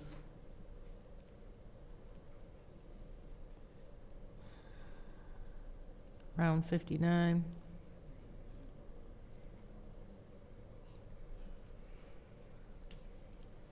Ms. Winfrey Carter is not in. Ms. Burns, Biggs Levy. Ms. Mashat is absent. Mr. Pfeiffer, AC Dumas. Mr. Jarrett,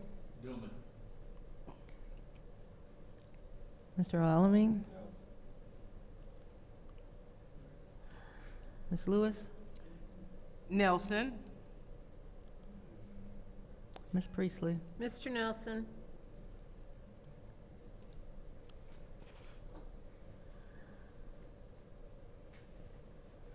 excuse me, that's 2 votes for Mr. Dumas, 1 for Ms. Biggs Levy, 3 votes for Mr. Nelson. Round 60.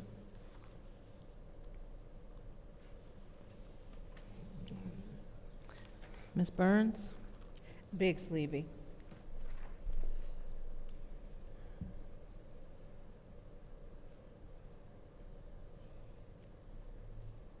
Ms. Mashat is absent.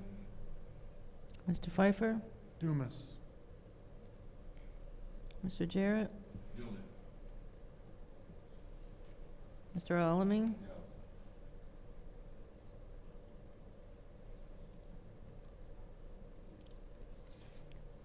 Ms. Lewis? Nelson? Ms. Priestley? Mr. Nelson? Ms. Winfrey Carter is not in. That's 1 vote for Ms. Biggs Levy, 2 votes for Mr. Dumas, 3 votes for Mr. Nelson. Round 61.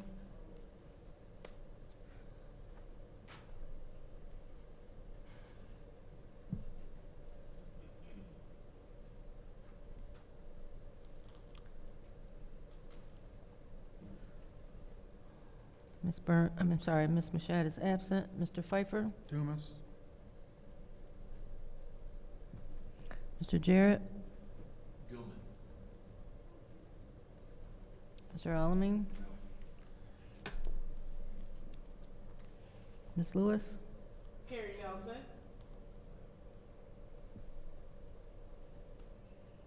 Ms. Priestley? Mr. Nelson? Ms. Winfrey Carter is not in. Ms. Burns? Biggs leaving. It's 3 votes for Mr. Nelson, 2 votes for Mr. Dumas, 1 vote for Ms. Biggs Levy. Round 62. Mr. Pfeiffer? Dumas. Mr. Jarrett? Mr. Alamin?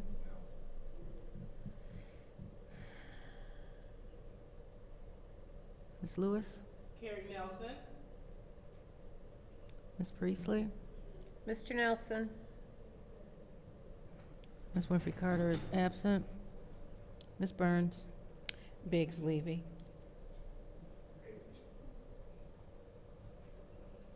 2 votes for Mr. Dumas, 3 votes for Mr. Nelson, 1 vote for Ms. Biggs Levy. Round 63. Mr. Jarrett? Dumas. Mr. Alamin? Ms. Lewis? Carrie Nelson? Ms. Priestley? Nelson? Ms. Winfrey Carter is absent. Ms. Burns? Biggs leaving.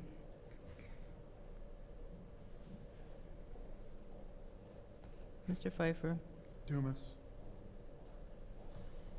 2 votes for Mr. Dumas, 3 votes for Mr. Nelson, 1 vote for Ms. Biggs Levy.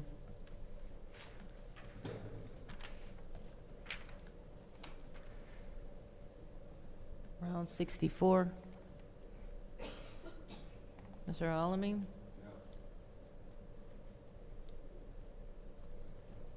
Ms. Lewis? Carrie Nelson?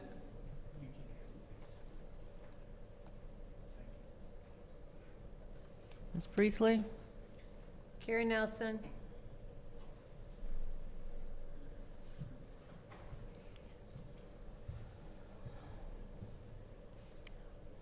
Ms. Winfrey Carter? Biggs Levy.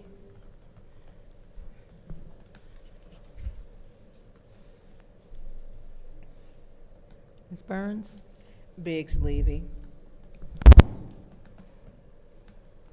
Mr. Pfeiffer? Dumas. Mr. Jarrett? Dumas.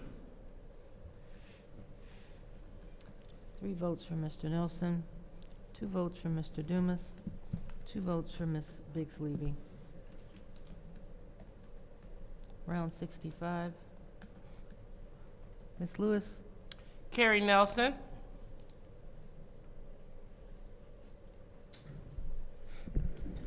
Ms. Priestley? Mr. Nelson? Ms. Winfrey Carter? Biggs Levy. Ms. Burns? Biggs Levy. Mr. Pfeiffer? Dumas.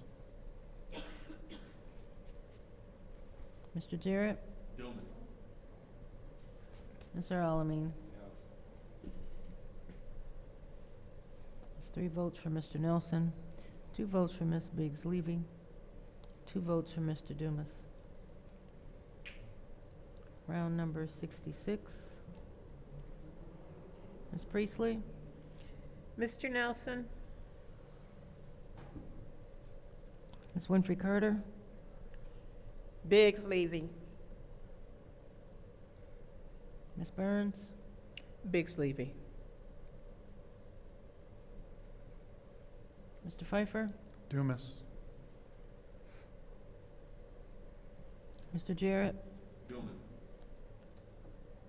Mr. Alamin? Ms. Lewis? Carrie Nelson. 3 votes for Mr. Nelson, 2 votes for Ms. Biggs Levy, 2 votes for Mr. Dumas. Round 67. Ms. Winfrey Carter? What number are we on? 67. Biggs Levy. Ms. Burns? Biggs Levy.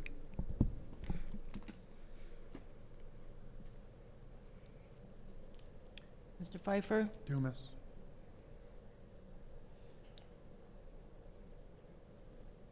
Mr. Jarrett? Mr. Alamin?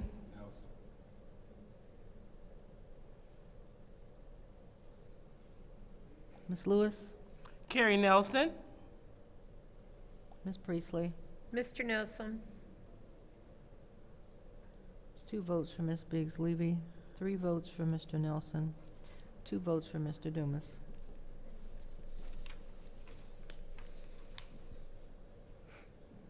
Round 68. I'll share the heat. Ms. Burns? Biggs Levy.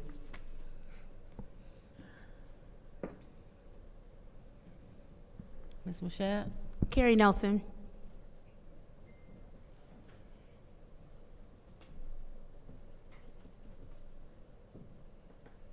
Mr. Pfeiffer? Dumas. Mr. Jarrett? Mr. Alamin? Ms. Lewis? Carrie Nelson. Ms. Priestley? Mr. Nelson? Ms. Winfrey Carter? Dumas. That's 1 vote for Ms. Biggs Levy, 4 votes for Mr. Nelson, 3 votes for Mr. Dumas. Madam Chair, it's hard to hear you. Your voice is so soft. Let me put my microphone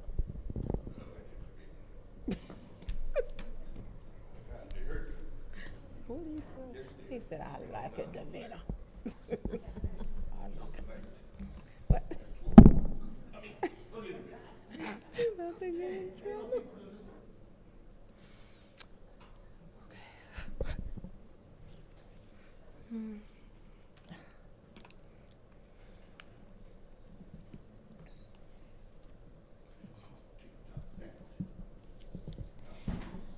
Okay, round 69. Ms. Mashat? Mr. Pfeiffer? Dumas. Mr. Jarrett? Mr. Alamin?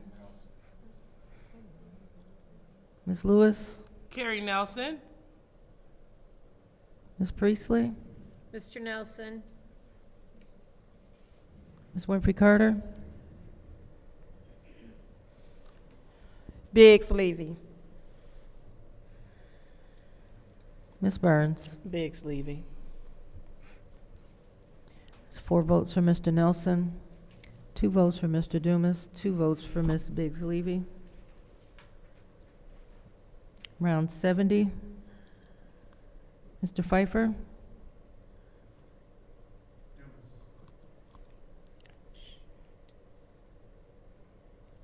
Mr. Jarrett? Mr. Alamin? Ms. Lewis? Ms. Priestley? Mr. Nelson? Ms. Winfrey Carter? AC Dumas. Ms. Burns? Dumas. Ms. Mashat? That's 4 votes for Mr. Dumas, 4 votes for Mr. Nelson. Round 71. Mr. Jarrett? Mr. Alamin?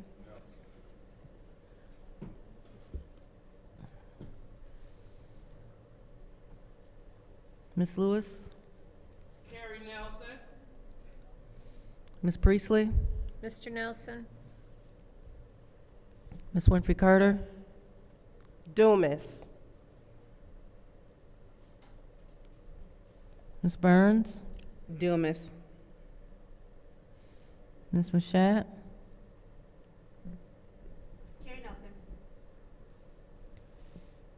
Mr. Pfeiffer? AC Dumas. 4 votes for Mr. Dumas, 4 votes for Mr. Nelson. Round 72. Mr. Alamin?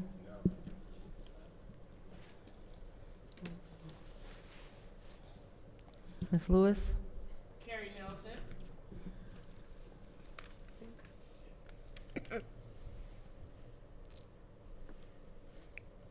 Ms. Priestley? Carrie Nelson? Ms. Winfrey Carter? Biggs Levy. Ms. Burns? Biggs Levy. Ms. Mashat? Mr. Pfeiffer? AC Dumas. Mr. Jarrett? That's 2 votes for Mr. Dumas, 4 votes for Mr. Nelson, 2 votes for Ms. Biggs Levy. Round 73. Ms. Lewis?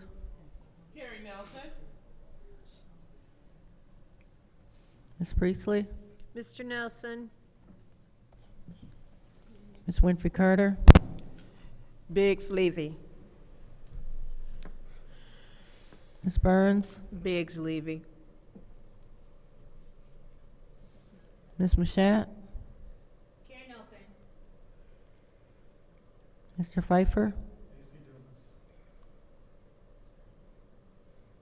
Mr. Jarrett?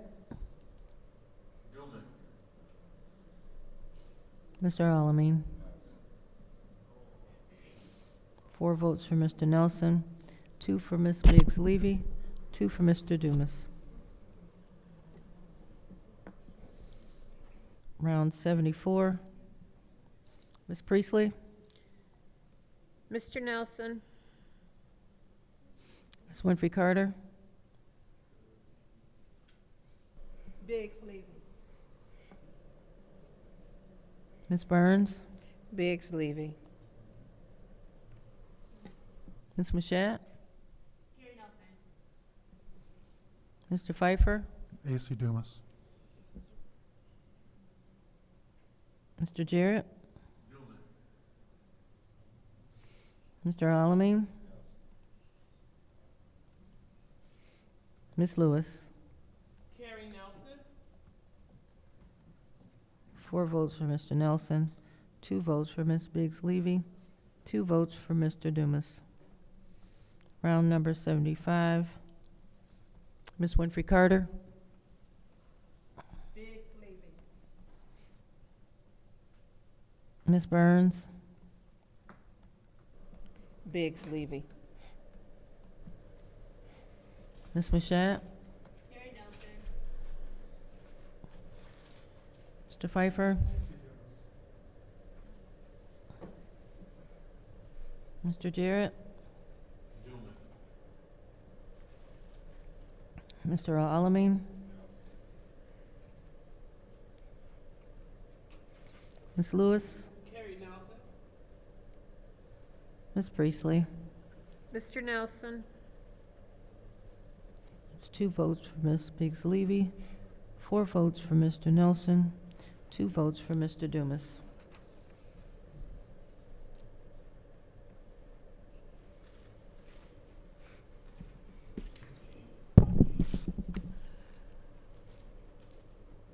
Round 76.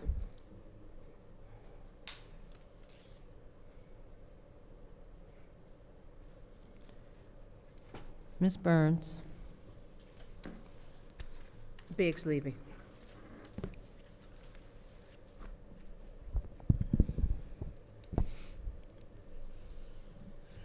Ms. Mashat? Carrie Nelson.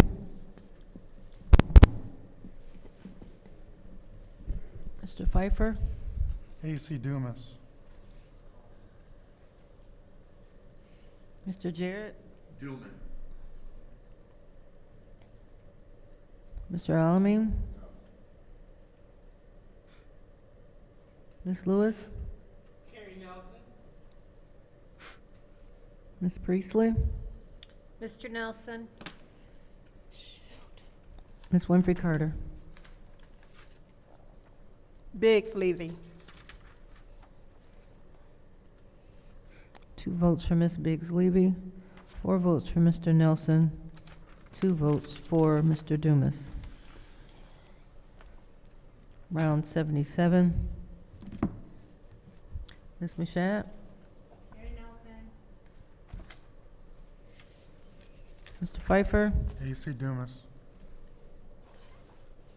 Mr. Jarrett? Dumas. Mr. Alamin?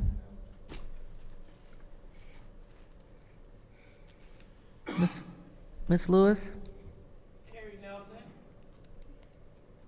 Ms. Priestley? Mr. Nelson? Ms. Winfrey Carter? Biggs Levy. Ms. Burns? Biggs Levy. That's 4 votes for Mr. Nelson, 2 votes for Mr. Dumas, 2 votes for Ms. Biggs Levy. Round 78. Mr. Pfeiffer? Dumas. Mr. Jarrett? Dumas. Mr. Alamin? Ms. Lewis? Ms. Priestley? Mr. Nelson? Ms. Winfrey Carter? Biggs Levy.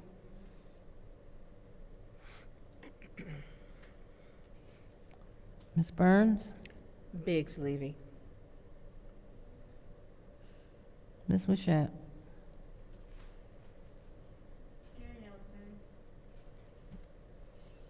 That's 2 votes for Mr. Dumas, 4 votes for Mr. Nelson, 2 votes for Ms. Biggs Levy.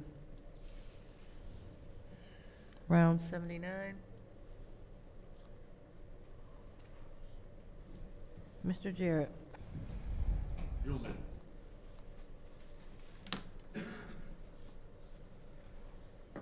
Mr. Alamin?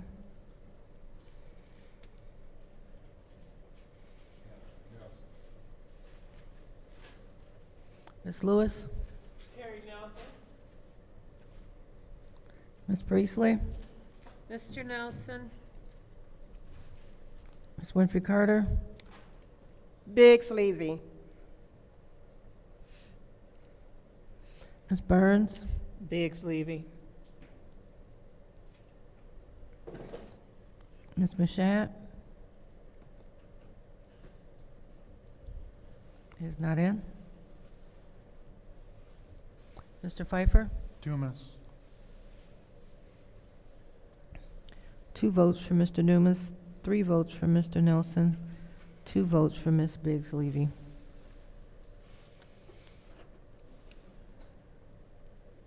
Round Number 80. Mr. Alamin. Ms. Lewis. Carrie Nelson.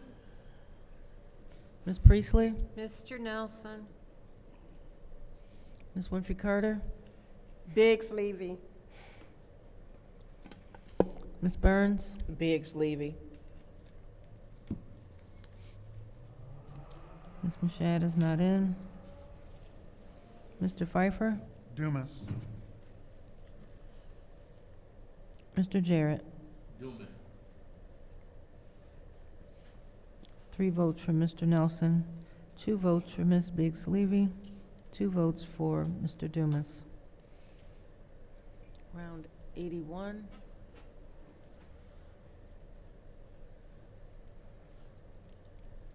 Ms. Lewis. Carrie Nelson. Ms. Priestley. Mr. Nelson. Ms. Winfrey Carter. Biggs Levy. Ms. Burns. Biggs Levy. Ms. Machad is not in.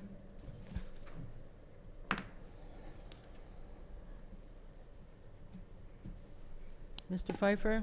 Dumas.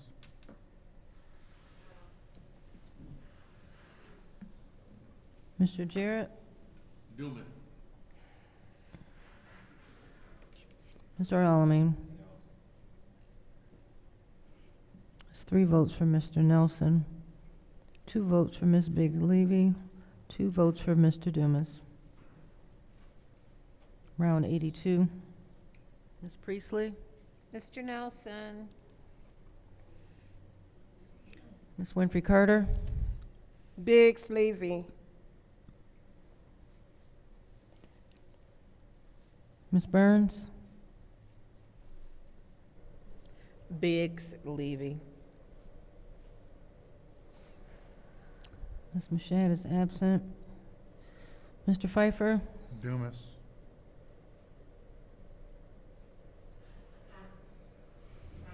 I'm sorry, Mr. Jarrett. Dumas. Mr. Alamin. Ms. Lewis. Is not in. That's 2 votes for Mr. Nelson, 2 votes for Ms. Biggs Levy, 2 votes for Mr. Dumas. Round 83. Ms. Winfrey Carter. Biggs Levy.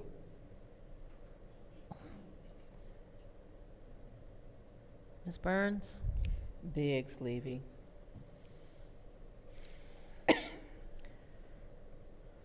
Ms. Machad is absent. Mr. Pfeiffer. Excuse me.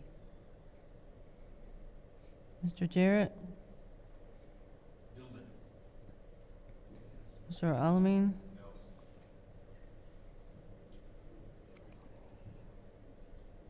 Ms. Lewis. Carrie Nelson. Ms. Priestley. Mr. Nelson.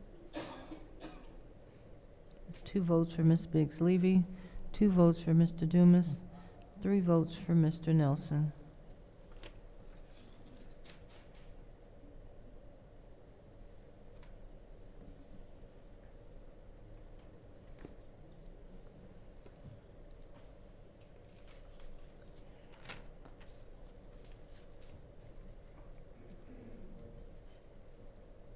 Round 84.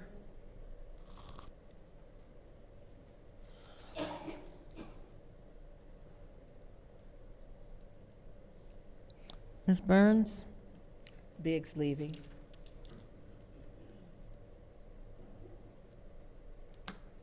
Ms. Machad is absent.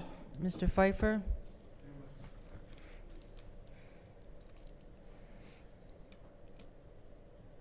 Mr. Jarrett. Mr. Alamin. Ms. Lewis. Carrie Nelson. Ms. Priestley. Mr. Nelson. Ms. Winfrey Carter. Biggs Levy. It's 2 votes for Ms. Biggs Levy, 2 votes for Mr. Dumas, 3 votes for Mr. Nelson. Just one moment.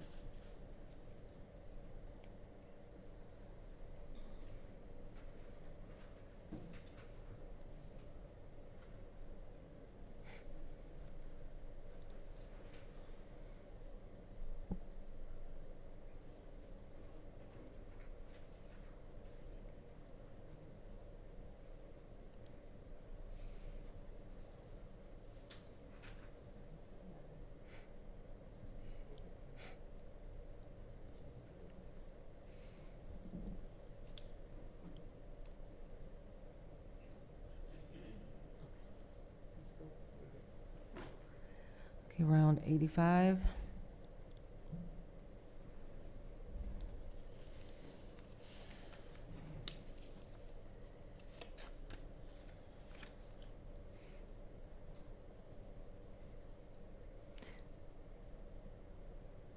Mr. Pfeiffer.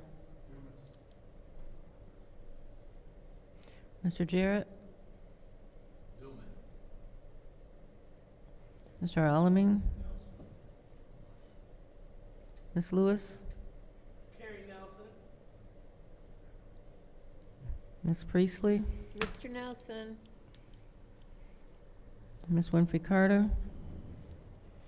Biggs Levy. Ms. Burns. Biggs Levy. 2 votes for Mr. Dumas, 3 votes for Mr. Nelson, 2 votes for Ms. Biggs Levy. Round 86. Mr. Jarrett. Mr. Alamin. Ms. Lewis. Ms. Priestley. Mr. Nelson. Ms. Winfrey Carter. Biggs Levy.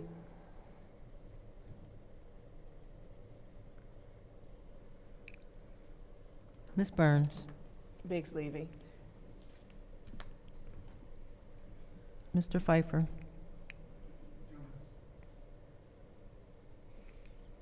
Two votes for Mr. Dumas, 3 votes for Mr. Nelson, 2 votes for Ms. Biggs Levy. Round 87. Mr. Alamin. Ms. Lewis. Ms. Priestley. Mr. Nelson. Ms. Winfrey Carter. Biggs Levy.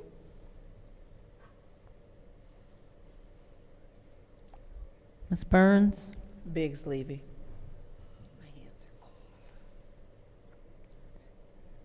Ms. Mashat is absent, I'm sorry. Mr. Pfeiffer.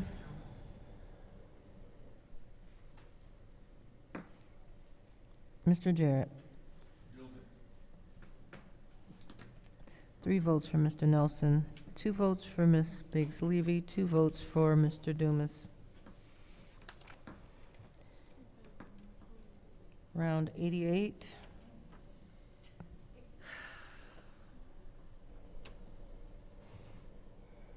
Ms. Lewis. Carrie Nelson. Ms. Priestley. Mr. Nelson. Ms. Winfrey Carter. Biggs Levy. Ms. Burns. Biggs Levy. Mr. Pfeiffer.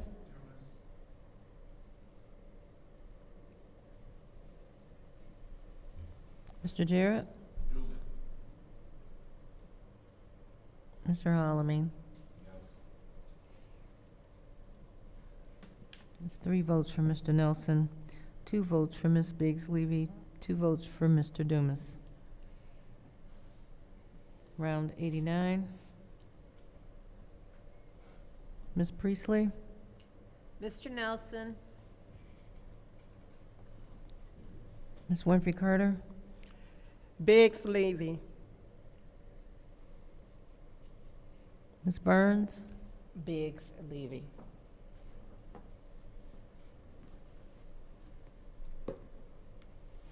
Mr. Pfeiffer?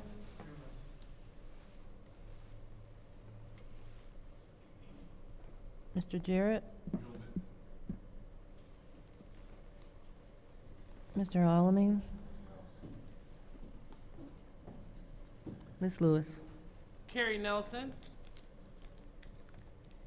3 votes for Mr. Nelson, 2 votes for Ms. Biggs Levy, 2 votes for Mr. Dumas. Round number 90. Ms. Winfrey Carter? Biggs Levy.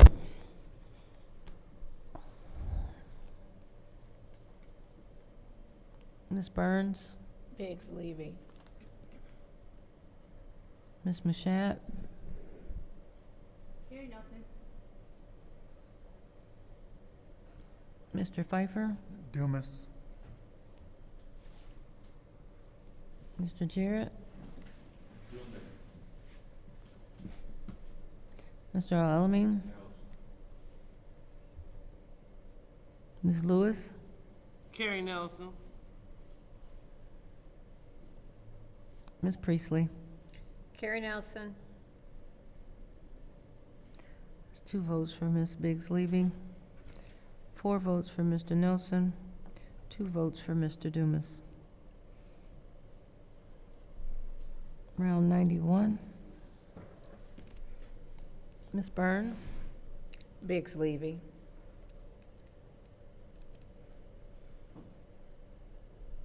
Ms. Mashat? Carrie Nelson.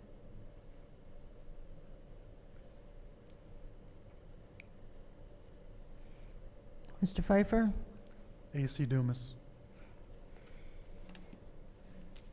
Mr. Jarrett? Mr. Alamin?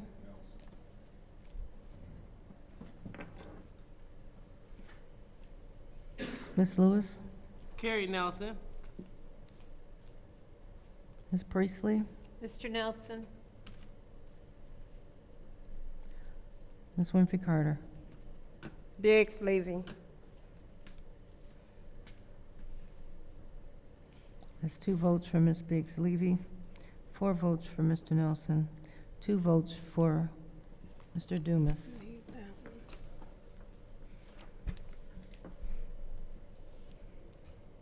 Round 92.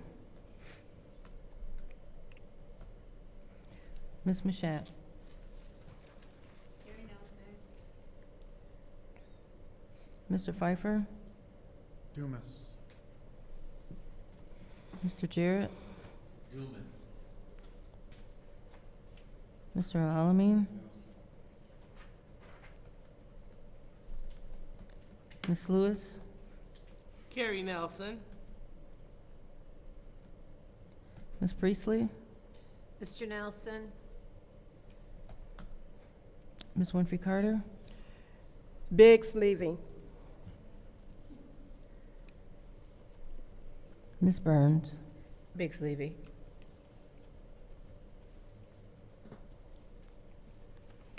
That's 4 votes for Mr. Nelson, 2 votes for Mr. Dumas, 2 votes for Ms. Biggs Levy. Round 93. Mr. Pfeiffer? Dumas. Mr. Jarrett?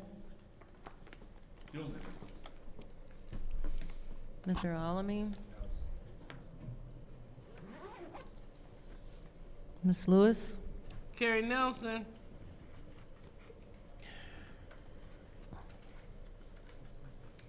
Ms. Priestley? Mr. Nelson?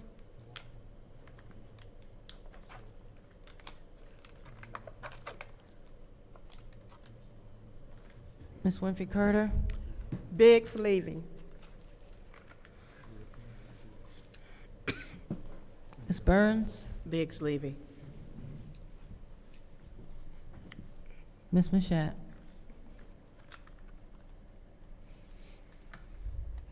Ms. Mashat? It's 2 for Mr. Dumas, 4 for Mr. Nelson, 2 for Ms. Biggs Levy. Round 94. Mr. Jarrett? Dumas. Mr. Alamin? Ms. Lewis? Carrie Nelson. Ms. Priestley? Mr. Nelson? Ms. Winfrey Carter? Biggs Levy.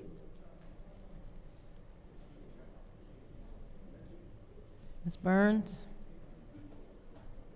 Is not in. Ms. Mashat?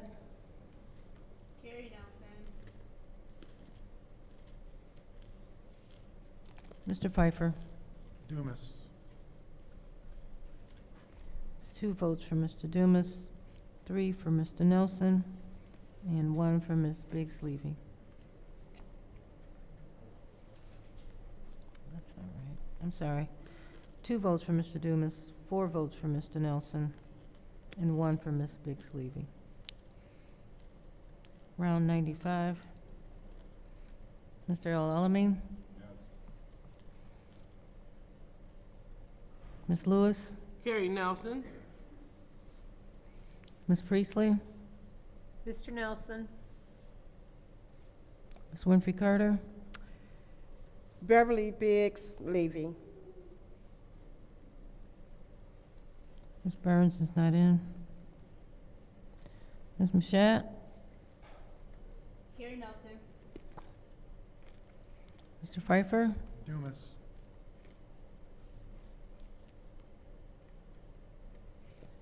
Mr. Jarrett? Dumas.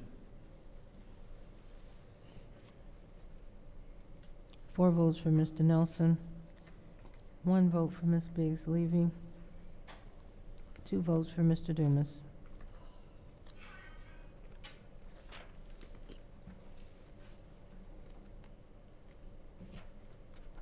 Round 96. Ms. Lewis? Carrie Nelson. Ms. Priestley? Mr. Nelson? Ms. Winfrey Carter? Biggs Levy. Ms. Burns is not in.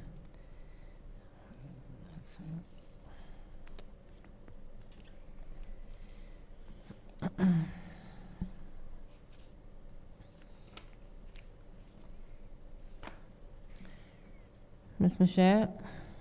Carrie Nelson. Mr. Pfeiffer? Dumas. Mr. Jarrett? Dumas. Mr. Alamin? That is 4 votes for Mr. Nelson, 1 vote for Ms. Biggs Levy, 2 votes for Mr. Dumas. Round 97. Ms. Priestley? Mr. Nelson? Ms. Winfrey Carter? Biggs Levy.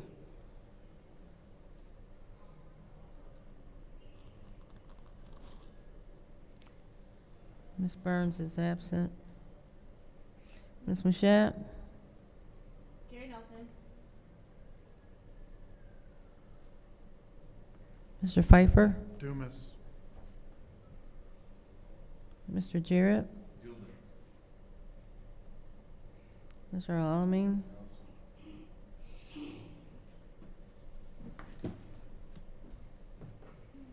Ms. Lewis? Is not in.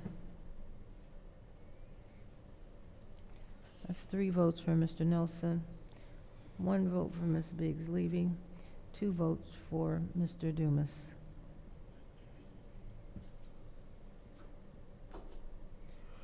Round 98. Ms. Winfrey Carter? Biggs Levy.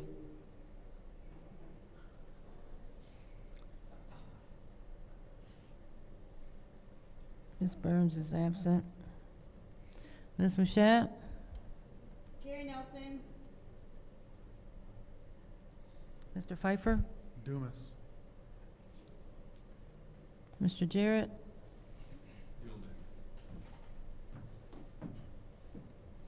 Mr. Alamin?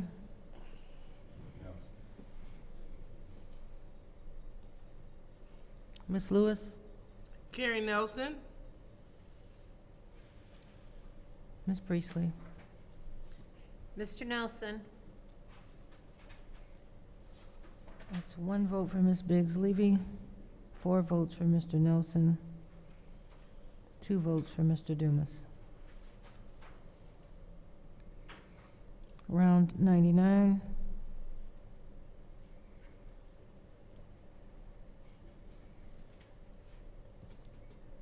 Ms. Burns is absent.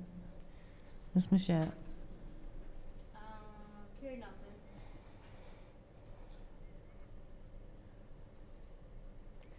Mr. Pfeiffer? Dumas. Mr. Jarrett? Dumas. Mr. Alamin?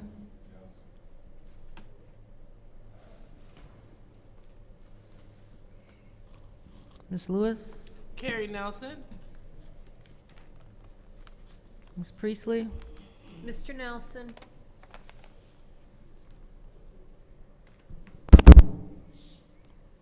Ms. Winfrey Carter? Biggs Levy. That's 4 votes for Mr. Nelson, 2 votes for Mr. Dumas, 1 for Ms. Biggs Levy. Round 100.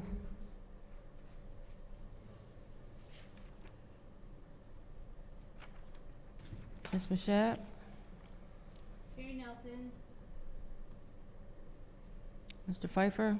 Dumas. Mr. Jarrett? Dumas.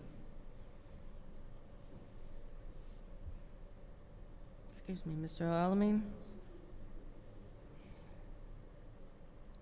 Ms. Lewis? Goodness. Ms. Lewis is not in. Ms. Priestley? Mr. Nelson?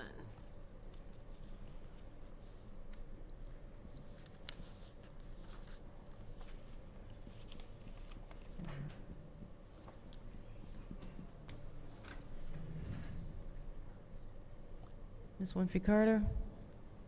Biggs Levy. Ms. Burns is not in. That's 3 votes for Mr. Nelson, 2 votes for Mr. Dumas, 1 vote for Ms. Biggs Levy.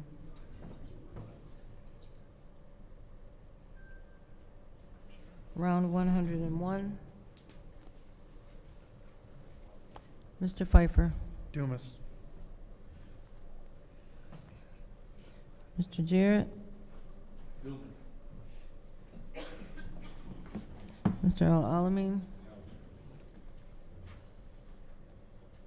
Ms. Lewis? Carrie Nelson. Ms. Priestley? Carrie Nelson? Ms. Winfrey Carter? Biggs Levy.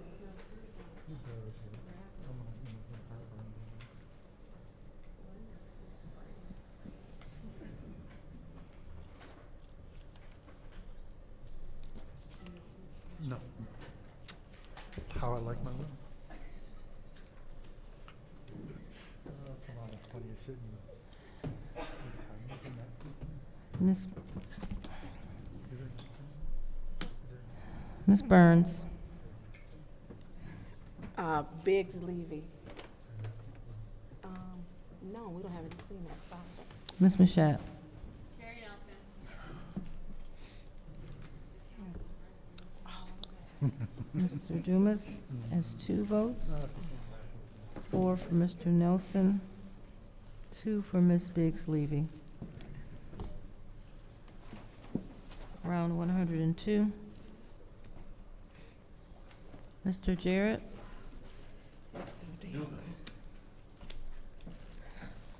Mr. Alamin. Ms. Lewis. Carrie Nelson. No, they did. They don't really Ms. like Priestley. that stuff. Carrie Nelson. Ms. Winfrey Carter. Biggs Levy.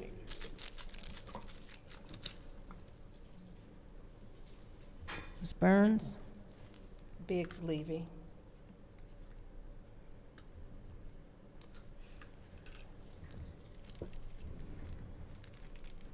Ms. Mashat is not in. Oh, sorry. Ms. Mashat. Mr. Pfeiffer. AC Dumas. That's 2 votes for Mr. Dumas, 4 for Mr. Nelson, 2 for Ms. Biggs Levy. Round 103. Mr. Alamin. No, that other one was. And a headache. Ms. Lewis. Carrie Nelson. Ms. Priestley. Mr. Nelson. Ms. Winfrey Carter. Biggs Levy. Ms. Burns. Biggs Levy. Ms. Mashat. Carrie Nelson. Mr. Pfeiffer. Dumas. Mr. Jarrett. It's 4 votes for Mr. Nelson, 2 votes for Ms. Biggs Levy, 2 votes for Mr. Dumas. Round 104. Ms. Lewis. Carrie Nelson.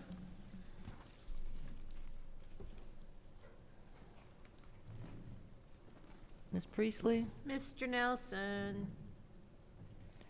Ms. Winfrey Carter. Biggs Levy. Ms. Burns. Biggs Levy. No, I didn't see him. Ms. Mashat. Mr. Nelson. Apple fruit or something. Mr. Pfeiffer. AC Dumas. Mr. Jarrett.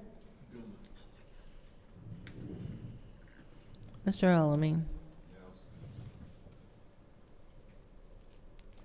4 votes for Mr. Nelson, 2 votes for Ms. Biggs Levy, 2 votes for Mr. Dumas. Round 105. Ms. Priestley. Mr. Nelson. Ms. Winfrey Carter. Biggs Levy. Ms. Burns. Biggs Levy. Ms. Mashat. Carrie Nelson.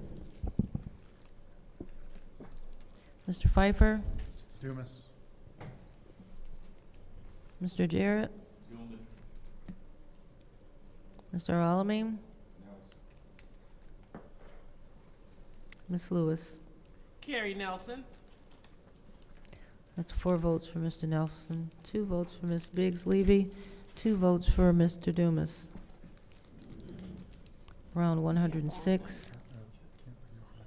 Ms. Winfrey Carter. Biggs Levy.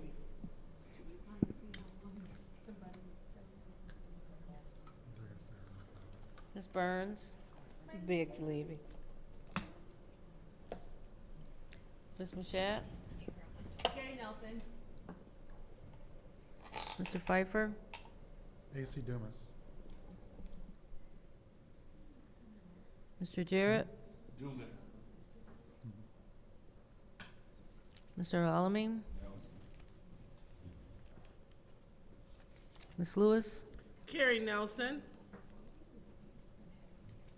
Ms. Priestley. I don't know what Mr. Nelson. That's 2 votes for Ms. Biggs Levy, 4 votes for Mr. Nelson, 2 votes for Mr. Dumas. Round 107. Ms. Burns?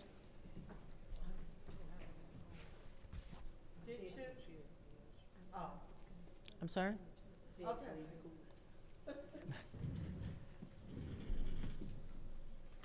Ms. Mushat?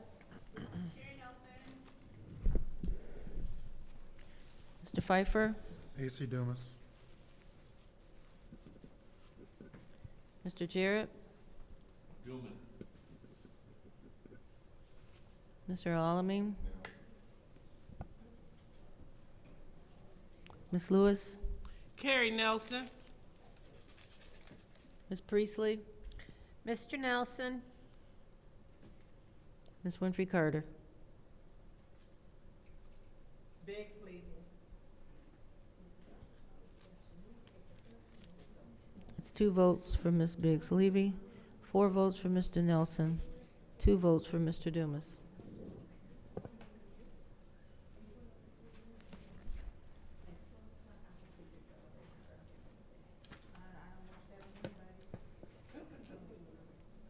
No. No. For what? So people can Round air their 108. grievances. They just gonna air their grievances, no. Ms. Mashat?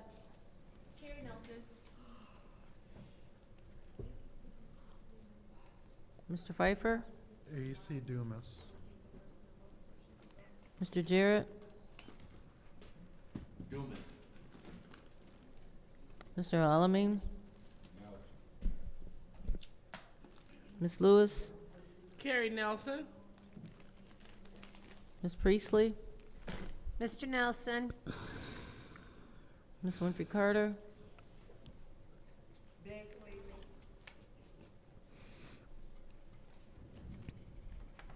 Ms. Burns? Biggs Levy. That's 4 votes for Mr. Nelson, 2 for Mr. Dumas, 2 for Ms. Biggs Levy. Madam Clerk, Yes, ma'am? I'd like to put a motion on the floor, but I want to put a caveat in there, even though I know we're not responsible for what others say. But I want to put a motion on the floor that we do another 3 minutes per council person to talk about why the person they are trying to select would be the best choice.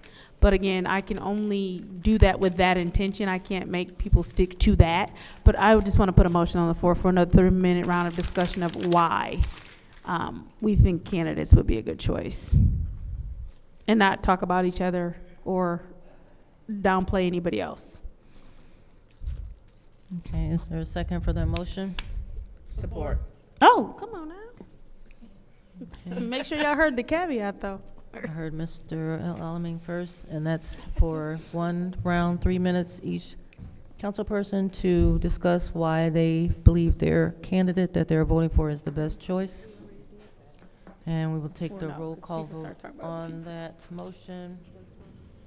She put it, like, why you voting for the person? Rounds. Just 1 minute. Well,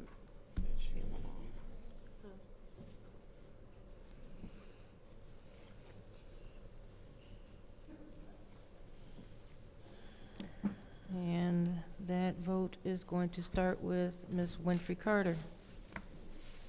Pardon me? The vote on this motion will start with Ms. Winfrey Carter. That's the vote to have another round for 3 minutes to speak on the candidate of your choice.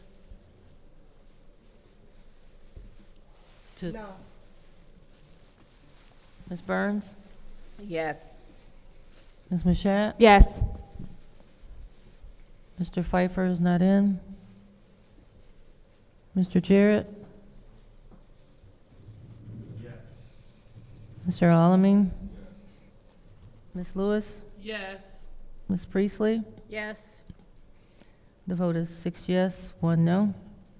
And again, that's 3 minutes to speak as to why you believe your candidate that you are voting for is the best choice. And once again, for this, we will start with Mr. Alamin.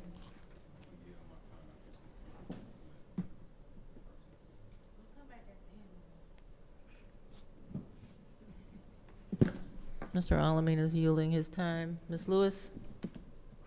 Thank you. So, again, as the charter states, it states that as council people, it is our elected duty, and I will read it again into the record. Section 33-101, and it states that the legislative power of the Flint City Council is vested in the City Council. The City Council has the powers and duties provided by law or this charter, including the enactment of ordinances and resolutions, enactment of monitoring of the budget, investigation and monitoring of affairs of the city, and last but not least, and ensuring qualified and effective candidates fill appointed positions. So if we were to look at the information provided to this body from the candidates, we have one candidate that speaks to the qualifications per this charter. So the reason why I'm sticking to Mr. Nelson is because to vote for anyone outside of Mr. Nelson, it will be voting outside of selecting the most qualified and effective candidate to fill this position. And according to section 3-101, that is what this body is charged to do. We are charged to seek the most qualified person. And so when we look at everything submitted, Mr. Kerry Nelson's resume speaks to being an accomplished banker, elected official, community leader. He answered all questions that were given. And when you look at his tenure, which he served on this Flint City Council, it talks about him being president and about everything that he's accomplished. This is what the charter states. But furthermore, I want to be more specific because we had several Third Ward residents submit letters to this body trying to compel us to vote on behalf of Mr. Kerry Nelson. And this is one letter. Dear members of the Flint City Council, I'm writing to express my strong support for Mr. Nelson to serve as the Third Ward council person following the unfortunate passing of our beloved former councilman, Quincy Murphy. Having had the opportunity to witness Mr. Nelson's dedication and longstanding commitment to the city of Flint, I firmly believe that he's the ideal candidate to continue the work that Mr. Murphy began and to represent the Third Ward with integrity. Mr. Nelson's previous service on the Flint City Council has proven his capability in navigating the challenges that our city faces.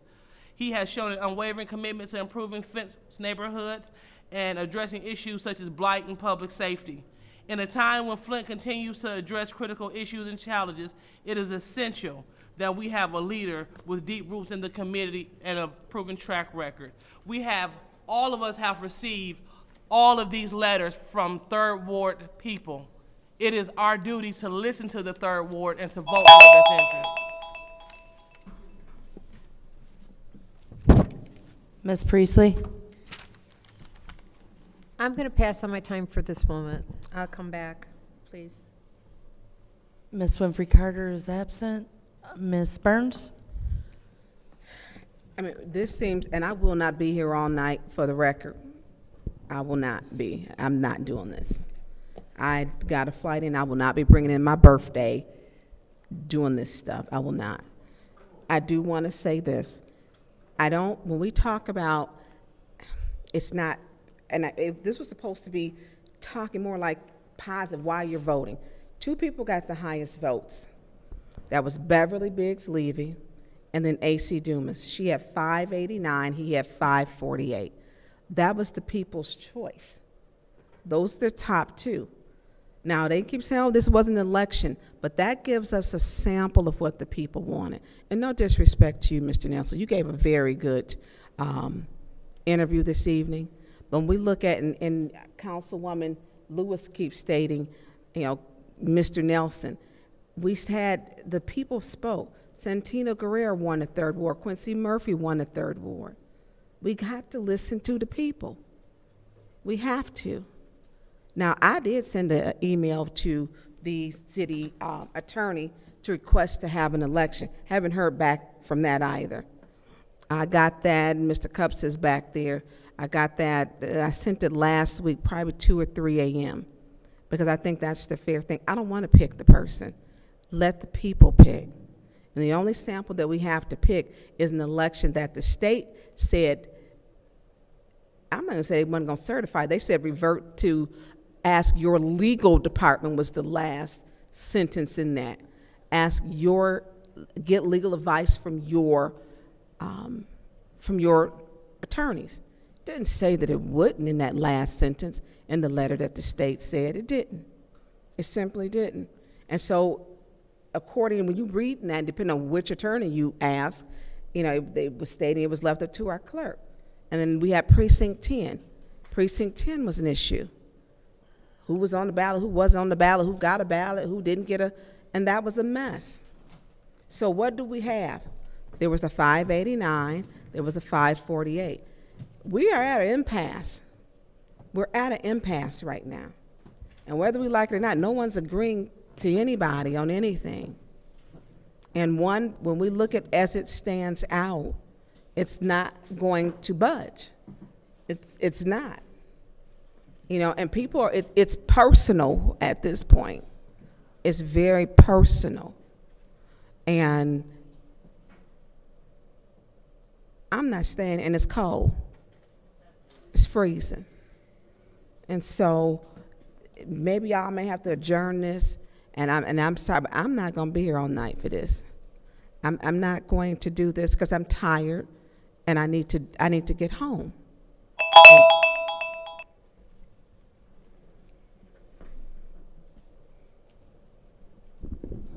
Ms. Mashat? Thank you. So my desire to have another round of 3 minutes, and I can understand some of my colleagues and them not wanting to have another 3 minutes, was just so that we could hear each other, because it seems like this is the only way that we get an opportunity to hear each other's thoughts, and see, what we're thinking and why we think the person might be the best person without all of the other stuff that comes with being on this council sometime. I've stated earlier in the evening that I do believe that there were two people who, as far as I was concerned, had really strong interviews, as far as answering questions, as far as their experience, as far as being in these chambers and not attacking people or making it a personal thing. Or I think at the end of the day, we all just want to be able to do the people's work. And I think that our definition of unity has to be kind of a loosely based definition right now.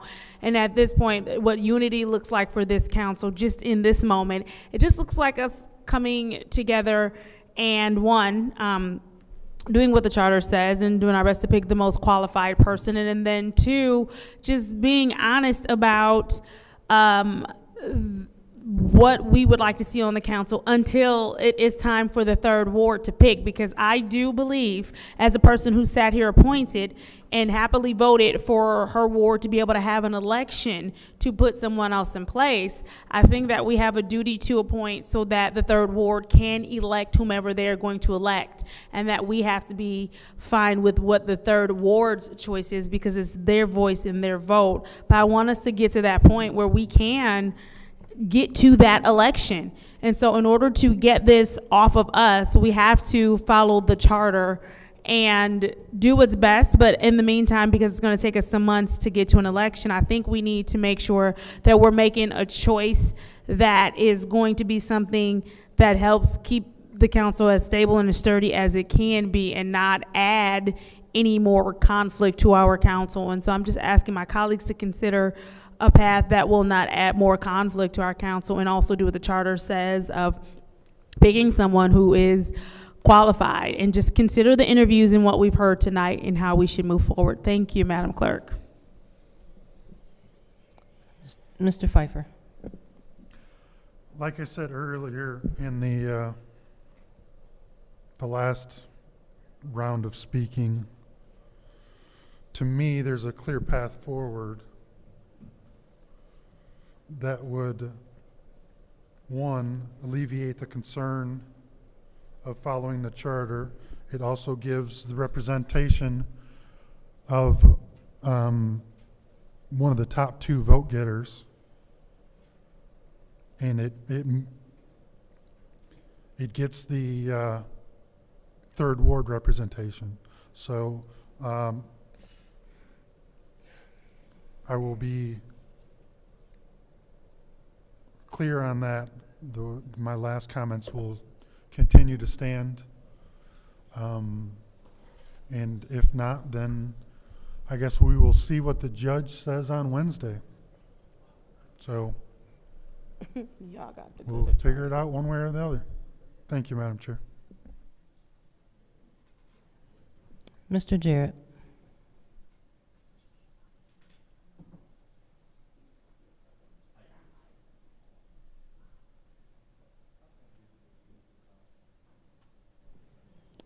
Okay, I believe everyone has spoken.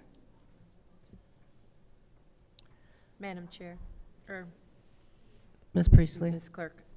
So, one of my reasons for voting for Mr. Nelson is that I believe that he will bring less chaos. He's his own man. He'll vote for or against something as he chooses, like we all do. I have seen emails and over the past several years from Mr. Dumas, and sometimes I think he wants to create some chaos or push a point that is not necessary, in my opinion. Also, there is a personal reason that I have, and I won't discuss it. I have told some of my colleagues privately, and I'm going to stay with that. So, besides the point that the residents that I asked in the 3rd Ward, and that's my duty to do that, to do investigation and to find out. I've done it for every appointment we've had, is the people that I spoke to want Mr. Nelson, and that's who I'm choosing. Thank you.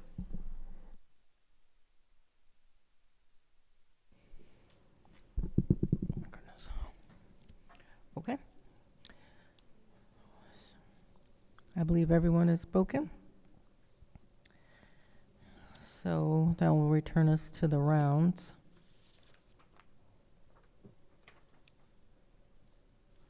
And we are on round 109. And that will be starting with Mr. Pfeiffer. A.C. Dumas. Mr. Jarrett.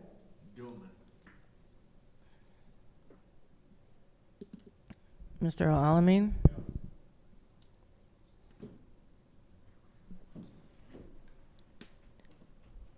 Ms. Lewis. Carrie Nelson.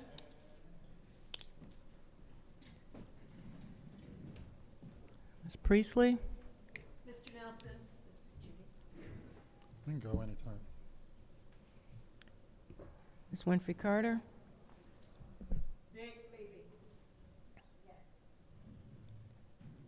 Ms. Burns. Biggs Levy.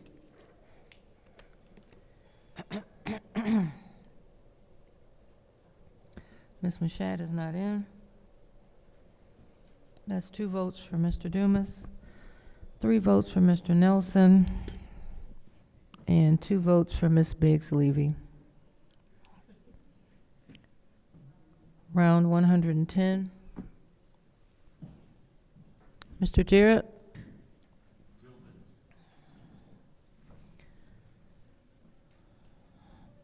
Mr. Alamin. Ms. Lewis. Carrie Nelson. Ms. Priestley. Mr. Nelson. Ms. Winfrey Carter.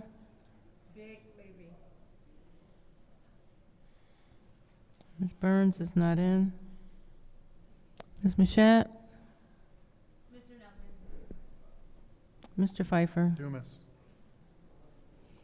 2 votes for Mr. Dumas, 4 votes for Mr. Nelson, 1 vote for Ms. Biggs Levy.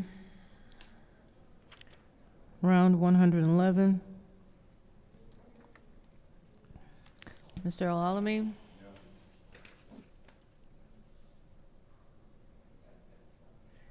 Ms. Lewis. Carrie Nelson. Ms. Priestley. Mr. Nelson. Ms. Winfrey Carter.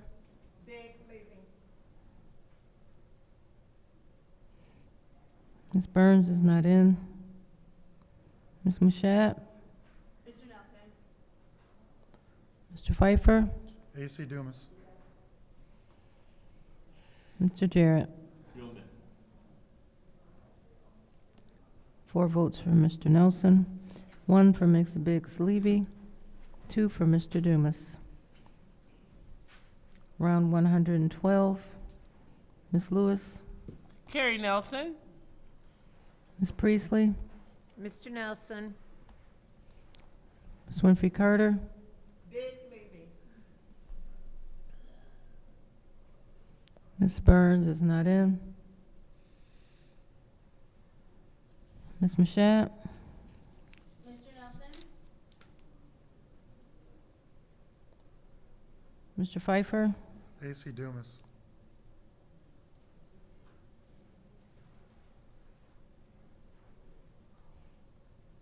Mr. Jarrett? Mr. Alamin? 4 votes for Mr. Nelson, 1 for Ms. Biggs Levy, 2 for Mr. Dumas. Round 113.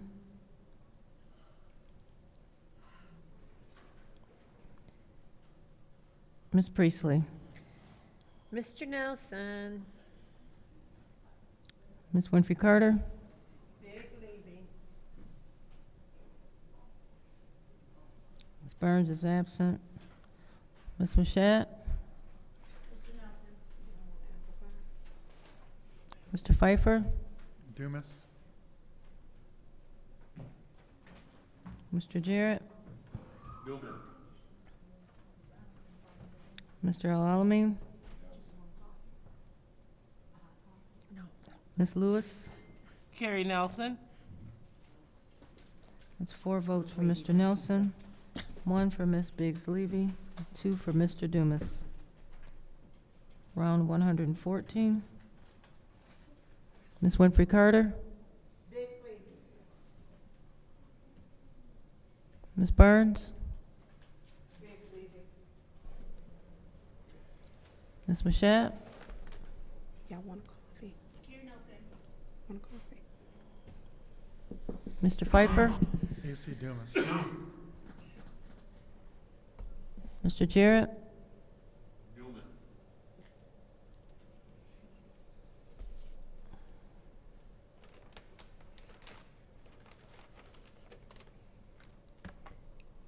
Mr. Alamin? Man, I look like I've been grocery shopping. Ms. Lewis? Carrie Nelson. Ms. Priestley? Mr. Nelson. 2 votes for Ms. Biggs Levy, 4 for Mr. Nelson, 2 for Mr. Dumas. Round 115.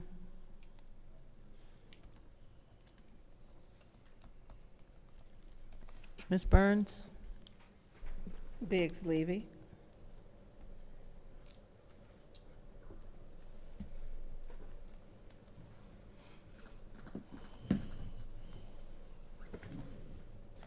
Ms. Mashat? Carrie Nelson. Mr. Pfeiffer?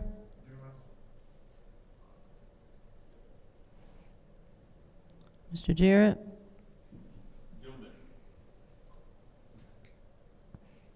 El Alamin? Ms. Lewis? Carrie Nelson.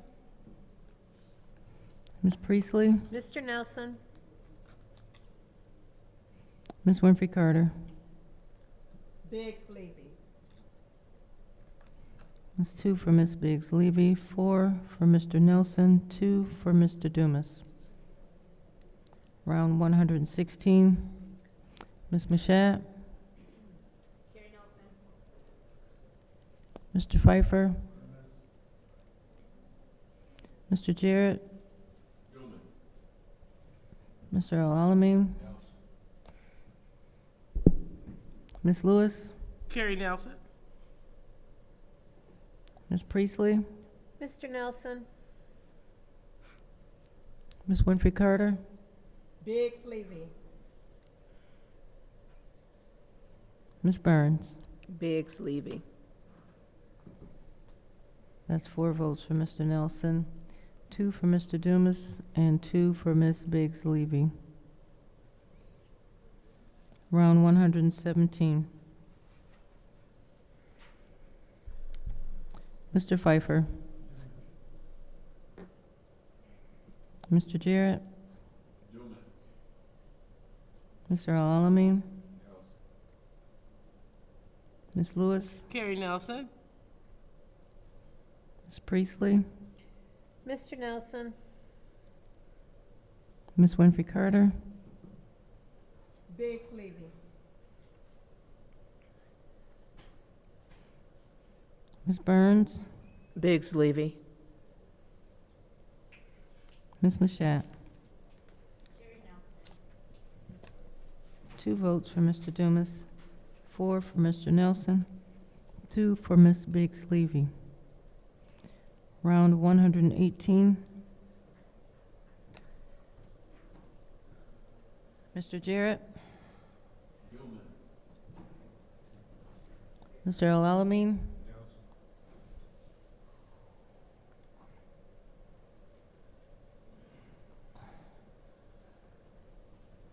Ms. Lewis. Carrie Nelson. Ms. Priestley. Mr. Nelson. Ms. Winfrey Carter.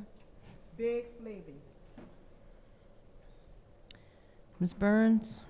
Biggs Levy. Ms. Mashat.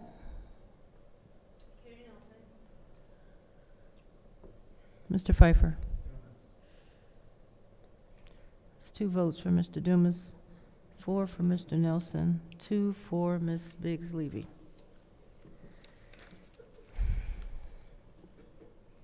Round 119. No, we're gonna be here all night. Mr. Al-Alamin. For the coffee? You're welcome. Ms. Lewis. Carrie Nelson. I got more.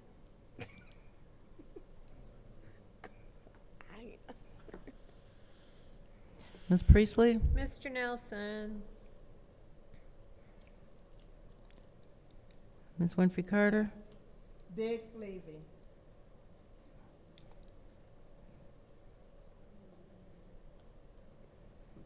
Ms. Burns. Biggs Levy. Ms. Mashat.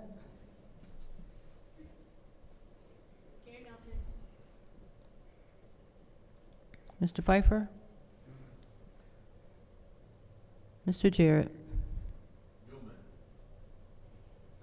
That's 4 votes for Mr. Nelson, 2 for Ms. Biggs Levy, and 2 for Mr. Dumas. Round 120. Ms. Lewis. Carrie Nelson.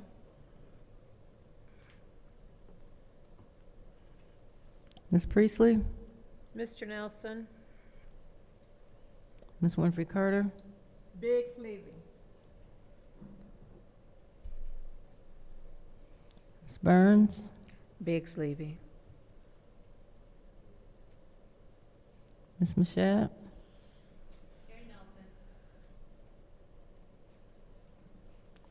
Mr. Pfeiffer.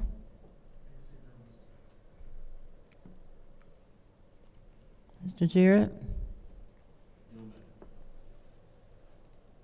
Mr. Al-Alamin. 4 votes for Mr. Nelson, 2 for Ms. Biggs Levy, 2 for Mr. Dumas. Round 121. Ms. Priestley. Mr. Nelson.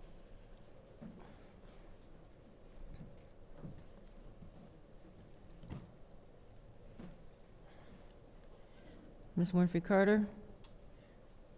Biggs Levy. Ms. Burns. Biggs Levy.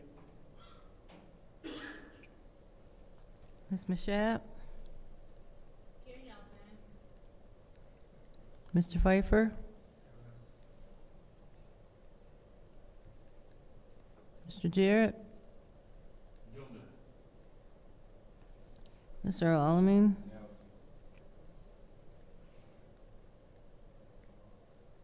Ms. Lewis? Is not in. That's 3 votes for Mr. Nelson, 2 votes for Ms. Biggs-Levy, 2 votes for Mr. Dumas. Round 122. Ms. Winfrey Carter? Biggs Levy. Ms. Burns? Biggs Levy. Ms. Mashat? Mr. Pfeiffer? Mr. Jarrett? Mr. Alamin? Ms. Lewis? Carrie Nelson. Ms. Priestley? Mr. Nelson? That's 2 votes for Ms. Biggs-Levy, 4 votes for Mr. Nelson, 2 votes for Mr. Dumas.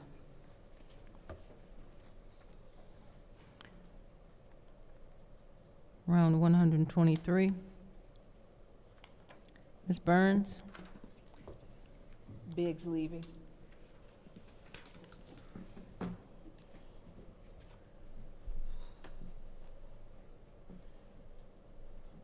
Ms. Mashat? Mr. Pfeiffer? Mr. Jarrett?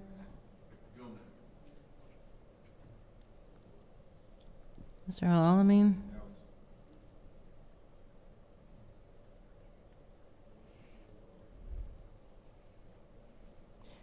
Ms. Lewis? Carrie Nelson. Ms. Priestley? Mr. Nelson? Ms. Winfrey Carter? Biggs Levy. That's 2 votes for Ms. Biggs-Levy, 4 votes for Mr. Nelson, and 2 votes for Mr. Dumas. I just need 1 second.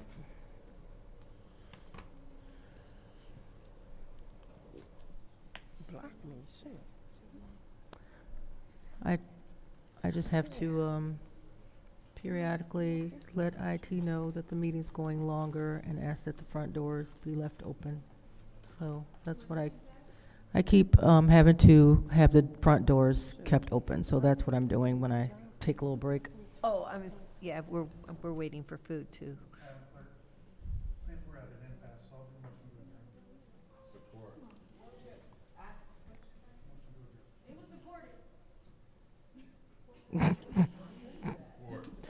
Okay. So motion to adjourn by Mr. Pfeiffer, supported by Mr. Alamin. Just 1 moment.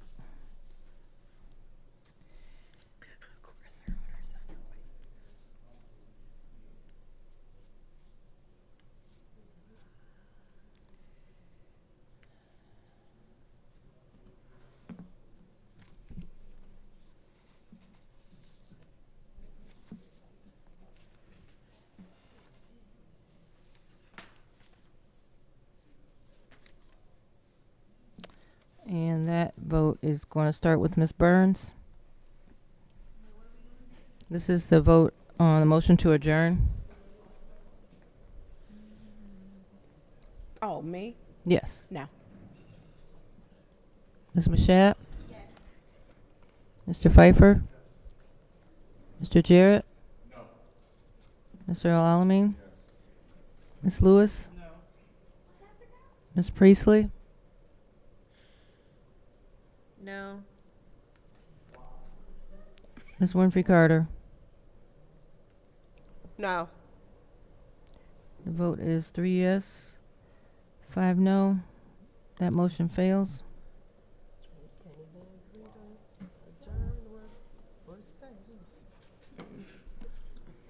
Just 1 moment. Shit, I ain't see him.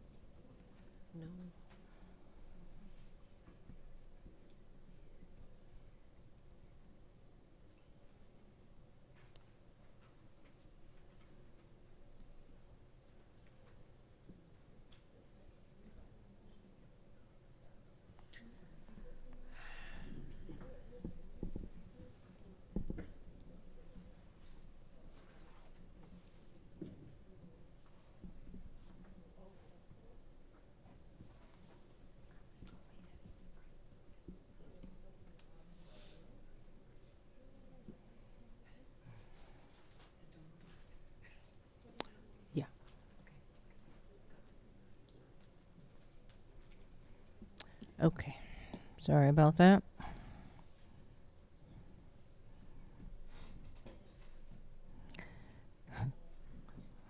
Okay, that brings us to round 124.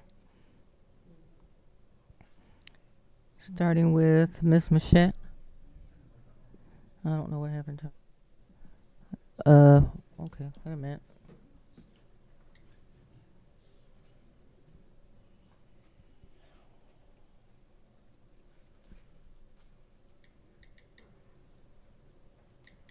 Okay, actually something happened to my microphone. It's not making any noise. Okay, I don't know what happened.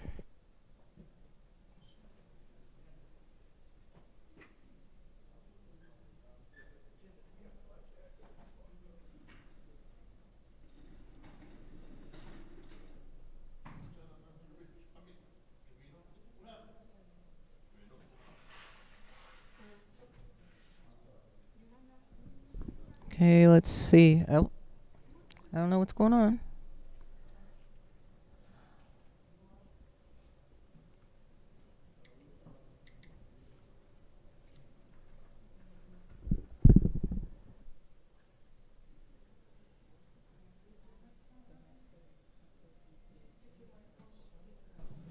Mic check, mic check, mic check. No, it's out.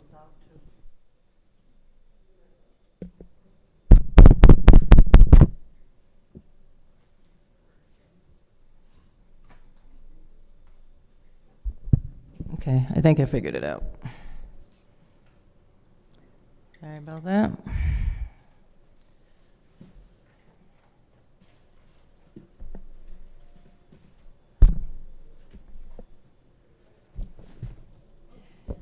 Okay. Round 124, starting with Ms. Machette.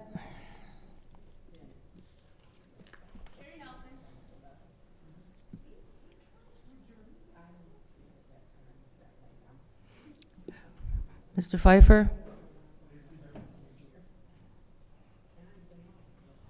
Mr. Jarrett? Mr. Alamin? Ms. Lewis? Carrie Nelson.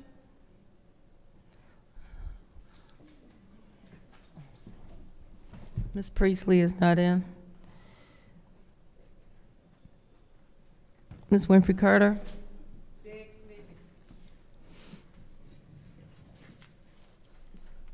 Ms. Burns? Biggs Levy. That's 3 votes for Mr. Nelson, 2 for Mr. Dumas, 2 for Ms. Biggs Levy. Round 125. Mr. Pfeiffer?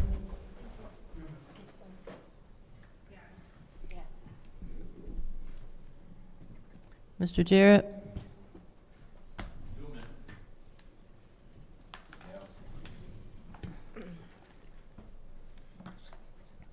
Mr. Alamin?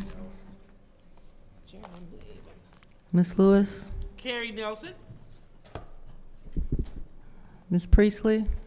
Mr. Nelson? Ms. Winfrey Carter? Biggs Levy. Ms. Burns? Biggs Levy. Ms. Machette? That's 2 votes for Mr. Dumas, 4 for Mr. Nelson, and 2 for Ms. Biggs Levy. Round 126.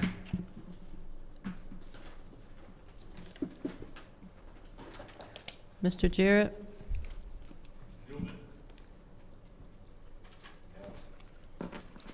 Mr. Alamin?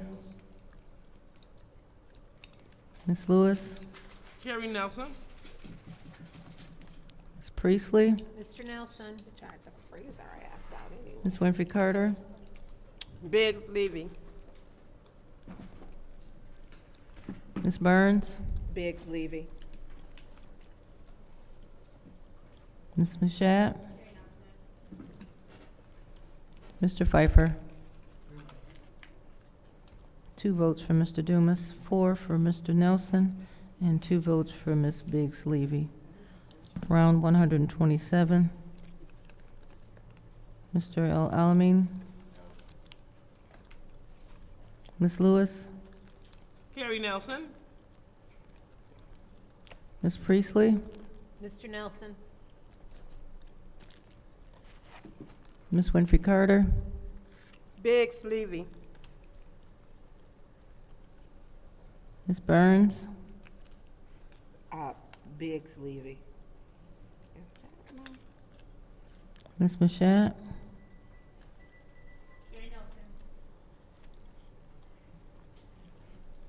Mr. Pfeiffer. Mr. Jarrett. 4 votes for Mr. Nelson, 2 for Ms. Biggs Levy, and 2 for Mr. Dumas. Round 128. Ms. Lewis. Carrie Nelson. Ms. Priestley. Mr. Nelson? Ms. Winfrey Carter. Biggs Levy. Ms. Burns. Biggs Levy. Ms. Mashat. Mr. Pfeiffer. Mr. Jarrett. Mr. El Alamin. 4 votes for Mr. Nelson, 2 for Ms. Biggs Levy, 2 for Mr. Dumas. Round 129. Ms. Priestley. Mr. Nelson? Ms. Winfrey Carter. Biggs Levy.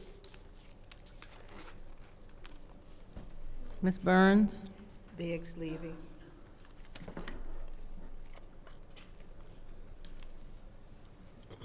Ms. Mashat. Mr. Pfeiffer. Mr. Jarrett. Mr. El Alamin. Ms. Lewis. Carrie Nelson. 4 votes for Mr. Nelson, 2 for Ms. Biggs Levy, 2 for Mr. Dumas. Round 130.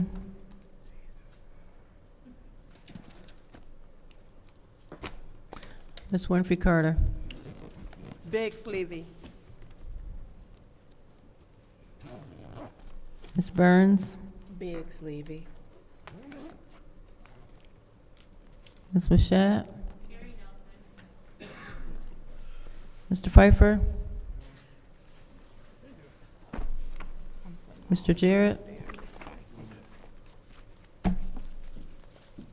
Mr. El Alamin.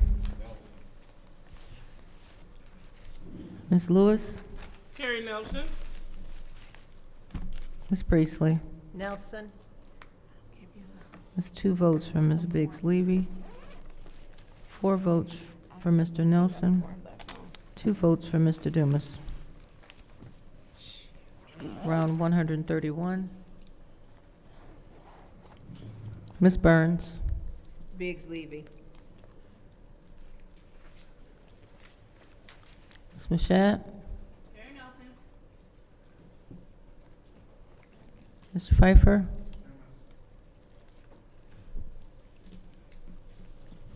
Mr. Jarrett. Mr. El Alamin. Ms. Lewis. Carrie Nelson. Ms. Priestley. Mr. Nelson? Ms. Winfrey Carter. Biggs Levy. That's 2 votes for Ms. Biggs Levy, 4 for Mr. Nelson, 2 for Mr. Dumas. Madam Clerk, motion to adjourn. It's been a motion to adjourn, made by Ms. Mushat, seconded by Mr. El Alamin. And that's going to be, I believe, Ms. Mushat, Yes. Mr. Pfeiffer? Mr. Jarrett? Mr. El Alamin? Ms. Lewis? Yes. Ms. Priestley? Yes. Ms. Winfrey Carter? Yes. Ms. Burns? Yes. The vote is 7 yes, 1 no. This meeting is adjourned at 11:02.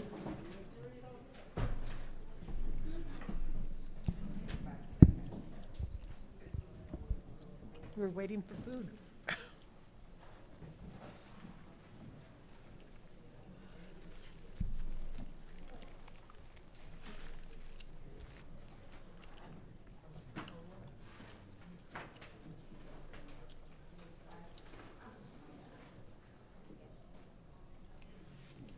Take the pizza home to family. Take it home to your kids. Or to your husband. Oh, yeah, your kid.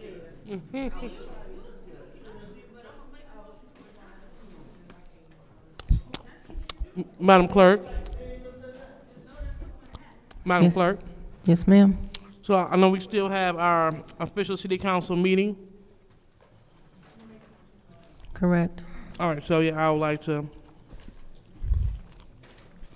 start that. Hurry it up. I'm gonna make a motion to adjourn. All right. So Time is now. this time is now 11:03, and your Flint City Council meeting is being brought to order. Roll call, Madam Clerk. Mr. Alamin? Ms. Lewis? Present. Ms. Priestley? Present. Ms. Winfrey Carter? Present. Ms. Burns? Present.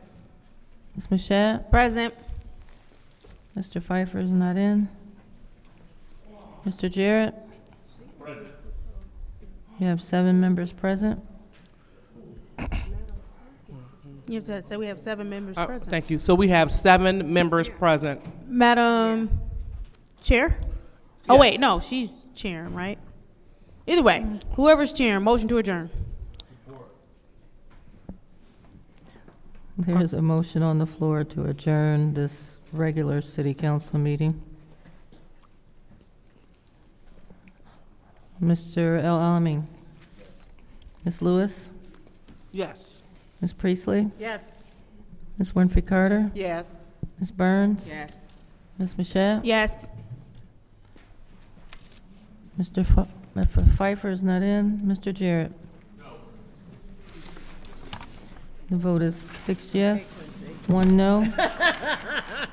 This regular council meeting is adjourned at 11:04.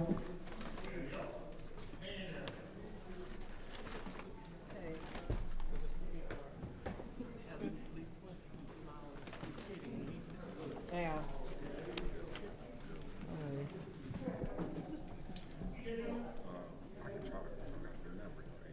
Yeah, but I'll have to check your, check stuff, but you should have, they email it, and it should say right on there, it's called payment in lieu of. And if that's on there.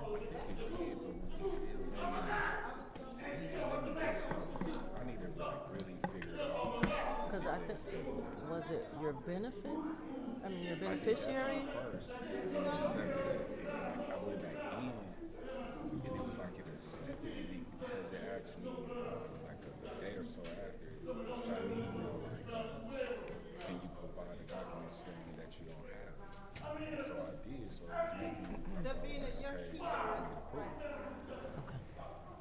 Okay. Yeah, because it.